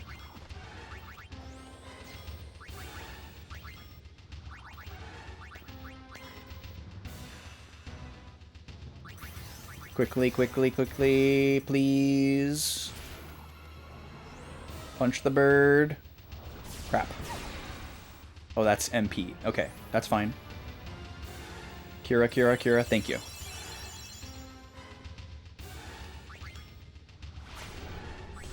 Let's do that again, because he's going to AoE me right here.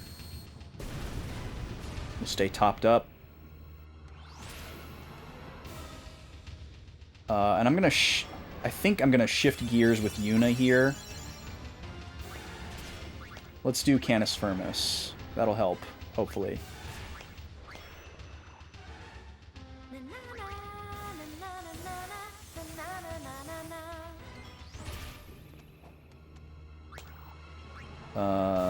Battle Cry. Whew, we got that off just in time. Oh, we got him. Are we done? No, we just... Oh, yeah, we're done. Okay, there's just something happening after we won the battle. Forgot that happens in this game. She's a legit martial artist, 5-time undefeated world champion in forms and weapons. Holy moly. She beat male artists for that title. Wow. American woman, massive movie career in China in the 80s. Huh. Very cool. That was my very first Aeon. I grew up here in Besaid. This is my home. I became a summoner here. This is she can't act. Oh, okay. When you said Cynthia Rothrock films, for some reason I assumed that she was like a writer or a director. You think the characters carry it more than anything else? The job's done. I see. Glad to see you're not hurt. Or are you? Aren't you going to be a father soon? What if something had happened to you? What then? Nobody's good enough for this guy. What makes you so great, Becklum? Okay. Never seen you do anything. What can I say? He's got a point. Exactly, heck, yeah. Like, clearly they wanted to make Charlie's Angels the game. And they did. But what if it's a really important memory? Yeah, memories are nice, but that's all they are. It's an outbed saying, yeah? Well, yeah. I didn't like Crisis Core? Wait, did I say something about Crisis Core? Or are you just intuiting that based on my... Oh, probably based on me saying that I don't think Final Fantasy games should have sequels? So my whole stance on the FF7 compilation thing has changed over the years too. At the time when it was happening, I was stoked. I loved the idea. Final Fantasy VII is my second favorite Final Fantasy. I adore Final Fantasy VII. I'm one of those people that thinks it's not overrated, and I think it's just as good as everyone says. I think it's a masterpiece. And when they said, hey, guess what? We're going to make more Final Fantasy VII, I was fully on board. I hadn't completely lost all of my faith in Square Enix yet at that time. So I pre-ordered Crisis Core. I got it right when it came out. I own Advent Children on UMD, if that's any indication of my level of hype for the compilation initially. Oh, Dirge of Cerberus. We played Dirge of Cerberus last year, actually, for the first time. That was certainly a ride. But yeah, that's a great example of a game that just didn't need to be Final Fantasy. You know, like, just let Nomura and Kitase make a shooter game that's not Vincent, you know? Like, yeah, the FF7 compilation stuff, like, all of the games have their own merits, but as far as, like, their connection to Final Fantasy VII, they all raise more questions than they answer and only serve to muddy the water more. And a lot of people, including people I very much love and cherish, tend to feel very strongly that, like, oh, well, if you don't like the extended universe stuff, you don't have to engage with it. It can't detract from the original. I am starting to lose faith in that viewpoint, because for me, I feel like a lot of things have detracted from original things. At least for my personal experience. Because, like, I'll watch somebody play Final Fantasy VII on stream, and it's like their first playthrough, because I want to get, like, those vibes, you know? Because I can't play it for the first time anymore, but I can watch somebody else do it. It's one of the great things about Twitch. I'll be watching somebody playing it for the first time, and they will have a reaction to something, and then I'll get confused by their reaction, because my brain will conflate something that I learned in a game like Crisis Core and be like, well, that doesn't make sense because of this. And it's like, well, wait, this person doesn't know that yet. And also that thing that I know conflicts with the factuality of the original game. And there's like this continuity error in my head that I can't get rid of.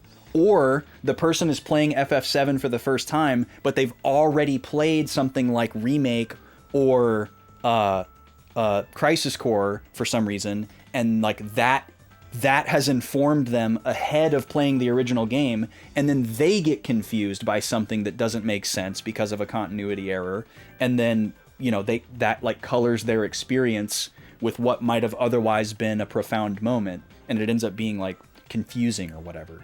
And so I really struggle with that. I get the sentiment behind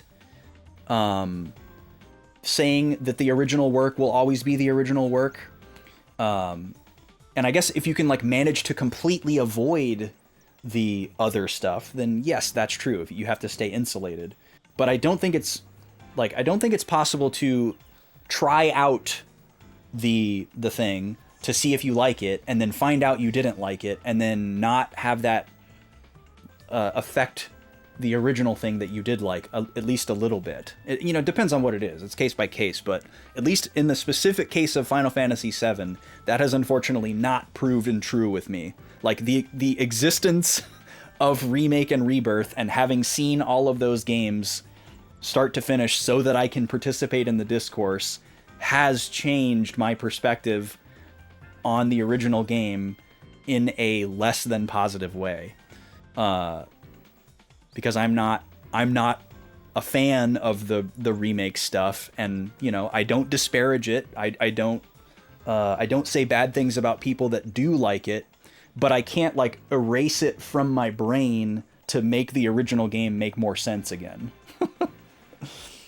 So like my brain gets confused because I'll go back to the original, usually in the context of watching somebody else play it, because I don't have time to replay it.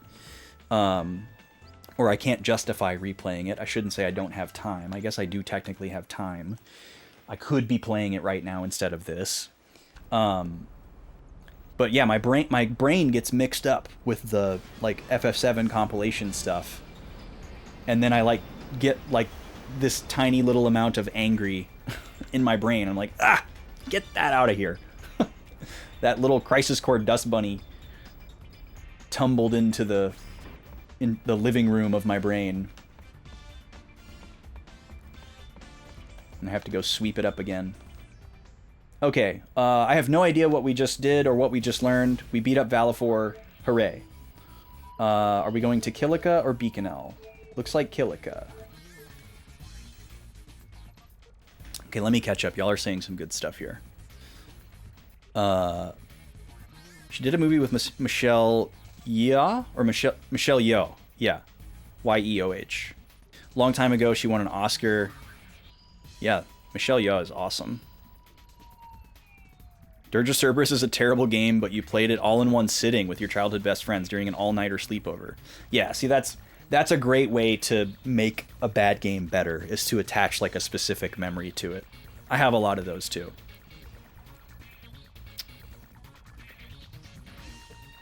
That's your experience with FF7. Oh, interesting, heck. You were walking around talking about it like it was a soap opera. Yeah. That's a great way to experience any game, I think, is just kind of like playing it with a trusted friend, like either at the same time or like parallel play, or even like that's what I did with FF7 back in the day. Me and my neighbor got it at the same time, and we never explicitly said it, but it was understood, unspoken, that we were racing to beat the game first. So we, like, every time we hung out, we'd be like, how far are you in FF7? And we were like talking about what we were doing, and you know, and that strengthened the experience.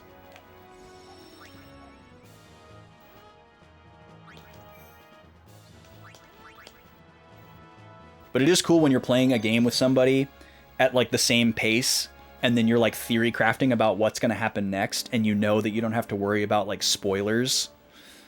Like if you're like book clubbing a game, kind of. That can be really, really cool.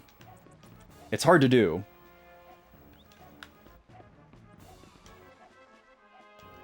Doggy. Wow, the dog's really barking. Yep, it sure is.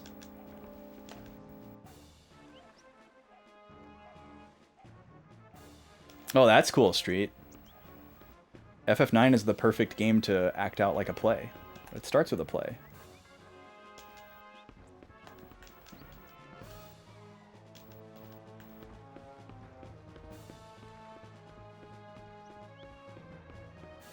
And it does kind of like... I feel like it kind of carries the stage play vibes all the way through the game in a way.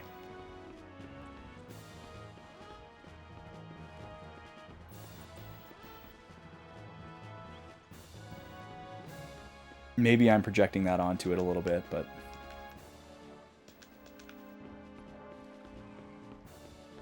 Oh, another chest. We love when they come back. They always come back. Oh, there's another one. I love how this is the spot to like hang out and stare at that other piece of the town. We could go over to that temple, but we could also just stand here and stare at it.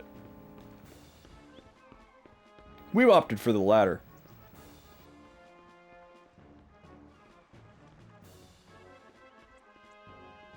Yeah, when you play a game in your life, and also like how you experience it, is such a big part of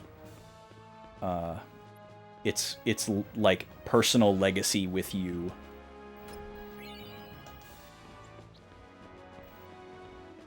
You know, we can give a lot of grace and hand wave a lot of flaws of a game if it like, you know, pulled us out of a bad rut, or, you know, carried us through a difficult time, or introduce us to a certain person, or, you know, all these different things that games can do that they weren't necessarily intended to do.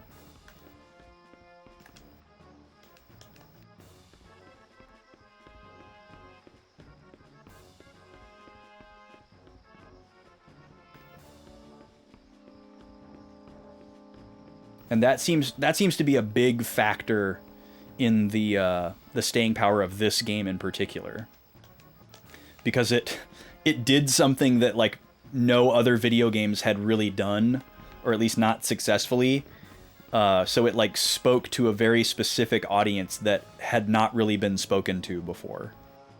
And that was like really important. Even if they, you know, even if they came up with the premise at, you know, on like a drunken dare.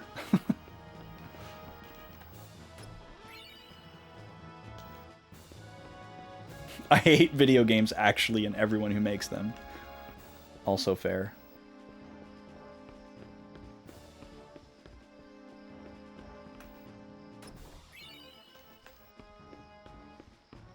Well, how am I supposed to get over there?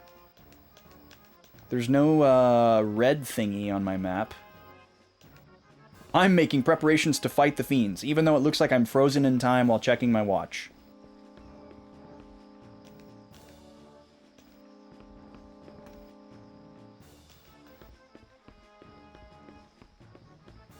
Maybe we have to do this one last for some reason, and I've got to go to Beacon first?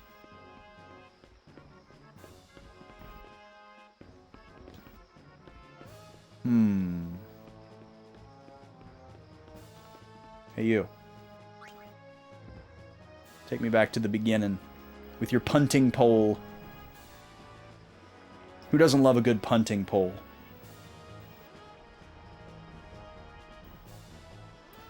I was trying to think... I'm trying to think of, like, my first playthrough of every Final Fantasy game, and, oh, there's a chest hiding back there, I see. How would I get that? Let me see if I can figure out how to get that. I was trying to think, like, is there one where, like, the way in which I experienced the game was, like, super profound and important to my enjoyment of it? Like, obviously, 9 being my first, like, just by sheer virtue of it being the first one, obviously that means a lot. And the way that we experienced the game for the first time was definitely super profound. Because we'd never played any game in the series, we'd never played an RPG, really. We'd never played a game on a PlayStation 2, so there were all these, like, firsts. So we had, like, the rented system, and we were, like, you know, there was a sleepover, there was a blanket fort in the living room.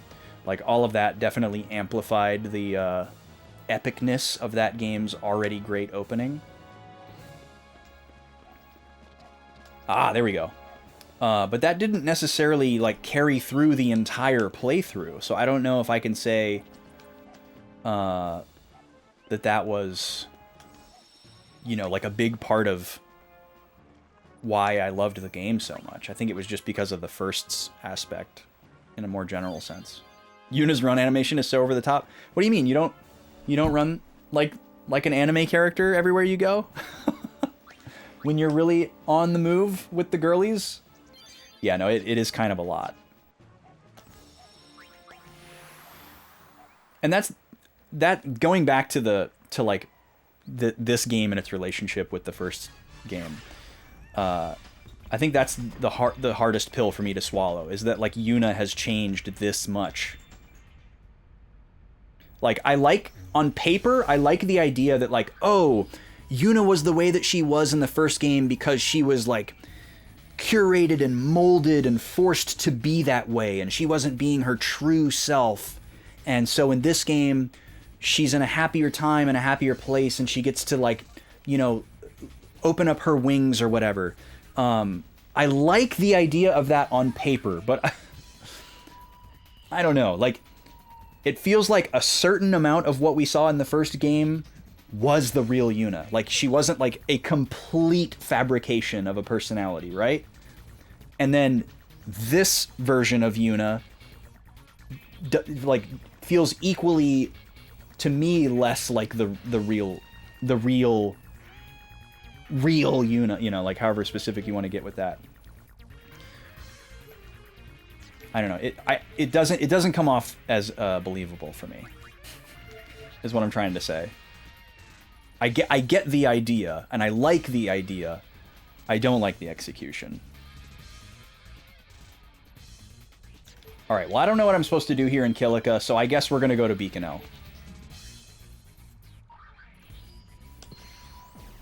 but it says that the mission is the cactuar thing, which I thought we were already actively working on. So we'll go check in over there first. You think she's copying Riku?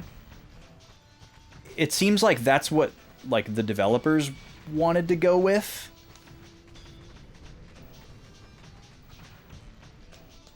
But the problem there is that, like, Riku doesn't have a super believable personality either.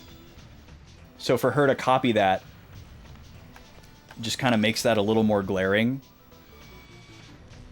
She doesn't know how to act now that she isn't carrying the weight of the world on her shoulders. Yeah, see, I don't agree with that. Like, with everything that you, like, and even for Riku, like, with everything that Yuna and Riku experienced in the first game, like, yes, it's reasonable to assume that they would be happier in a post-Sin Spira, but, like, they haven't forgotten everything that they went through. Like, there was so much given up, so much lost, so much sacrificed. Like, yes, they should allow themselves to have fun, but, like, I feel like we should see more of that baggage, you know? Like, it hasn't been that long. And, like, none of them are talking about the events that happened in the first game, really. Like, it's very glossed over. And, you know, I get it. Like, if they went that route, the game couldn't be girly pop. And the game needed to be girly pop. So they did what they did. But I'm just strictly saying if they wanted me to like it more, that's what they would have done. It's less finding herself and more learning how to live for herself. Yeah, and I totally agree with that. I think that's a good place to put it as well, because she spent the whole first game finding herself. I feel like by the end of the first game, she knows who she is and who she probably wants to be and would like to be in a world that isn't revolving around her going on a pilgrimage to save the world. You know, like, wow, what would I do if I was just a normal person like him? You know, like, that's the whole story. And learning how to live for yourself is a beautiful theme. But the way that they've chosen to do it is, you know, very over the top. Okay, so this is the one who tells us that we can't go in there yet. Maybe we can go in there now? Can we go in here now? No, we still can't go in there. So we probably have to do all 10 of these before we can go in there. Alright, so let me talk to the other one again really quick. I wrote down what they said whenever we talked to them last, so I'll know if it's not the same.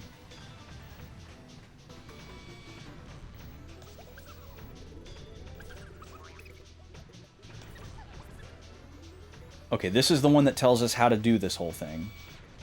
And this is the one that we're supposed to be working on.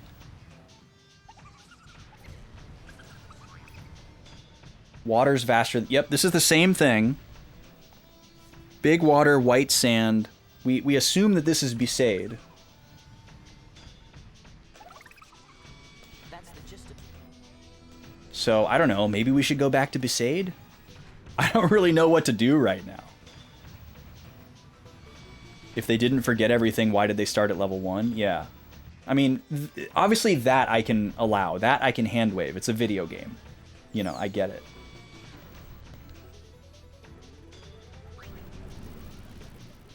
I don't have a problem with that. That doesn't find its way into my, like, artistic analysis of the game.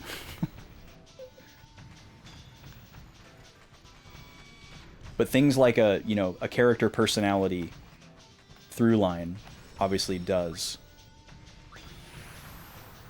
Okay, let's go back to Besaid, and then let's go down to the beach and see if we can find a cactuar, because I don't know what else to do right now.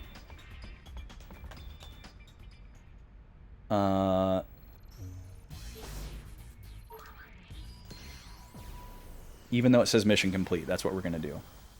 Oh, I need to run one more ad. Let me just do that now before we get into this.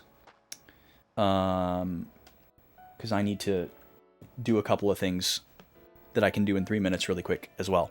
So I'll be back in 3 minutes. This will be the last ad break of the day. Thanks for sitting through them all. Here comes one more Smash match if you're not getting hit with, what did I say last time? Taco Bell ads? What's it going to be this time? I don't know. Insurance? I don't know. Be right back.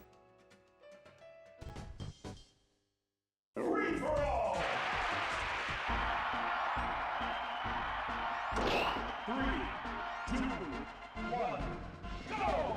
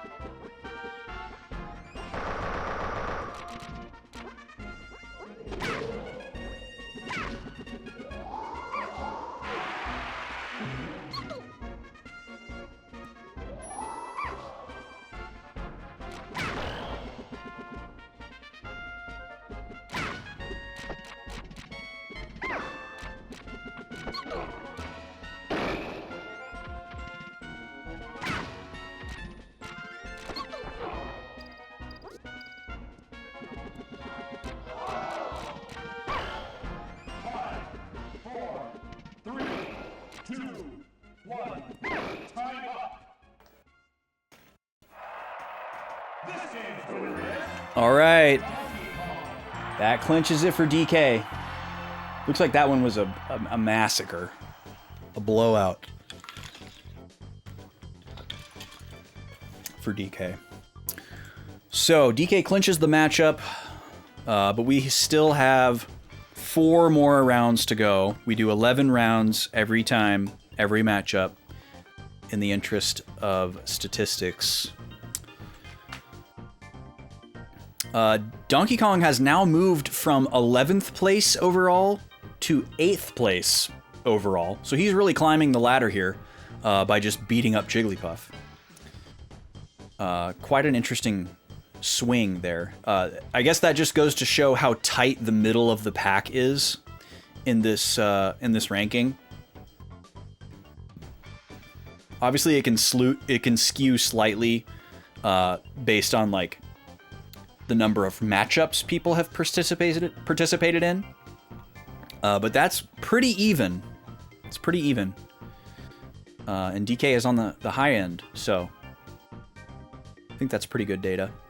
Anyways, if you want to pick next fighting characters, 1,000 channel points to do so.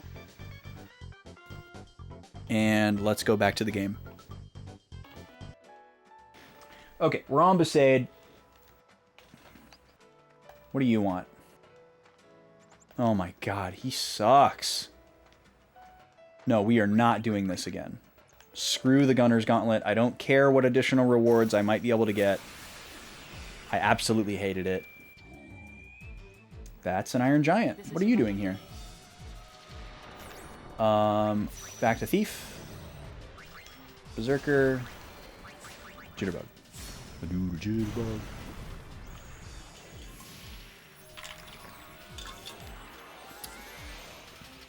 He's oversouling? That's what he's doing here? Great. Oh, you got a Pizza Hut ad. Dang.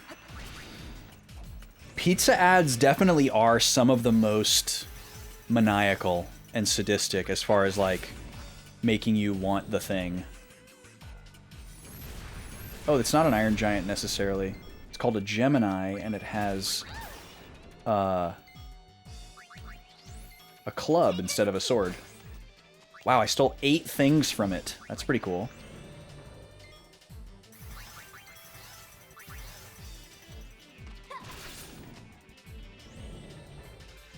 Didn't even realize this was a new encounter, but I guess he counts as an Iron Giant, because otherwise he wouldn't be oversouling if we'd never seen him before.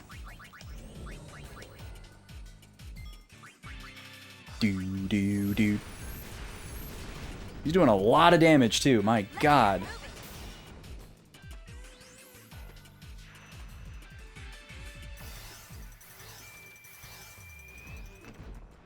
I need to check Pain and Riku's abilities.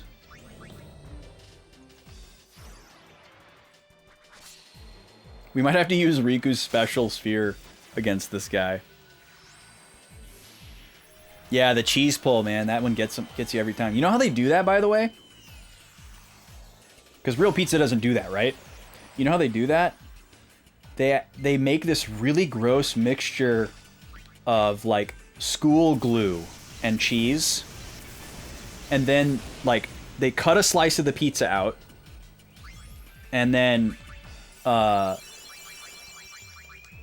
cut a slice of the pizza out, and then they glue it back together with the cheese glue. And then they, like, screw the rest of the pizza down against the slice.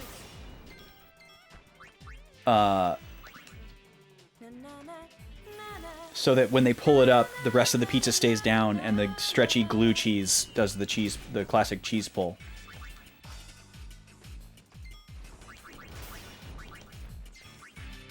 Okay, we need to run. She rolls out like Sonic. Wow, that thing was strong. In Oversoul. Alright. We're not going to waste a bunch of resources trying to beat that guy. I used an Ether instead of a Phoenix down. Top level play. Alright, that's fine for now. And I gotta fix my garment grid. Back to Thief. There we go. We have used one of the special spheres. Yes, we used Riku's one time. We have not used Yuna's yet, and we have not found Pain's yet. Which does make me fear that I have missed it, but please do not tell me if I have. Oh, there's a Marlboro here as well. Great. Well, this is probably going to suck to fight, too. We're probably going to wish that somebody had the ribbon on.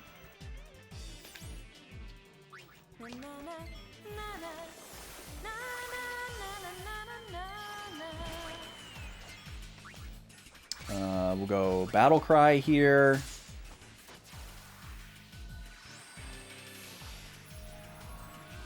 Yeah, it is a little tough to get them out, but I think it's fairly reasonable the way they have it set up. You know, you can obviously tailor your garment grid. Ha, pun not intended. You can tailor your garment grid towards getting the special grids or the special spheres out. So, I think that's cool.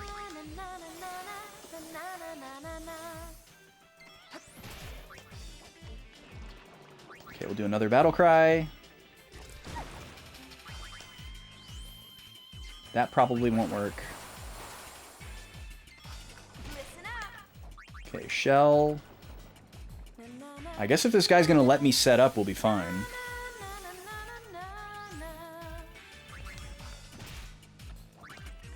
Okay, now we can move to Jitterbug.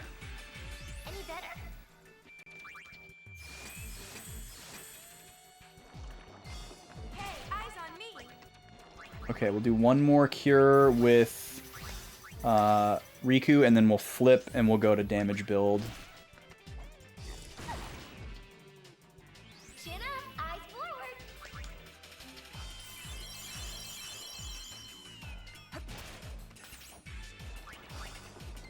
Pain's health is incredible.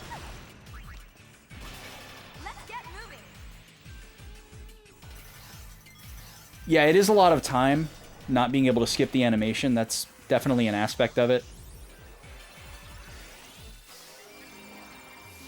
But it's whatever. Like, there's long spell animations and summons in lots of RPGs. I'm pretty used to it. Plus, like, this battle system is so fast otherwise that it's not the end of the world to get, like, a little bit of a breath. Speaking of breath. Okay, we got lucky there. That was a pretty easy Marlboro, as far as Marlboros go. Never skip a magical girl transformation. Yeah, that's also fair. Okay. I love the implication, too, that these blitzball players are just running up and down this hill for cardio training, but they have to stop every 5 seconds to fight a giant Marlboro by themselves, and somehow they're able to do it. Can I go this way yet? Nope. Still just a fake loading zone. Okay.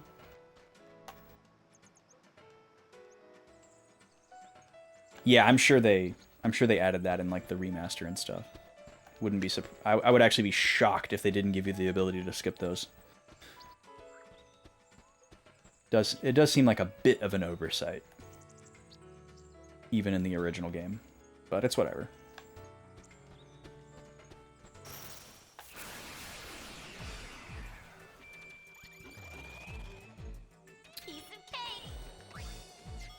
I am going to endure these battles in the name of AP, because I don't think they're all going to be Marlboros.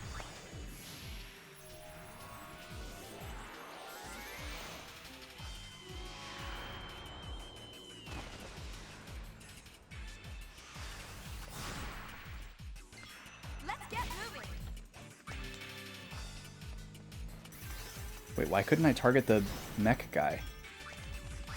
Why can't I target the mech guy? He was like dead, but still doing something? That was weird. Oh, I guess your defense up wasn't good enough, guy. Sorry.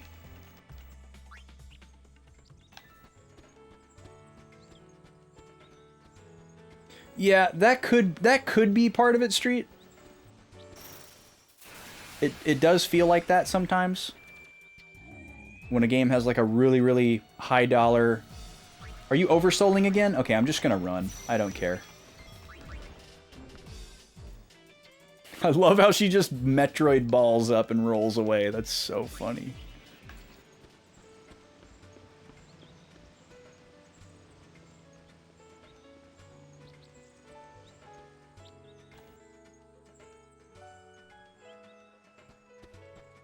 They were probably just so confident that they were like, oh, nobody's going to want to skip this. Everybody's going to want to see this 800 times. Yeah, exactly. They've been high on their own supply since 1997. Yeah. Kind of true. Definitely to their detriment these days, if you ask me.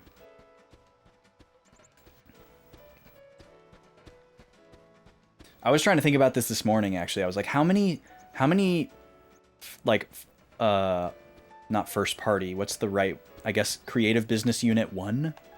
Like, how many, like, mainline Square Enix titles have I liked since, like, the merger, since the formation of Square Enix that weren't Dragon Quest or an Asano game. I was trying to think about that today. Level 2? No, you can get bent Becklem. You bend it like Becklem. And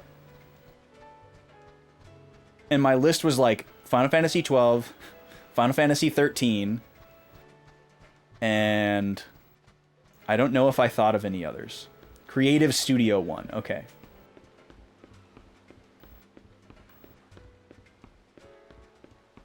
All the other Square Enix games that I feel like I've played and enjoyed have either been an Asano game, like Octopath or Bravely, or they were a Dragon Quest game.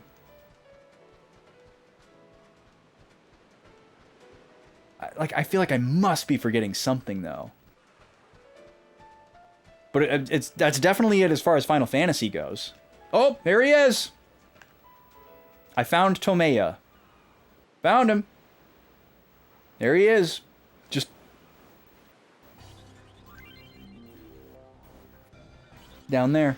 Be the first to witness the power the Gatekeeper acquired during his travels. He's teamed up with his newfound friends, and they're coming right for you. Conserve your ammo, time your shots carefully, and show that prickly punk how it's done. Okay, thank you for reminding me how to do this. The last one, we didn't have to dodge anything, so I don't know when that's going to come into play.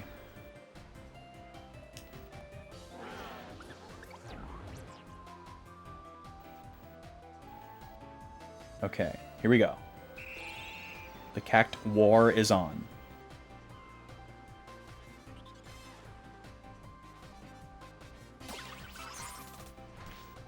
Oh, okay, it attacks.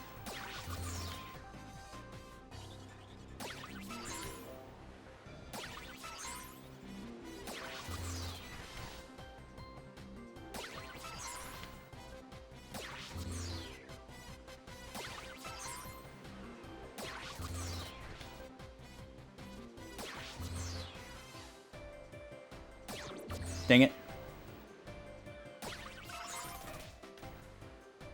I'm out of ammo. Okay, I don't understand the timing for the dodging. It seems like I would have to dodge at the same time as shooting.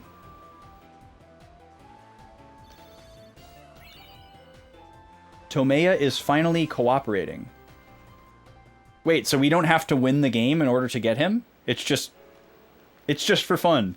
The rules are made up and the points don't matter. Okay. Did I play Mobius Final Fantasy on mobile? No. I don't play any mobile games. Not out of, like, elitism or anything, but, like, I hate touchscreen only input. And also the fact that the touchscreen is the screen, and I have to, like, cover up the screen in order to play the game. I really don't like that.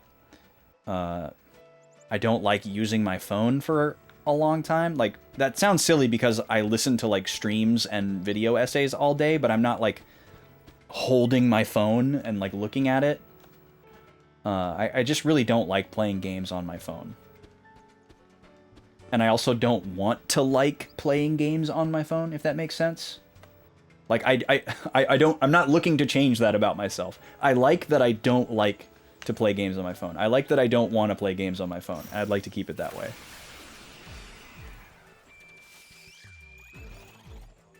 Look at that ugly flower.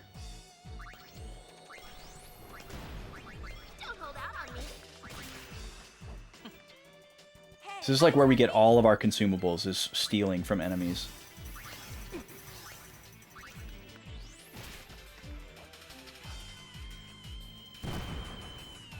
Holy crap, that was a lot of damage.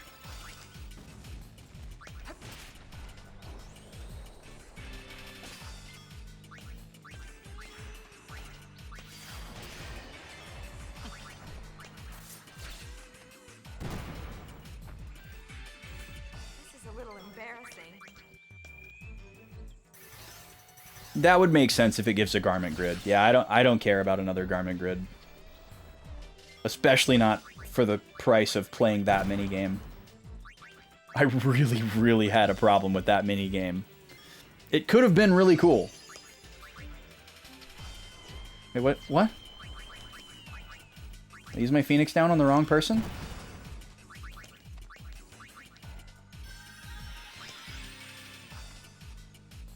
There are a ridiculous number of garment grids. And I definitely don't care about getting them all. Obviously, it would suck if, like, you know, the one that I didn't get is, like, the perfect one for my playstyle that I would have really liked or something. God, this thing is really annoying.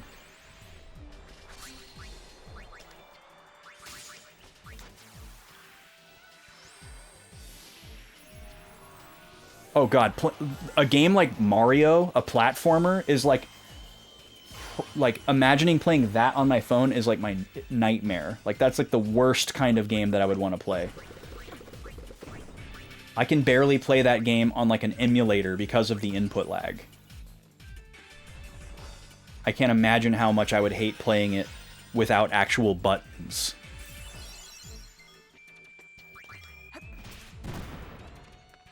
God, this thing is annoying.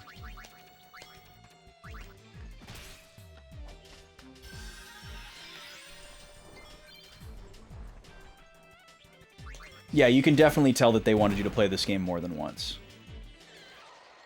Please die. God, it does so much damage with that bullet seed thing. Yeah, especially with, like, a little bit of knowledge around, like, what it takes to 100% this game. Like, they really wanted you to play this game a bunch of times.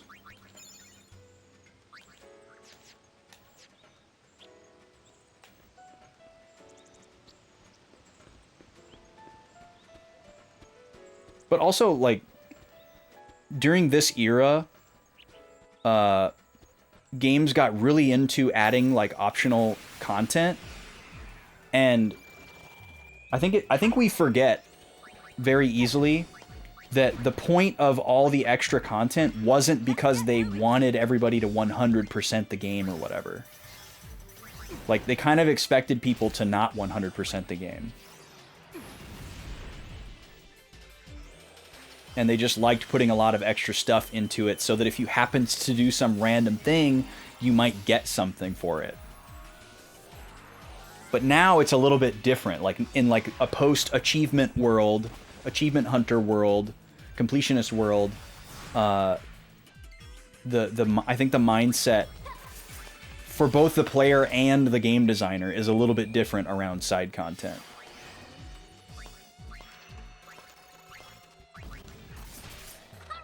Like, we shouldn't assume that just because there's a bunch of content in this game that the developers necessarily expected you to get all of it. Like, yes, you get something if you do get all of it, because that's like the whole point.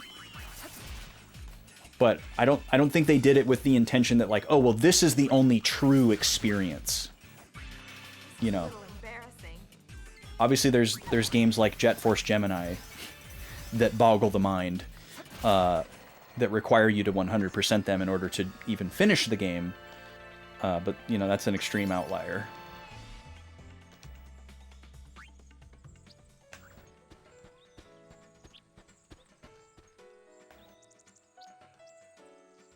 I feel like it was more like, we want to have this mini game, or we want to have this little side quest, and we can't have the player walk away empty-handed for investing their time into it. So we have to come up with something for them to get. Rather than it being designed from, okay, we have this list of things that the player is going to collect, and we have to find somewhere to put them all. And so go make up a side quest to lock this collectible behind. You know, I don't know which of those design philosophies is more correct in how this game was put together. I could be completely wrong. But I feel like it was more likely the former. Alright, we found the Cactuar. Let's save, and let's go back to Beacon L and find out where the next one is.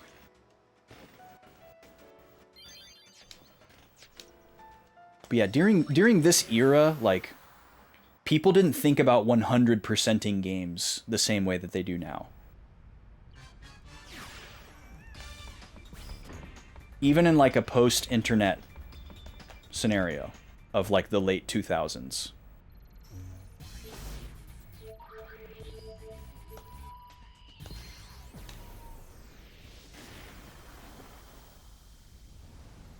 It wasn't as common. But I do think the advent of like trophies and achievements kind of shifted it as far as like it being popular. Obviously completing games was a thing and happened before that. And yeah, there's plenty of games that include the completion percentage number in the game. But even adding that into the game, I still don't necessarily I don't feel like that compels the player to 100% the game or like says that the developers really wanted you to do it. Maybe on some of them, but I need a snack. I moved the snack log because we had an ant sighting and I didn't want them to find the good stuff. I gotta go over here to get a snack.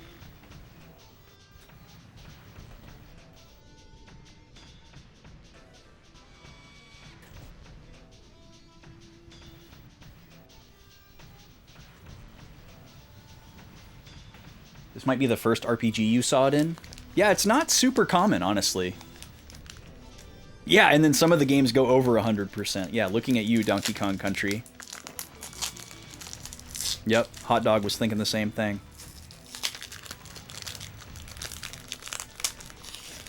I'm gonna have some of these espresso crackers.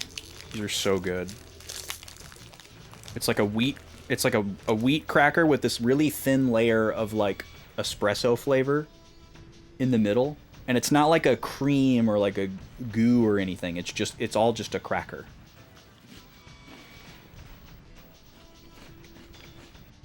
But they have this really nice fragrance of coffee and a really subtle, very subtle flavor. Like it mostly just tastes like a salty cracker. Okay, let's go talk to Tomeya's mother. Precious Tomea, you must tell me your tales of the Southern Islands. Alright, and now one of the new cactus mothers should be awake. Looks like it's this one.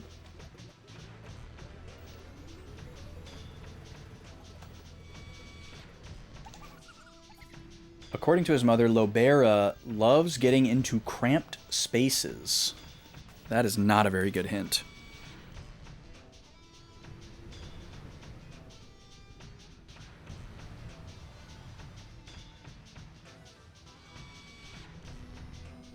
Cramped spaces. Please give me something else to go on. He left with only one thing in mind, finding the most comfortable box in existence. Comfortable box. I feel like this is a reference that I'm not getting. He finally found a most splendid treasure chest in the home of a sphere hunter. Okay. Chest in home of sphere hunter.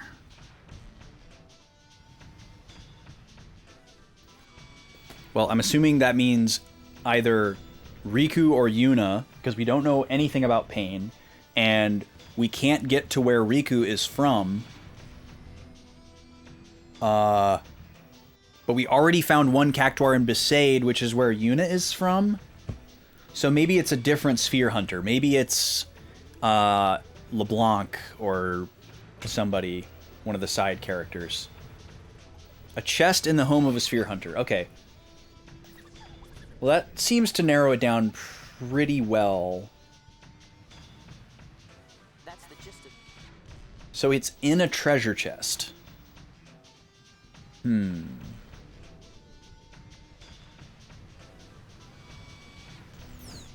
I forget who all considers themselves a sphere hunter, so that's also a problem.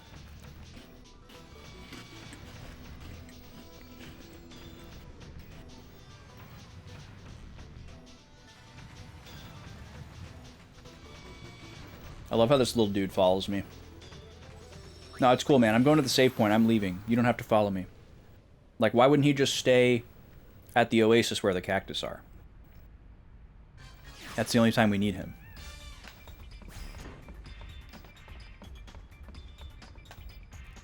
Okay, well,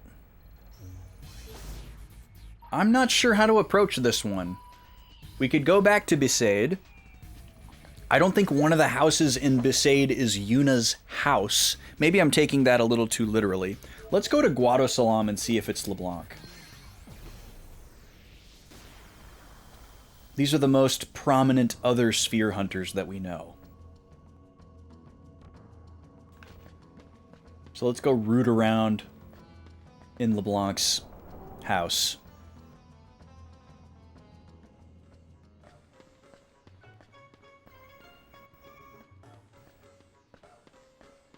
Oh, I thought he wasn't letting me in. I was like, preposterous. She's still in here moping.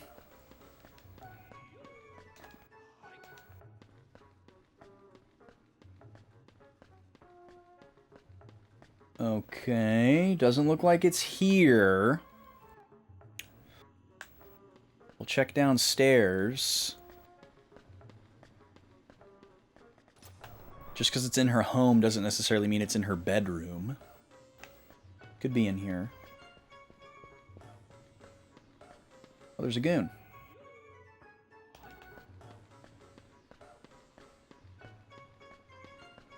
Okay, I don't think it's going to be down here, but I'll take a quick loop through. I should put my charm bangle on to avoid battles. I'm assuming there's going to be encounters down here.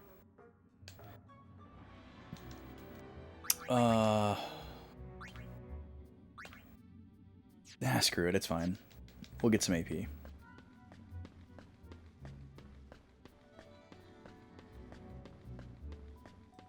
I'm actually lamenting a little bit that the encounters level up with me.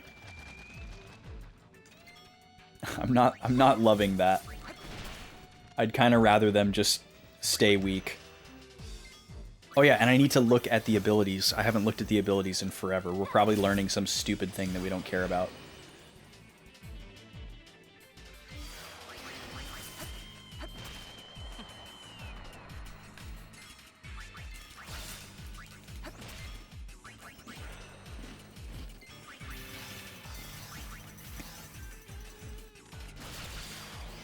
It's weird that this thing is called a bassinet.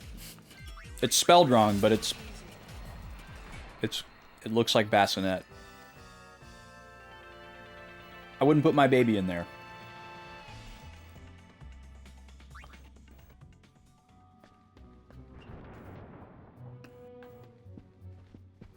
Oh, I think we might be right.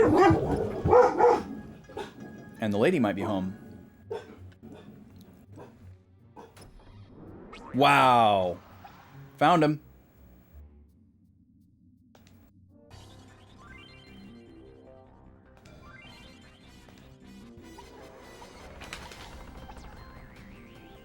Its friends are treasure chests. Okay. Oh. We get items for shooting these?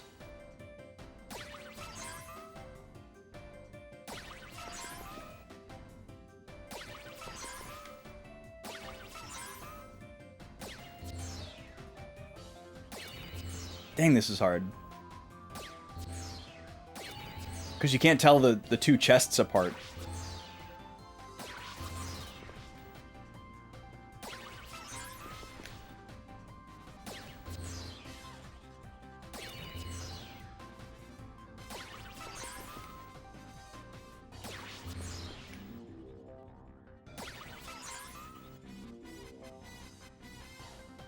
Well, I'm actually glad that we don't have to win this minigame.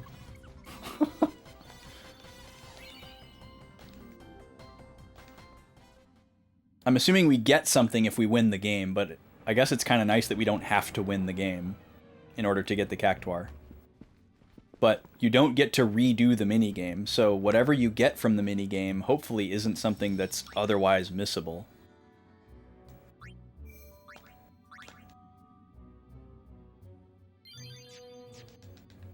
Okay, back to the desert. You're enjoying Stranger of Paradise? Well, I'm happy for you, Shane. I'm happy for you. There's definitely a part of me that wishes I could enjoy the more irreverent and absurd Final Fantasy side games. But I've just never been able to break that barrier down. I can enjoy other games that have completely off-the-wall premises and elevator pitches. But for some reason, I want my Final Fantasy games to have a serious premise. And it can't be too goofy or I get upset. I like goofy stuff. I like goofy stuff in my Final Fantasy. I just don't like it to be more goofy than serious.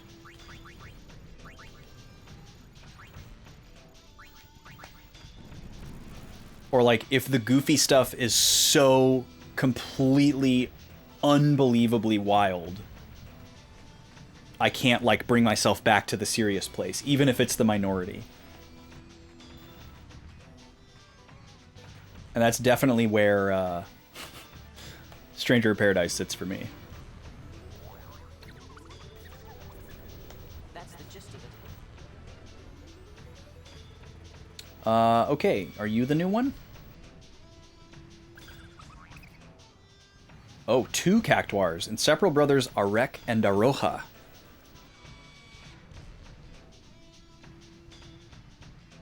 Maybe it's Eric. It's like a zoomer spelling of Eric. Eric and Aroha.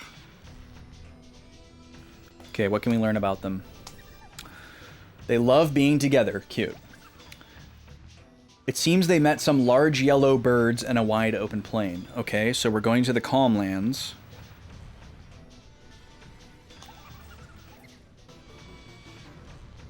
He's put off seeing snow. Okay. No snow.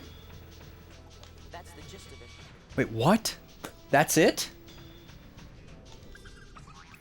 There's chocobos and there's no snow.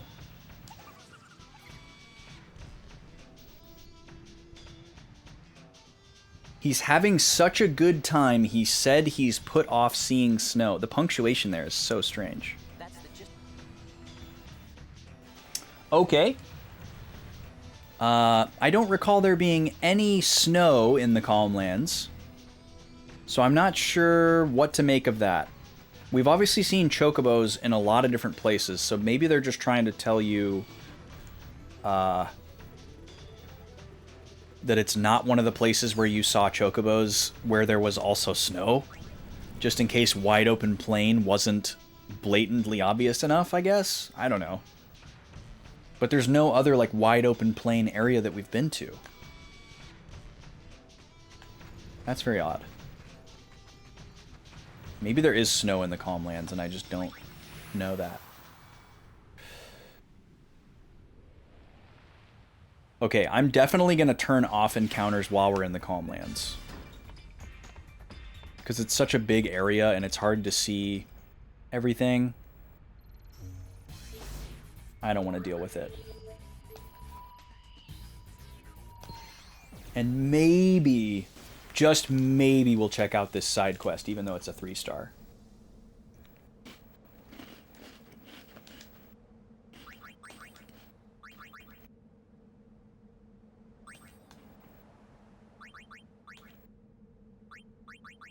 Alright, where's my charm bangle? There we go. No randos for us. Oh, a scene. Fiends, come deep in the cave. That means another cracker. Trapped inside. There's nothing we can do to help them. To be honest, I'd had enough. I wanted to blame them for turning a place like this into a tourist attraction. Please, won't you help us rescue the people left behind? Are you the stay away from the summoner lady? You are most kind. Of course we agree to help them.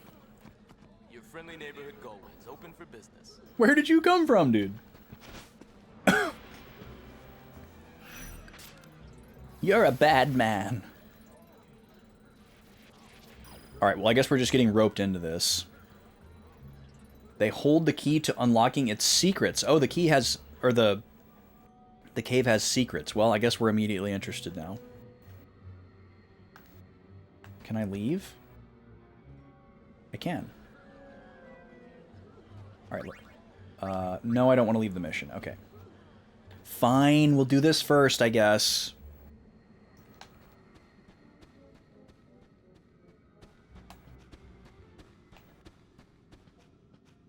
Of course the teleporter doesn't work. Well, I do have randos turned off.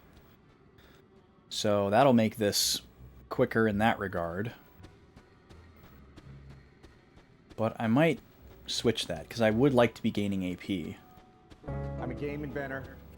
I've invented games. I've sold games. Oh, It's hello. Nice. I played it. I'm sorry, I have to say no. Thank you, Smash. Eccentricities. What? Prefers parties of 8 or less. If he's one of the first 5 in line, he... Wait, okay, we're doing like a word problem here? If he's one of the first 5 in line, he can handle bigger crowds. What does that mean?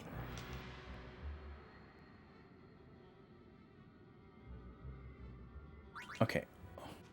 Can you say that again, please? Prefers parties of 8 or less. If he's one of the first 5 in line, he can handle bigger crowds. Okay, I'm assuming that just means that he will tolerate them, not that he, like, wrangles them. Alright, you can come with me. So apparently we have to round all these people up manually, and then also, like, in a specific way. Hates being with more than 3 people. If he's first or second in line, he'll stay with any sized group. Okay, so the first one just is eliminated by the second one. Fair enough. Now there are 2.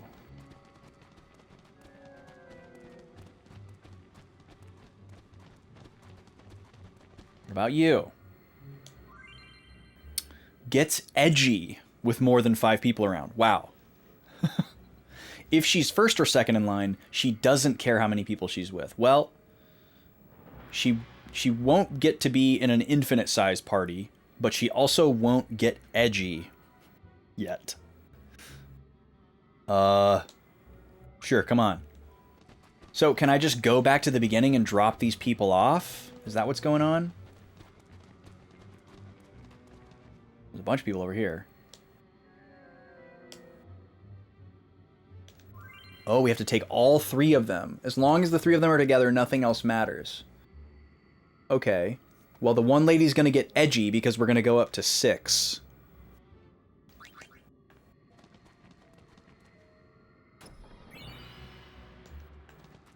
The White Ring. Let me go see who else we can find, and maybe we'll come back for the group of 3. Oh, Jesus! Running out like a titan. Where did he go? Oh, hello. Prefers groups of 7 or less. If he's no more than 6th, he'll stick with any group. Okay. Those are so, like, immediately overlapping. Alright, we can potentially take one more person before what's-her-name gets edgy. Whatever that means. Does that mean she's gonna, like, dye her hair and, start talking like Pain?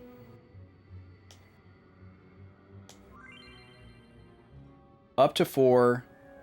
Once she's in a group, she doesn't care. Okay, well, you're gonna have to stay here. If I'm not the last one picked, I get gassy. That's so weird. That's funny. It does seem like one of those would be like that.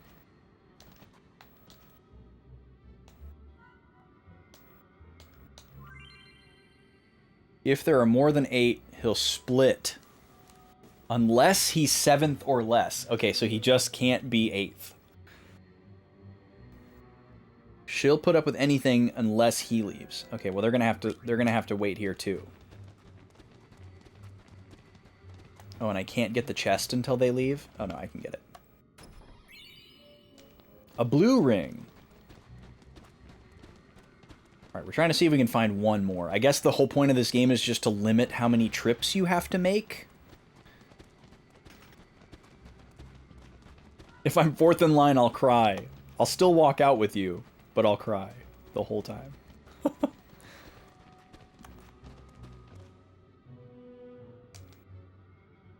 Oh, this person's like invisible.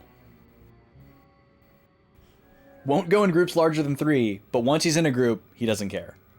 Okay? So we have to get you, like, early. What a weird idea for a minigame.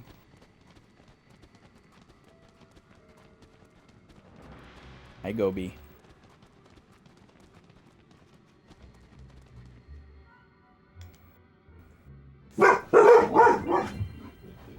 Both of them are fine in groups up to 12.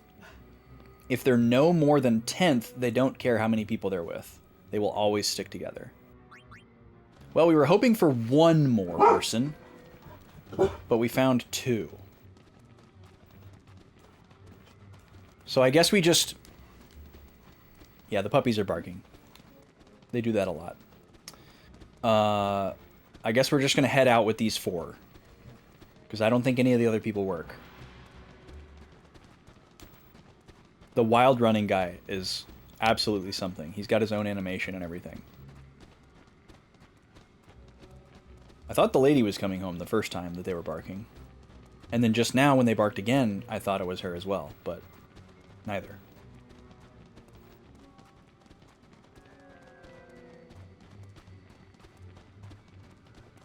But the second one was definitely a car door. It's impossible to shut a car door within a quarter mile of our house without them barking.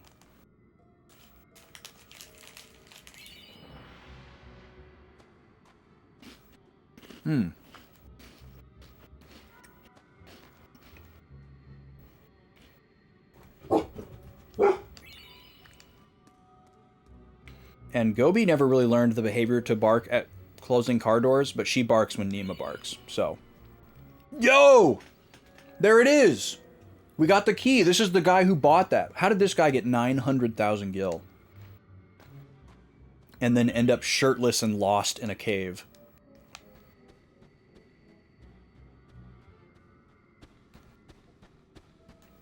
Alright, well, that's definitely the thing that we're going to do immediately after this. I guess after we get the cactuar. Although we don't have time for all that today.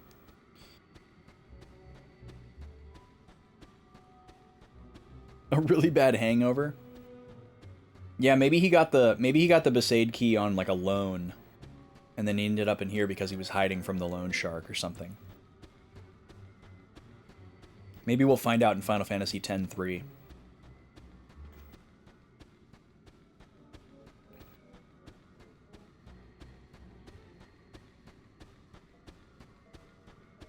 Okay, what did the secret guy say?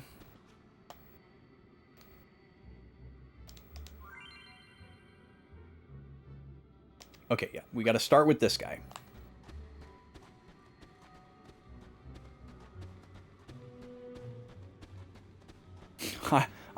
I don't know how I could be more out on Creative Studio 1 than I already am. But if they chose to make a Final Fantasy X-3, that would definitely push me farther away if it were possible. Alright, now we will take you. And then we're going to take the other group of 2 and then the group of 3.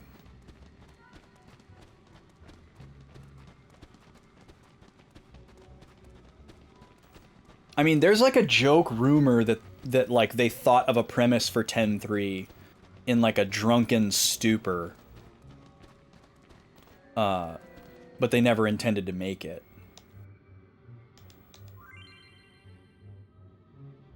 Okay, perfect. We'll take her as the 4th. And then we'll grab this group of 2.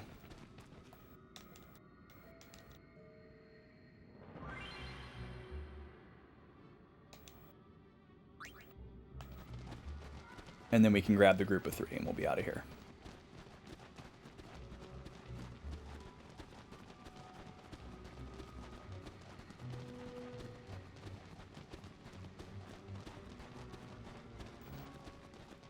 Yeah, I don't know if it's actually true or not, but they were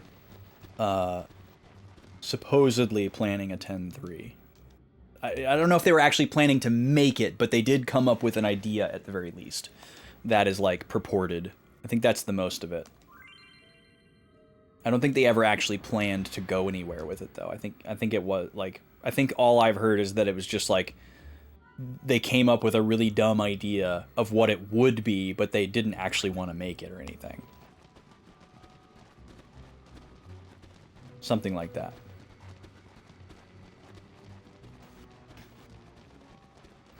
Oh, that's right. Yeah, there's the FF10 audio drama as well.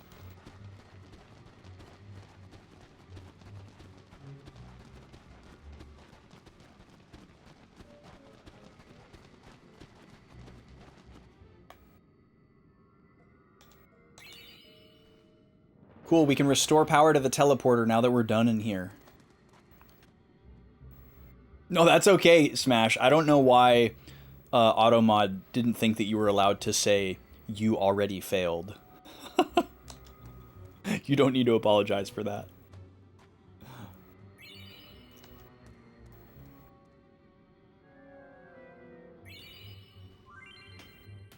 I can now restore some function to the platform in the back of the cavern.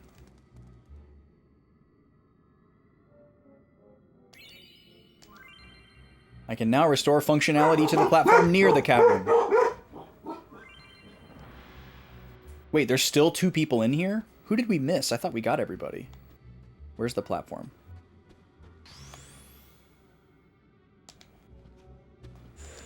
Okay, cool. I don't have to go to the other one first. Automod, my biggest op. Wait, Chamber of the Faith. Oh, okay, we can't get these last 2 people without, They're doing the ping-ponging thing. Oh no, it's Yojimbo. I don't want to fight you. Please tell me, why is this happening? You got accidentally banned by an Automod. How is that even possible? Well, this is bad. I'm sure it's not as bad as, like, Yojimbo in the original game, but still probably pretty awful. Nima, please. Please stop. Okay, you're damaging my MP, you're giving status. The dog is not a separate target, which is wild. The fact that I can just accidentally stumble upon this fight makes me feel like it can't be that bad. Let's go white. You got flagged for saying cheap viewers, Shane. It's on the block terms list because of those bots. Don't worry, we'll strike it from your permanent record.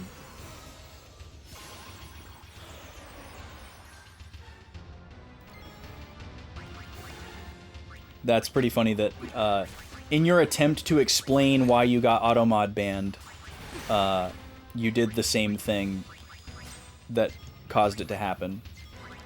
Okay, Canis Firmus.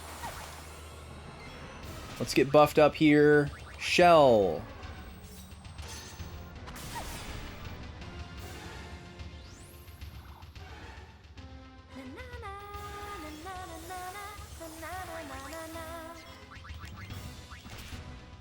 Battle Cry.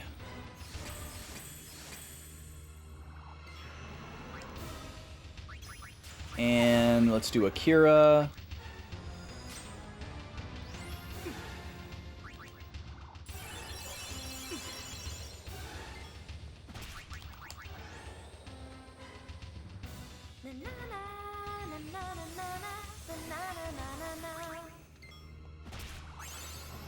Okay, and Jitterbug. Okay, despite what we know about Yojimbo, this fight doesn't seem that scary.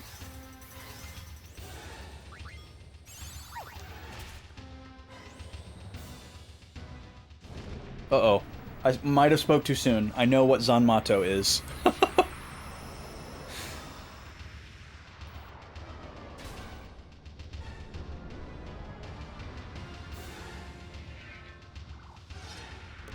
I wonder if Zanmato is like Janmadao, which is horse killer sword. Whoo! Yep. There that is. And we're poisoned. So we just immediately die. Wow. So I wonder if the goal of that fight is to just like kill it before it does that? Maybe? Or just be immune to poison so that you can heal yourself after that? Well, this is weird, but we're going to end the stream here. Because it's time for me to get out of here. I was hoping to finish up that side quest, but now I'm going to have to do it again. We'll be back tomorrow with more Final Fantasy X-2. I will do this quest again with the word problem people, and then, like, if I can, I'll go save, and then maybe we'll do that fight separately. I don't know if that fight is part of this quest. I guess it probably is, but maybe tomorrow we'll start with that, and at least we'll know that that's there. I don't know where these other two people are in the cave, though. I assume they were going to be in there. Anyways, that's all we've got for 10-2 today. Thank you, everybody, for hanging out. We had some really fun chats today. If nothing else, this game has been a great conversation starter and conversation carrier.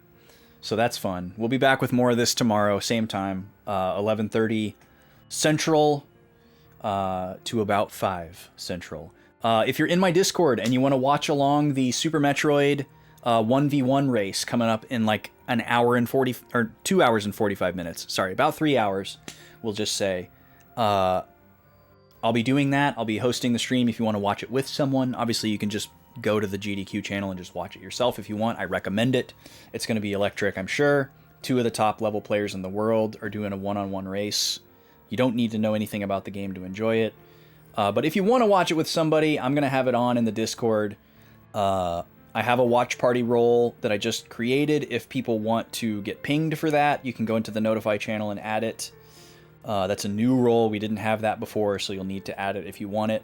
Previously, I was pinging like the voice chat role, which just didn't really make sense. So that's going to be separate now. The watch party role will also be the one for like Nintendo Directs. I always do a watch party for the Nintendo Directs. So if you typically show up for those, make sure you add the watch party role for that too. 2 more things before we go. The Tactical RPG poll is up for this week. Make sure that if you are in the Discord, you vote. Even if you don't know anything about these games or care which one moves on, just vote for one arbitrarily if you're in there. Make it interesting. These are the 2 most closely related games to Final Fantasy Tactics in the bracket. And Tactics is the whole reason why we're doing this bracket, because we want to play more tactical games. So if you really enjoyed the Tactics playthrough and you want me to see, if you want me to play more games like it, these 2 are arguably the most similar in the bracket. So vote for which one of these you'd most like to move on to round 2. It will be facing off against... which game will it be facing off against? I can't see that from here. Against Fire Emblem Awakening, I believe. No, that's not right. That's not right. I gotta pull it up. Hold on. Here is the link in the chat, by the way, if you want to see the full list. But yeah, it's Tactics Ogre Reborn for the PS4 versus Final Fantasy Tactics Advance 2 for the DS. Both are Yatsumi Matsuno involved games, but he didn't really write the story for Advance 2 as far as I know. If he did, it's wildly different than the original Tactics, if you weren't aware of that already. Tactics Ogre is going to be the most similar in tone, and they're both very similar mechanically. The winner of this matchup is going to face off against Triangle Strategy in round 2 of the bracket. Okay, that is the tactical RPG poll. There is another poll active in Discord right now that is even more imperative for you to vote in, and that is for the new Tuesday game. We beat Star Fox on Tuesday. It was a very triumphant gamer moment, very hard fought. We're going to be starting Star Fox 2 next Tuesday, and I don't know how long that's going to take, so I'm going to go ahead and put up the poll for the game that comes after Star Fox 2. All 3 of these games are platformers for the PS4, so wild tone change from our little Kirby Star Fox retro SNES journey that we just went on. We have Rhyme for the PS4, which is like a little bit Ico, a little bit Journey, you know, kind of vibes, like kind of solitary, kind of quiet, puzzling, no text, no dialogue, minimal UI, that kind of thing. It's like a boy and his fox, very pretty art.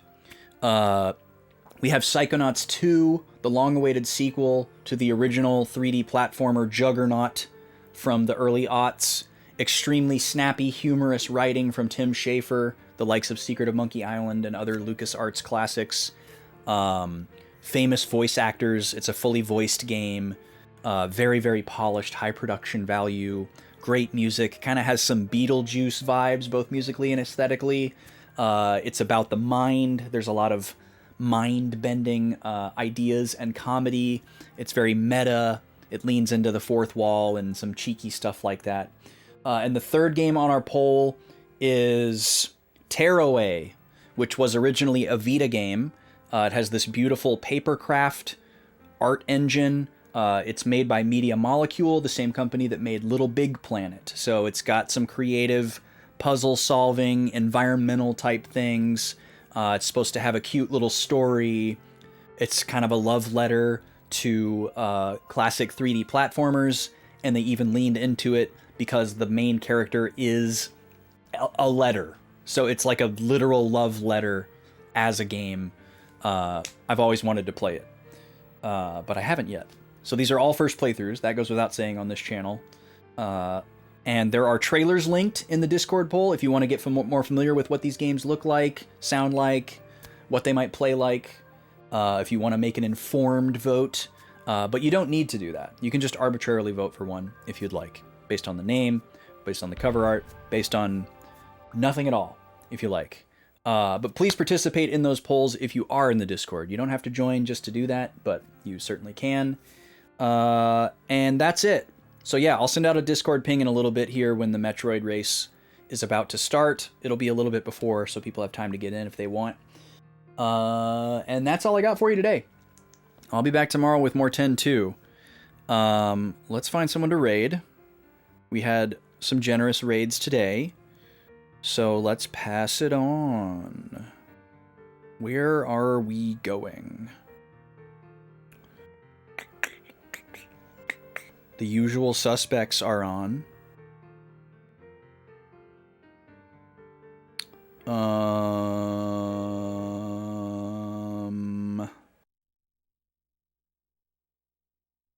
Huh. That's kind of wild. Let's raid Sakura. Sakura is playing Mario RPG. We were talking about Mario RPG a little bit today. She's playing the remaster. I actually don't know if she has played this game before or not. I want to say that she has. This is her second day with it, so she's played it on stream once before. But as far as, like, in general, I always forget if she has an underscore. She does. But I believe Sakura is a big fan of this game, 10-2, that we're playing as well. So I'm going to go chat her up about that a little bit. But I'll check in and see how she's doing. She does a lot of nice stuff. She's very cozy, very chill. She's also very funny. So drop a follow. Let's go over here and then let's hit this button so we can get our outro music. Thanks again for hanging out today. To recap, 2 polls in the Discord channel, in the polls channel. 1 for the Tactical RPG bracket matchup for this week. There will be a new one next week. And the other one for the new Tuesday game to follow Star Fox 2. Please vote in both if you are in the Discord server. There's a new watch party role if you want to get pinged for the GDQ stuff this week, or future Nintendo Directs, or if we happen to do a movie or something. That is the role that I will ping going forward, so make sure you add it if you want to get pinged. We will be watching Super Metroid in about 2.5 hours. It's a 1v1 race. It's going to be awesome. I'm looking forward to it very much. And that's it. More 10-2 tomorrow. Star Fox 2 on Tuesday. Later.